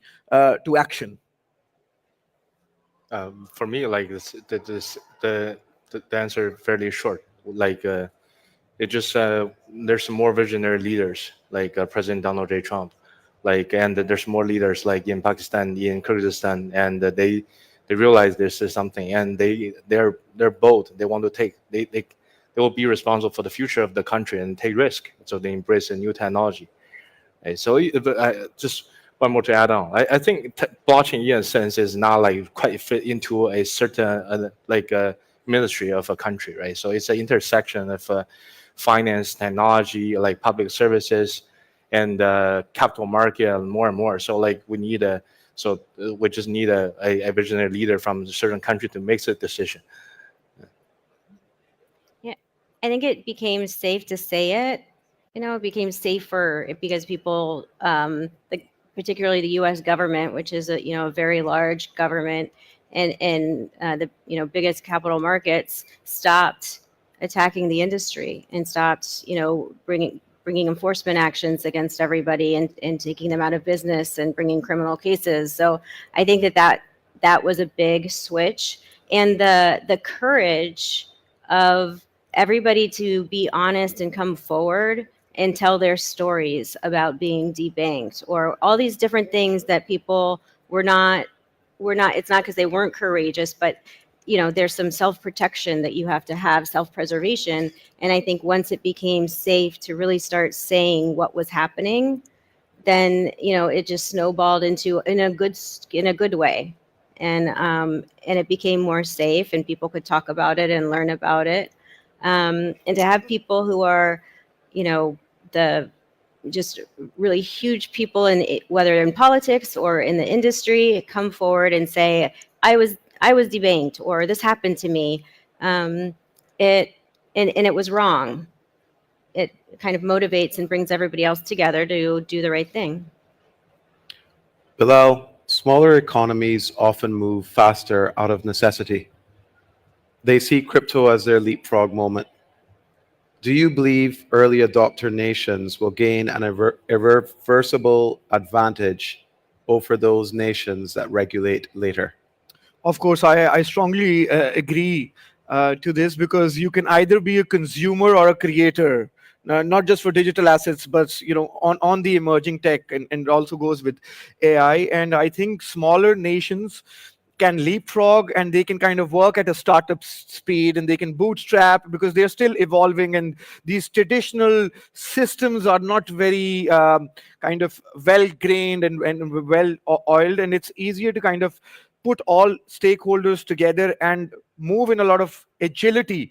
And I think smaller nations are also kind of suffering from some macro issues, and they believe that whether it's flight of capital or whether it's building their foreign reserves or whether it's bringing the unbanked into the banked, this technology offers that opportunity. Shin, the digital economy is borderless, but regulation is not. Yeah.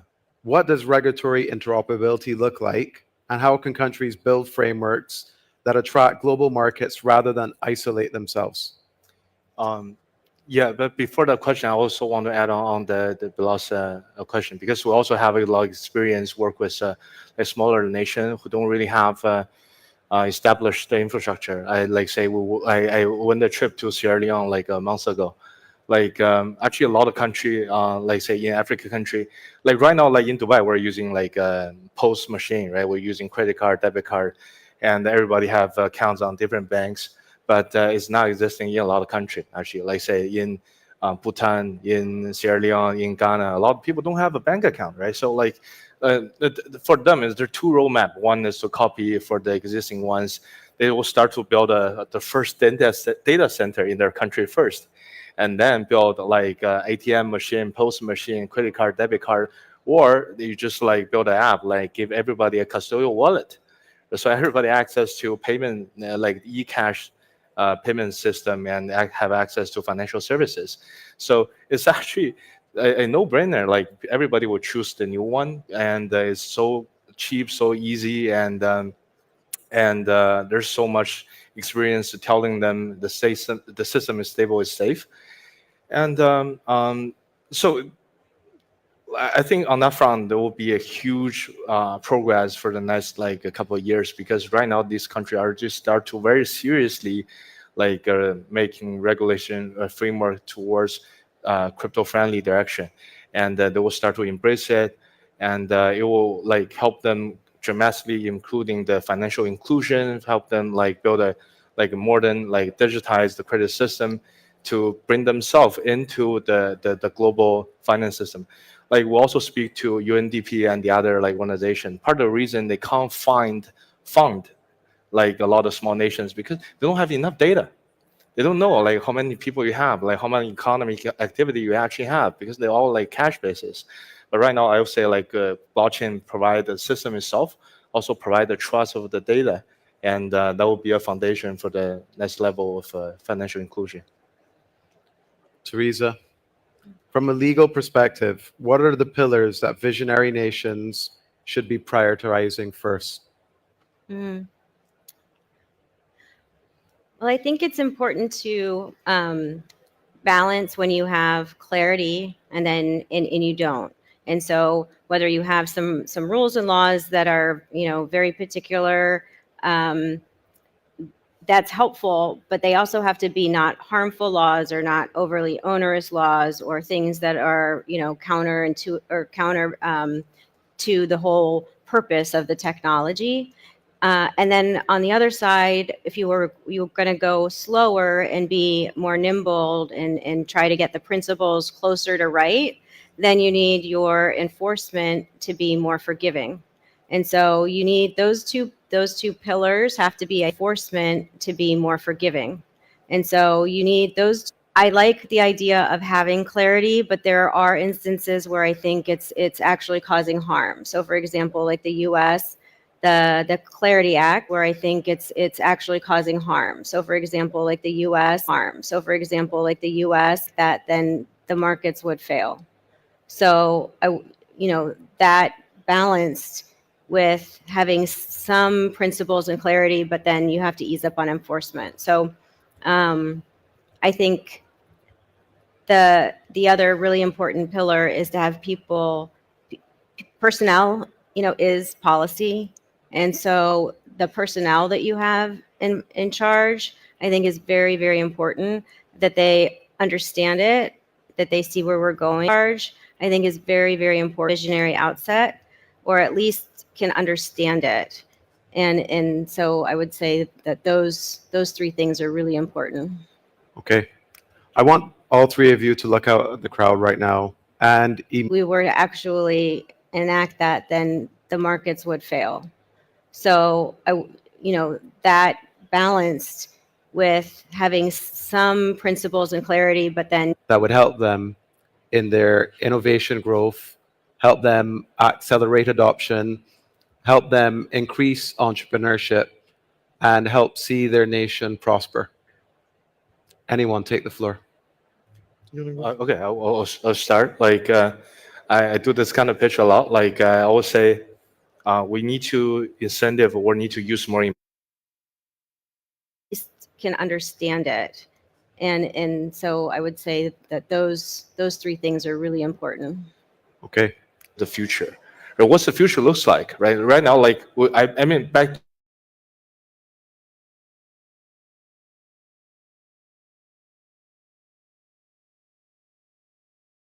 to back. Like right now, like what's the velocity of money? Like right now, if we're using SWIFT, it usually take 2 to 3 days. If you like, even within the country, cross commercial bank settlement costs usually 1 day. The system called real-time growth system, like RTGS, but it's still costs 1 day. But what if we can convert in the future? We can make the velocity of money flowing around the globe. All the transaction will be confirmed within 2 minutes. What's going to happen, right? If we can like reduce. Like, by the way, blockchain is not just a money machine. Blockchain is also a verification machine, right? If we verify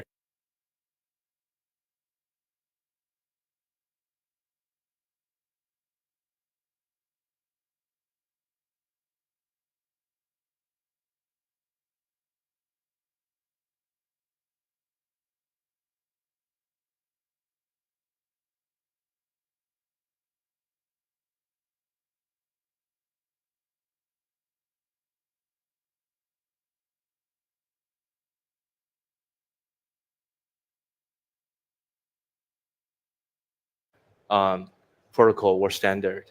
So that's a really opportunity. Bilal, your one bit of strategic advice? Yeah, I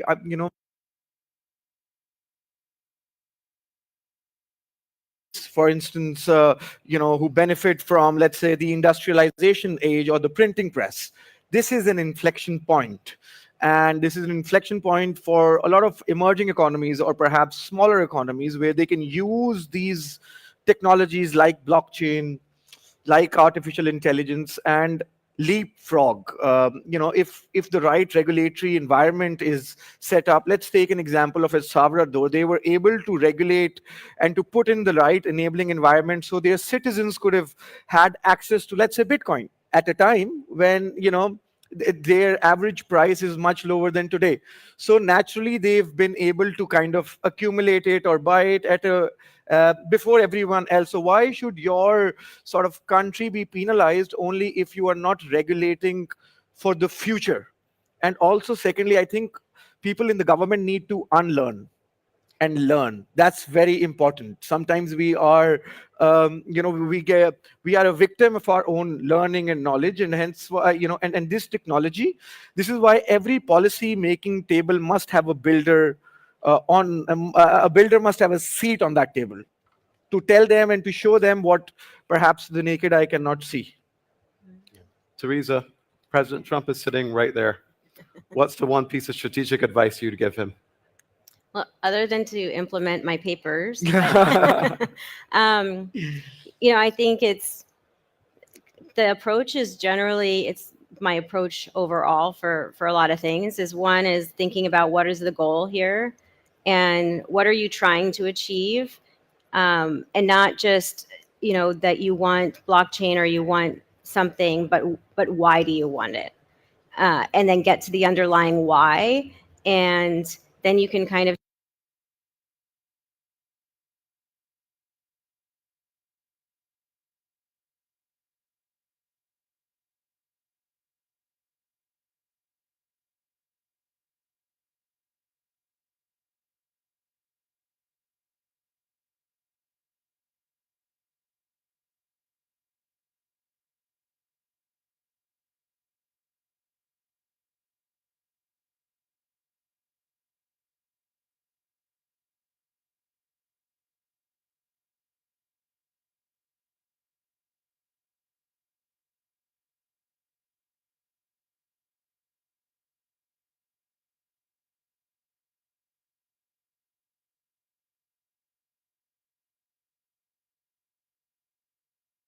see different ways to get there.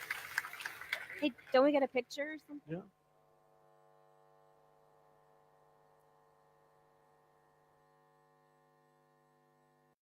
I can get a photo.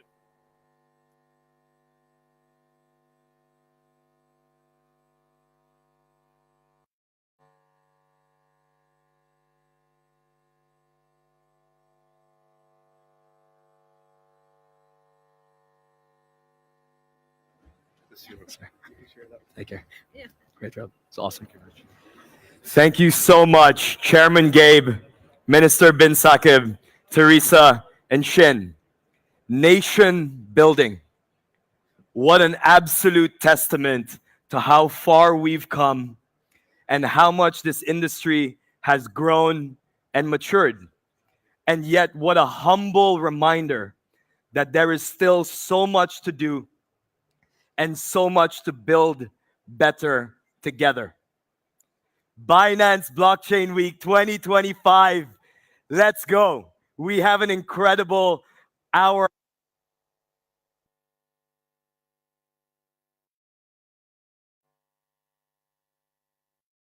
The next upcoming debate upstairs at the Innovation Lounge. Make sure you go up there and get some seats. We've got about 200 seats up there. We are going to showcase the next hour right there for you. Now, it is my pleasure to bring up a woman who has absolutely been integral to the growth of Binance. You know her as the founder of Binance Labs in 2018. She is now driving the strategy at Yeezy Labs. Please give a very, very, very warm round of applause to Ms. Ella Zhang, YZ Labs. Man. Upcoming here for you now. Just a reminder, I know. Hi, everyone. Good afternoon. I know everyone is very excited about the big debate afterwards. Me too.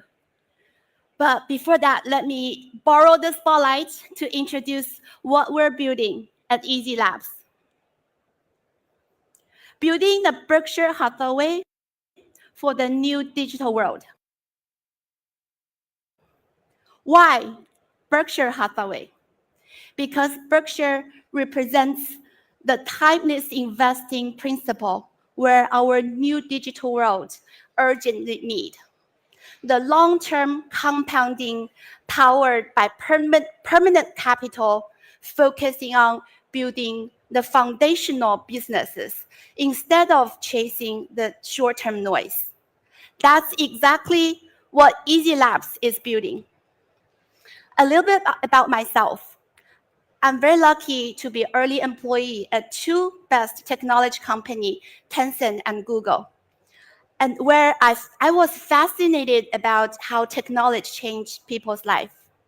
And then I spent the next 15 years in venture investing at Kleiner Perkins, Binance Labs, and now Easy Labs. This is my favorite quote. The timeless investing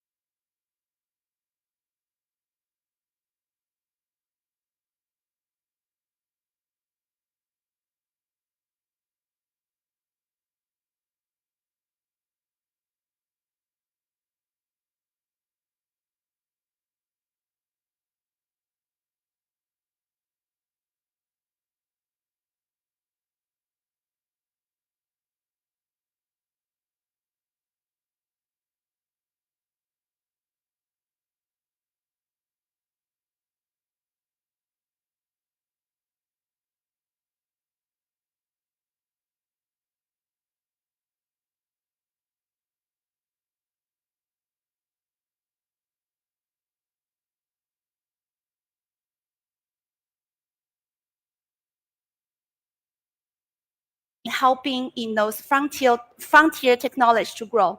And we believe those technology won't be siloed in the future. Let me borrowing this model of Jensen Huang, who talked about the scaling law of AGI, from pre-training to post-training to inference,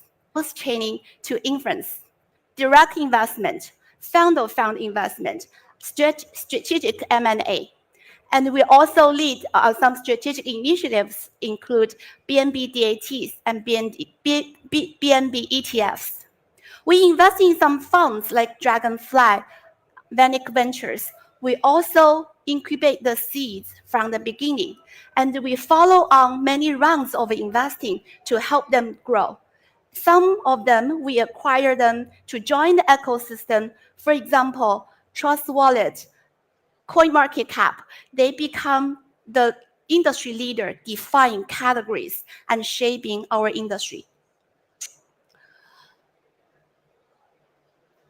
We take a very long-term hands-on approach. We start from incubation because we believe everything big starts from small.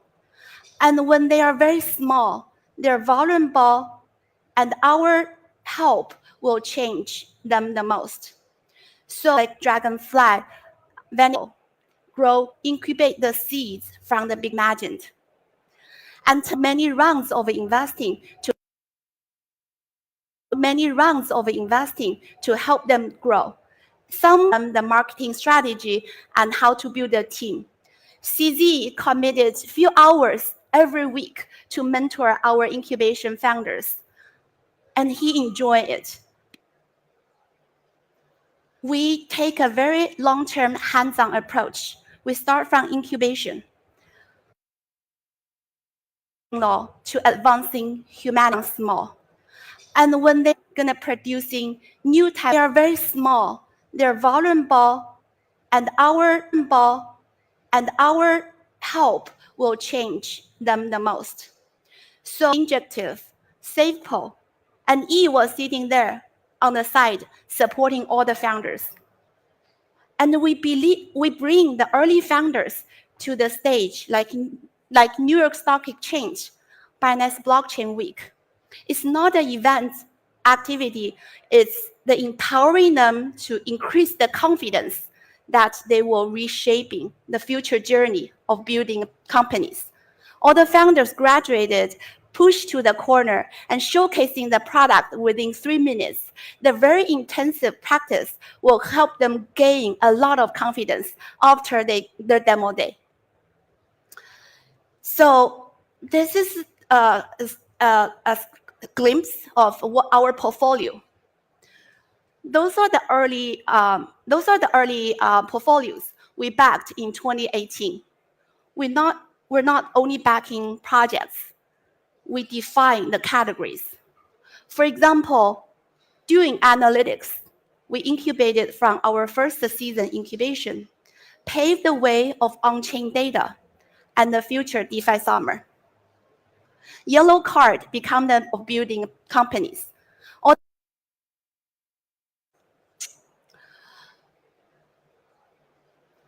We take a very long-term product within 3 minutes, applications and different asset class.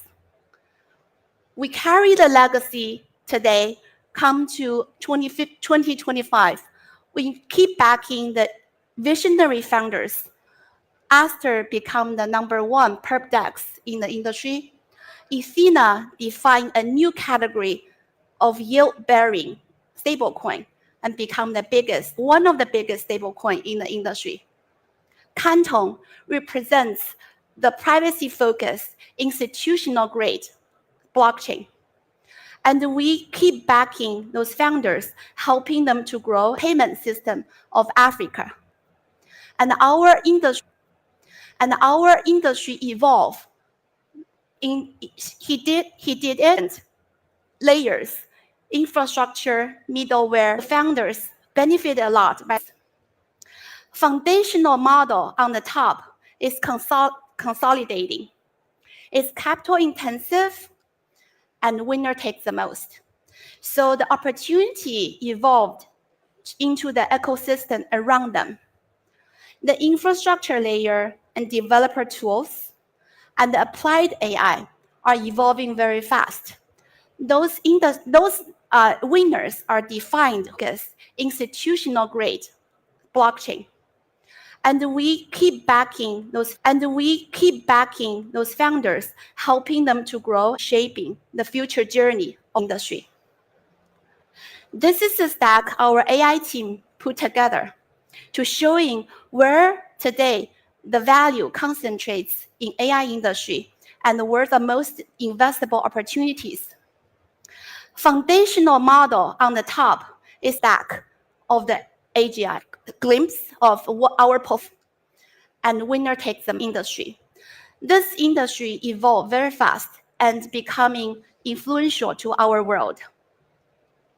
Robotics, the winner, we see that will be the generalist humanoid robotics with the proprietary pave the way of who have the proprietary data future DeFi summer. So VLM, VLA to and our industry very fast, the distribution channel intensively to different will bridging the gap of autonomous applications. At the bottom, the robotics and physics AI. The robotics and physics AI comes 2025 stack of the AGI.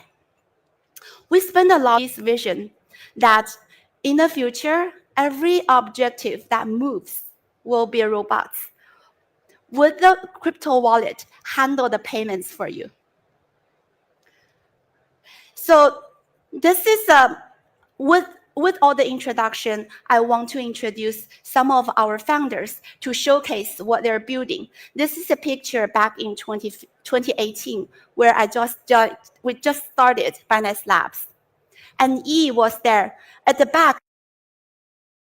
showing where today gap of autonomous in AI industry and where them to handle the payments. It's up to 30 to 40. No model on the top is, and E was saying back then, that's what we're going to change by crypto and blockchain. And today, I want to introduce CEO of BPN, a better payment network. Let's invite Vika.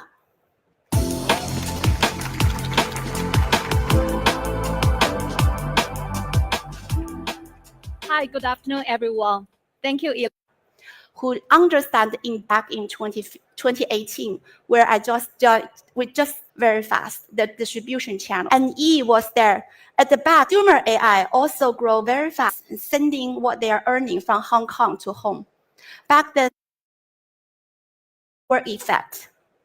Last up to 30 to 40. We're focusing on 18. And E was saying stack of the AGI every day, waiting and blockchain, and blockchain, in recent years, stablecoin have been solving real problems in emerging market.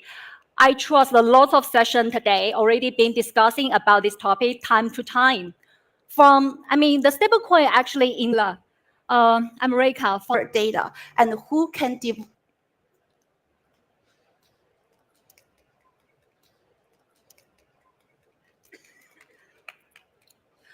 Okay, here we go. Bot, always up. So today, moving hands, venues, and market makers. What missing here is an infrastructure can unify liquidity and make it usable for real commerce. Before BPN, stablecoin payments actually had 3 real blockers. That's in my version, and with my, I trust a lot of session today.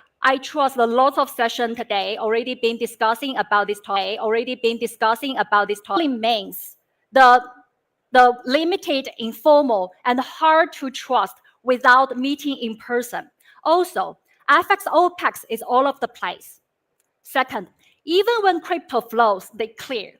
Seller always struggle to off-ramp. Banks froze their funds due to unclear source of funds. Third, Even if one side, no matter they're seller or buyer, they're not crypto-enabled yet, the deal could even not start. The fragmentation makes stablecoin adoption to B2B and institutional business extremely difficult. BPN can fix this. Actually, I'm not talking about theory today. BPN is already live, processing payments for merchants across these regions with real flows, real business, and real impact. A real business case, here we go. In 2024, Mexico imported USD $13 billion worth of vehicles from China. Its EV plug-in market reached 1913 units, growing a lot year on year. Our seller is a typical Hong Kong trading company. So they sourced EV from Guangdong, China, from a Hong Kong registered company. The buyer is an EV dealer near the port of Lázaro Cárdenas in Mexico, the biggest getaway from China e-vehicles. And after completing the video inspection on a major B2B platform, thanks for AI, the buyer moves to the checkout and selects the pay, the Mexico local payment method. That's cashier also enabled by BPN. The buyer scans and pays Mexican peso 239,000 directly from a local bank to a virtual account enabled by us. On Mexico and the USD trading pair, BPN rates now tracks closely Bloomberg rates, benchmark, and typically sits within the best local banks. From buyer to seller, that means the price is super transparent, predictable, and valuable. To achieve this pricing, actually BPN sourced Mexican USD trading pair in a CDFI way. From the biggest Mexico local centralized exchange, largest market maker, and the deep stablecoin pairs on BNB chain. The whole end-to-end settlement finished under 10 seconds versus 2 days in the past, and also 15 bips versus 2% with TreeFi solution. This is another case. A Hong Kong apparel trading house selling through Mercado Libre. Brazilian buyers pay in Brazilian real via PIX, and the funds get minted instantly to BBRL, a real-backed stablecoin, swapped to USDC whenever the seller is satisfied with the FX rates. This flow is giving fresh minted clean funds and immediate settlement. Stablecoin don't automatically connect with millions of contracts. Merchants running real cross-border e-commerce. Most of the pain points we discussed today, fragmented liquidity, unclear source of fund, and inconstant FX are actually interoperability fails with the real world. So this is what BPN solved today. I trust you understand the BPN works very well now. 1, BPN unifies fragmented CDFI liquidity into enterprise-grade FX. BPN source and manage local FX float from the biggest local player and aggregate it to a single institution real, giving business a price that is stable, deep, and usable. Maybe you are not aware of yet. Actually, now on BNB chain, more than 20 fiat-backed stablecoin are now issued. They're quite early, but they're real for an on-chain FX open market. Second, BPN also have already connected with more than 1 million global cross-border business with the help with a trusted PSP network. Now, we just begin to bring this clean liquidity and on-chain token into merchants, their day-to-day utilities. 3, our products are actually industry-driven from day one. B2B trade settlement, e-commerce acquiring, and digital entertainment payouts all rebuilt with stablecoin efficiency and transparency. Thinking of stablecoin as an instrument alone, they create value, but also chaos. Together, orchestrated with BPN, they create harmony. BPN works in real world. real flows, real business, and the real impacts. Thank you.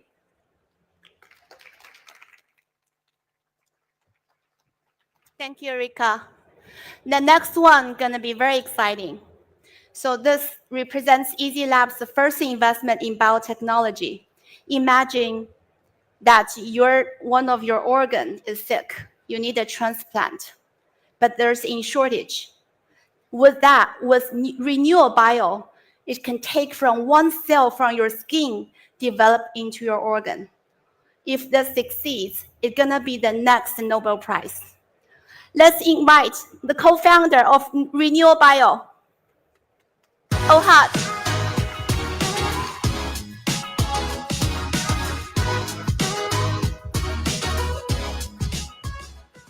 Wow. Good afternoon, everyone. It's a pleasure to be here. Quite a change of scenery for us, but very excited to be here. So today I'm going to share with you what we do at Renewal Bio and how we're going to renew human health. So I want to start with this picture by Lucas Cranach the Elder. It's called The Fountain of Youth, where you see elderly, sick, old people coming in one side, coming out, young, healthy, ready to party. Unfortunately, we haven't found this fountain yet. But wouldn't it be cool if we'll have the ability, just like, you know, old cars where you have broken, malfunctioned parts and replace them with new, working, young parts. So there is actually quite a lot of evidence for it in the scientific literature where you transfuse young mouse blood into old mouse blood, basically making a circulation of the two animals, making it so the old individual got healthier, rejuvenated, not only the blood, but also other tissues like the heart and the brain. And there came a really great promise where about 30 years ago, the first derivation of embryonic stem cells, these are the cells that give rise to any cell type of your body. But still, there was a really huge problem, still today, of how we differentiate these cells and making them the different cell types for your body. And that's exactly what we're addressing in Renewal Bio. We're giving alternative routes and alternative protocol to how to make different cell types in your body. And we use a very special, cool platform that we termed Stembroid, basically taking cells from the individual that needs the transplantation and making them back into embryonic stem cell-like, giving them the potential to differentiate to any cell type in your body. And that's how we're differentiating them. This, of course, is really high caliber. And as was mentioned, it was it's been published in every journal and made actually the cover of Cell of Nature, which are the most prestigious scientific journals there are. And actually, like Ella had mentioned, it's a Nobel Prize caliber thought by many others. So this was produced at Jacob Hanna's lab at the Weizmann Institute. And what you see here, first of all, we went to overcome the uterine barrier, basically allowing. And what you see here, first of the body, and we developed this incubator that mimics very highly the conditions that we have inside the uterus. So what you can see here is an embryo, a mouse embryo that is actually growing the uterus. So what you can see here is an embryo, a mouse embryo that is actually grown outside of the uterus. And this process that you see here, this line that goes through and with the little dots on the side, this is called the gastrulation. And Louis Wolpert said, it's not birth, marriage, or death, but gastrulation, which is really the truly most important day of your life. Different tissues that actually happen in utero. But we took it actually one step further, and we didn't start with an egg or a sperm, no fertilization. We started this process with just cells. And when we take these cells, we have a proprietary media that we can not only make the embryo proper, but also the extra-embryonic tissues like the placenta, umbilical cord, and yolk sac. And when we aggregate these cells together, basically putting them in a really tiny well, they make their own magic. They are organized, and they not only develop in size, they make, as you can see here on the right-hand side, you can see a textbook image of an embryo, 14 days post-fertilization. And what you see here in the nice image right here, this is actually a stembroid, basically made from cells alone, no fertilization whatsoever. And as we take this model further, we can produce more and more cell types that can be used for transplantation, cells at first, then tissues, and eventually even organs. And what we do by the end of 2026, we want to get to our first milestone, basically making, by the end of 2026, we want to get to our first milestone, basically making blood stem cells. These are cells that can rejuvenate your body. They can rejuvenate your whole system. And the beauty about this system is that as we go along with this platform, we can make more and more cell types and more tissues that we can actually transplant. And this is genetically identical. This is very exciting. And of course, we want to get as further as possible to create more and more therapies and more indications that actually help people live longer, healthier lives. This is an immense opportunity. Just the cell transplantation, the cell therapy world alone is 117 billion opportunity. But this platform can be used for a lot of different things. It could be used for basically testing drugs that usually you can't test and their effects on an embryo. Here you can actually see what happens if you that usually you can. And also, we can use it, as I mentioned, to tissue rejuvenation, but also as a market for progenitor cells. That's a huge market on its own. So we're very excited about the future and how we're going to change the regenerative medicine world. And yeah, with that, I would like to end. I would like to thank Easy Labs for this amazing opportunity. And yeah, with that, I would like to end. I would like to thank Easy Labs for this amazing opportunity and actually believing in us that we can actually move the needle and change people's life, not only make them healthier for longer, and also create opportunities to a lot of sick people out there. And basically, thank you, Had. The last one, RoboForce. They are targeting the biggest robot market, outdoor for human beings. The work. Dangerous, extreme weather, and very repeated work and boring work. Robotics are replacing them. With that, let's show a video first, which is just showed in the recent GTC and endorsed by Jensen Huang.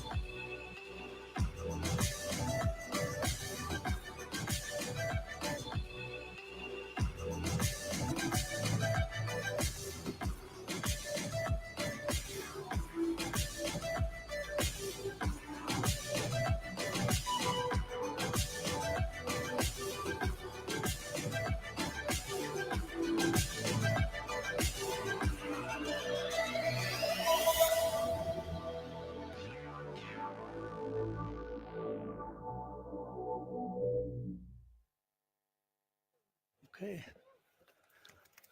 Hello, everyone. This is Leo Ma. You can call me Leo. I'm the founder and CEO of RoboForce. Very happy to be here, and I appreciate the invitation. I see a lot of friends that are old and new. In the coming several minutes, I will talk about the story of RoboForce. I will divide into before, today, and next. Everything really starts with people. A lot of friends getting to know RoboForce from the people we have. If you are familiar with AI robotic domain, Carnegie Mellon Robotics, Tesla Robotics, Amazon Robotics, ABB Robotics, Michigan Robotics, regarding model, Apple, Waymo, Google, and beyond. Since 2023, all the technical leaders in all above decided to quit a job and join a Silicon Valley, California startup that's called RoboForce. So what we have and what we experienced, including what went well and what went wrong, really defines the company. This is a very experienced young company. We're growing really fast. So today I'm happy to share a lot of kind of a first of a time photo with every one of us. I think show is better than say. Where do we start this amazing journey to build a robo-labor? This question has been in our mind for many years. So starting from the angle of model, data, hardware, software, how to make it useful and scalable is the core of all the questions we ask. Therefore, we're starting at the bleeding edge of the technology and then going, starting from the drawing board, literally from the drawing board, have a detailed discussion, what's the best way to build it. At RoboForce, each of the sessions that I got a chance to work with the experts, I truly appreciate that. You know, how do we know the expert really know it? My answer is knowing it inside out. So we do the 3 pillars, AI, the model, data and pipeline, and the hardware of the robot with the bleeding edge in-house. Not because of what we just want to do it ourselves, because we are trying hard to drive the industry forward if possible. So that's pretty much how we get started. A group of experts in Silicon Valley, California, see a big opportunity, knowing this is very challenging, and we start RoboForce from a very small group. Second part, I want to quickly talk about where we are today. Since early 2023, we invested about 3 years in the company. We are building robo-labor to do the things that shouldn't have to be human to do. That is dirty, dull, and dangerous. And in the previous 10 years, I visited more than 200 factories. I realized, A, wow, there's so many things that I'm not aware. B, the workers work really hard. And C, there's a significant labor shortage. That's the big insight I get. To summarize into several sentences, the labor shortage is killing the timeline and profits. And there's an availability, cost, and a safety challenge and value.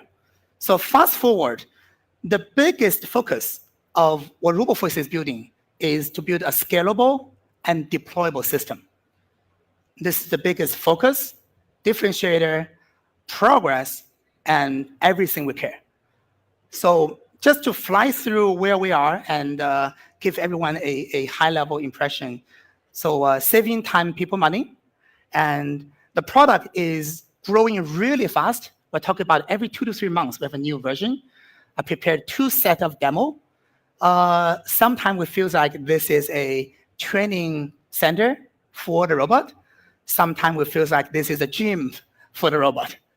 So it's a solid foundation to get started. And the more we use it, the smarter it is. So the last part, I want to share some good news and looking forward. Where can we use it? Wherever there are things that valuable, shouldn't have to be human to do, and if we really need it, RoboForce is aiming to provide value across many industries that is scalable. Putting everything together is, in our professional domain, is a dream to have capability, and I'm happy to share more today. So the secret sauce here is the 3 pillars that we called, the model, the body, and the data. The RoboForce foundation model with the highlight of the spatial understanding. The contact model with a different small set of the, we call it expert hand. It's a Lego pieces we can put it together to make it efficient, scalable, deployable. And good news to share across 12 countries. As of today, we have more than 11,000 robot order from letter of intent. And supported by world-class leaders, Carnegie Mellon University, Myron Scholes, the Nobel Prize laureate, and legendary investor Gary Ritschel, recognized by World Economic Forum for global technology pioneer. And as Ella mentioned, very happy to see Jensen put our robot at a huge screen recently. So really thanks to all the supporter and the hard work from the team. Looking forward, this is, we see a fact as of today, a lot of things that we need shouldn't have to be human to do. Very high value, but comes with a shortage. In Silicon Valley, there's a saying that is everything limiting the technology is computing power. Computing power is limited by power, and the power is limited by the workers to actually build it. So we see the opportunity of robo-labor to do the things that, of all the visits that I did and the photos that I took, with the availability value, safety value, and the cost reduction value, clearly in front of us, we see a future of robo-labor. Based on everything we see in terms of the capability of the data supporting, the model performing, and the capable robot, the vivid picture of a robo-labor future is in front of us. So it's an exciting time for not only for RoboForce, I think we're building this to enable business and protect people. So I will be hanging around here. Very lovely to have the opportunity to talk to anyone, care, and support our journey in building a robo-labor. And thank you all very much. This is Leo from RoboForce.